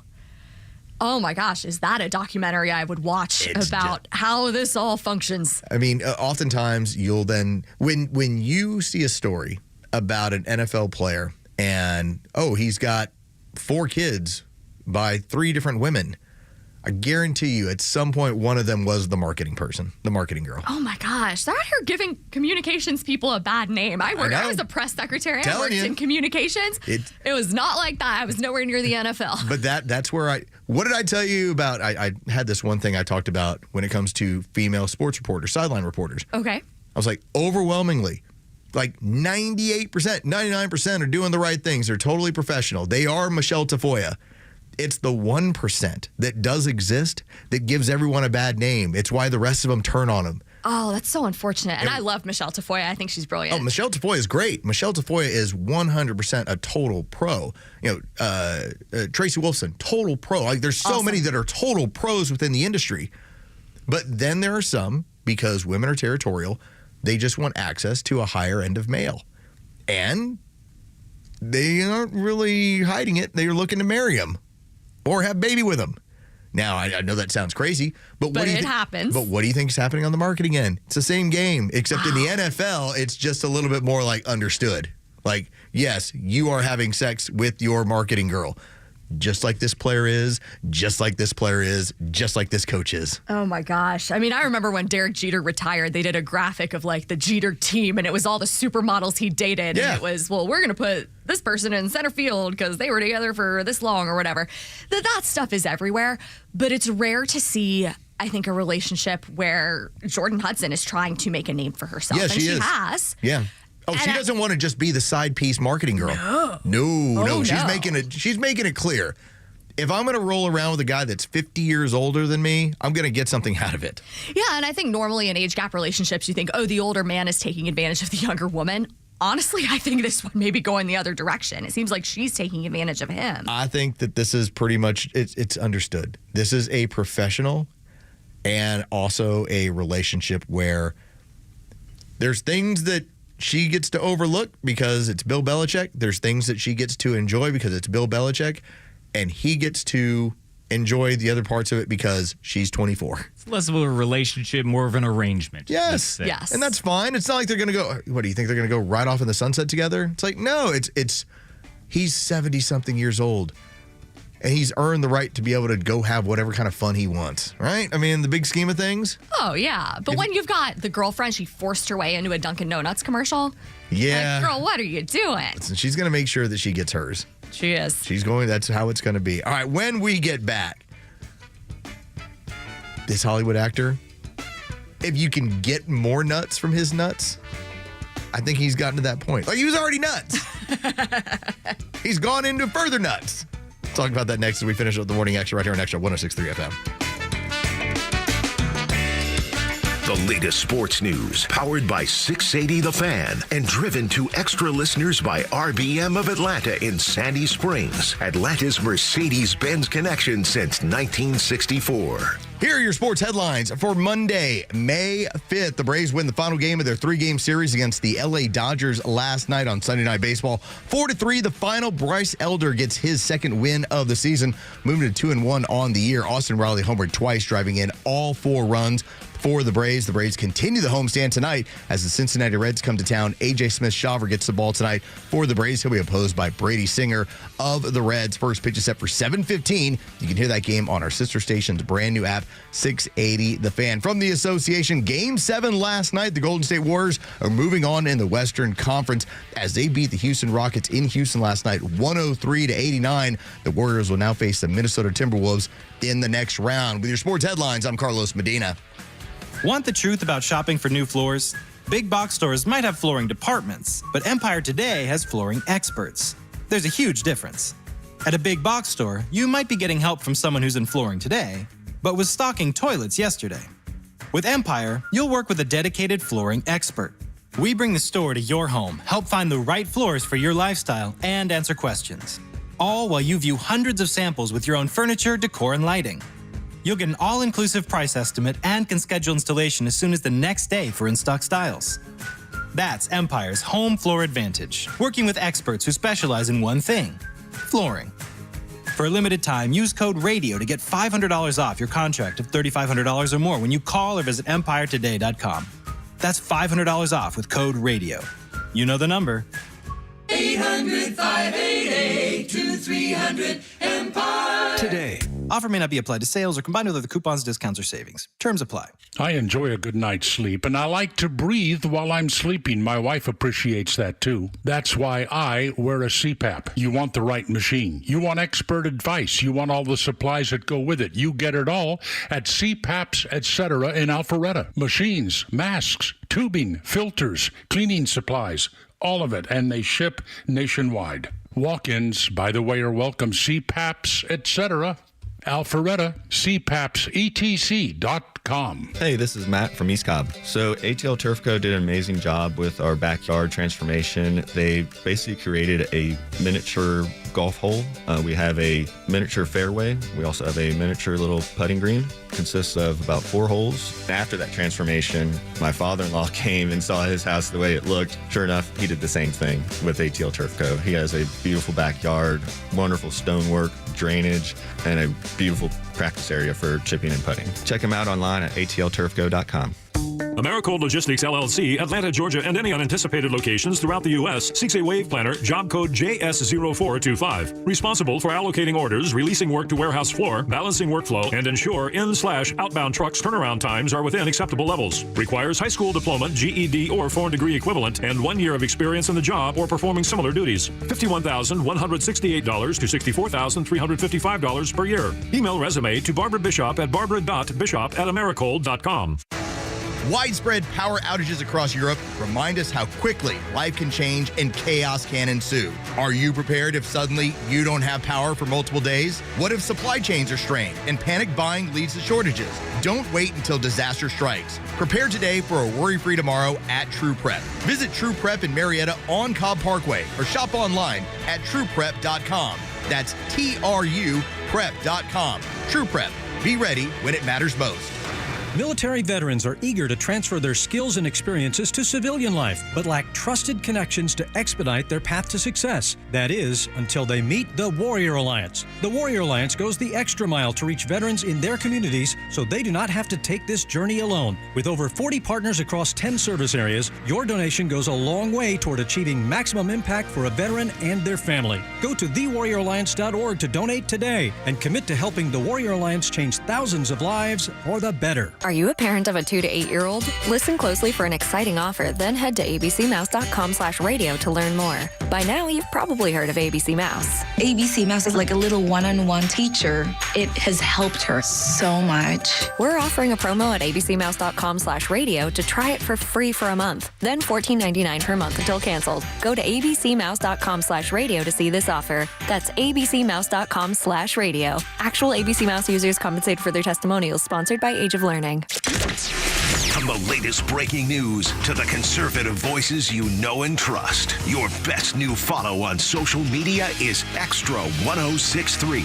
We're at XTRA 1063 on Twitter, Facebook, TikTok, Threads, and LinkedIn, and pretty much any social media you scroll through every day. And we drop exclusive giveaways, new daily content, and the latest breaking news from Georgia and across this great nation. Interact with your favorite Extra personalities. Get the latest on our live events and so much more. Follow at Extra 1063 across all your social media and keep up with Atlanta's only conservative voice. Welcome back. It is the Morning Extra, the final segment. I don't know what you're going to do with the remainder of your day after we sign off, but I hope that you'll wait until 6 a.m. tomorrow for when the whole Hee Haw gang is back together. Angela Morabito here, subbing in for Tug Cowart. Myself and Jerry will have to show up here tomorrow, and we'll have to try and fight through it with Tug. You know, because Angela brightens up everything. She can classy up the joint. And Bortz, it's going to be a dude show again. Yeah, then Bortz will come in, and I'm trying to remember what he called you. He had some sort of comment because he saw you on the YouTube channel. He called me a waif. That's what it was. Which I've never been called that before. And I was he's like, who's that waif that y'all have with you? I'm like, okay, thank you. That's congratulatory. I was like, Bortz always comes up with words that we haven't heard in a long time. Let me get a dictionary definition of this just to make sure. Yeah, like there's things that he has taught us over the course of our time together, and I enjoy getting a chance to talk with Neil Bortz, in part because I had so many friends who have listened to Neil Bortz for years and years and years. It doesn't matter what happens on this radio station. They just bring up, dude, did you hear what Neil said? I'm like, yeah, I know. I was interviewing him. Yes. You're like, I was there. I was like, yes, I was there. I asked him the question. You know, we had a moment where when you can get Neil to crack up, like that's pretty cool. Neil, I said, Neil's a really sharp dude, and his intellect is working on a level where he's trying to get you to laugh, but he's not going to make it obvious. It's not like he's there to like spin plates or tell jokes, you know? It's like, but he's going to try and get something out of it. So we did get him the other day with our whole onus discussion. And so that was the ultimate. Yeah, I'll get it. Okay, so let me back this up so you understand where this comes from. So I worked at a radio station back when I first started in radio. It's a ticket in Dallas. And there was a guy named Craig Weingartner. And Craig, while he was very well read, he would mess up words. Just things he didn't understand how to use. And so one time he was talking about on a golf course, if you're hitting golf balls into the people playing in front of you, you know, that's obviously that's a bad scenario, but that's on you. You need to make sure they're clear. And he said, the anus is on you to do the right thing. And his co-host goes, the what? And he's like, the heinous? Nope. And so now he's like, I don't think so. And so then what occurred was that then it became kind of this running joke. And there was even a guy who would listen to the radio station. He would write for FX. He started to drop in people who, you know, whose names were on the show onto his show Justified. And he also had a scene where one of the guys goes like, hey, man, anus is on you to figure it out. And so what happened was Neil used the word onus. And so we immediately, because I told the guys about this joke, and again, the next day, Neil uses it. This is how it played out with myself, Tug, and Neil. It's like what Tug has told me for a long time. The anus is on you to take care of that. It is. The what is on me? Well, the anus. The anus? Yeah. Onus. Oh, onus. Yes, that's right. You misspoke, Los. Oh, sorry. This is amazing. So that's what now, when we started joking around about it, after, the segment was coming to a closer, we were like, hey, Neil, today you got to go tell the waitress, like, hey, I'm going to need this, and the anus is on you to take care of it. Oh. And Neil just starts belly laughing. Because that's like kind of his humor. It's like he wants to be able to slide stuff in there and have fun. And so now every now and then it comes up where we don't even say onus anymore. Like we try and just work it in just to see because it makes Neil laugh. I like it. My husband was on the receiving end of a message last week that was meant to say, please shoot me an email when you get a chance, but was please shoot me when you get a chance. Like so we'll be using that forever. Yeah. And tell you what, when you call him on the way home, just be like, hey, I need you to do this. I need you to do this. And the anus is on you to take care of it. Okay. Just see what happens. I will report back. Just give it a try. The anus? Just see how it works. All right. So I want to play this audio. This is from the Jim Acosta show. And far be it from me to say that somebody's looking really rough, because I throw on a hat and wear shorts and a pullover like every day because I'm cold. Like it was like 50 degrees. I'm like, I'm going to wear this is my standard uniform until it gets too hot. Then it's T-shirts and shorts. Sean Penn looks awful, okay? Sean Penn looks like he hasn't seen daylight in months. It's like he just came out of a cave. Yes, he looks very rough right now. I don't know what's going on. Very noted leftist, a guy that looks at communists and's like, you guys got it right. Like, that's how Sean Penn operates. So he's on the Jim Acosta show, and he also has, who's riding shotgun, Eric Swalwell. Uh-oh. So it's like, so he's got like the collection of everyone who has the biggest amount of Trump derangement syndrome. When asked what he thinks is going to happen in this next administration, keep in mind, I believe Donald Trump has pulled us back from the brink of where we were looking at World War III just several months ago. We have desperately scaled that back. Take a listen, though, where Sean Penn believes things are happening. But before Bukele gets to that point where he's dealing with another leader, we should consider worst-case scenarios. And I do think it's a reasonable theory that Donald Trump is not unlike the spouse of someone who leaves him perhaps for another, who then murders their former partner because if they can't have her, nobody can. And I think Donald Trump in his solipsism may have that relationship with the world, and that this destruction is in part a power play and also a literal intention of his final out. You think he'll try to stay on? I think he might try to destroy the world before he ages out of life. What? Because Jim, I just, in the history of dictators or those who aspire to be dictators, there's never a succession plan, right? There's never, and that's what worries me is if he doesn't believe there's somebody who can protect him, that you will see him ratchet up, what he's willing to do to the country. These people act like 2021 through 2025 didn't exist. Yeah, he'll destroy the world. Okay, well, he won't leave office. He already left office. Yeah. He will make sure that there's protection for him afterwards. You got a mugshot of him. All right, you raided his house. Like, what are we talking about here? It's like these people have these selective memories where it's because of their insanity that they try and act like 2021 to 2024, 2025 never happened. I wonder if he'll pardon all of his family on the way out. I wonder who did that. By the way, the succession plan is J.D. Vance. Everybody knows this. Yes. And the whole crop of younger Republicans that are the new right. The new right. That's what it is. Yeah, and he celebrates that talent. He's been great about supporting people like Byron Donalds and, of course, Vice President Vance, who are coming up within the ranks. And he's running Marco Rubio all over the world. Yes, he keeps Marco very, very busy. This is all good. Now, as I'm watching Sean Penn talk about, his intention is to destroy the world on his way out.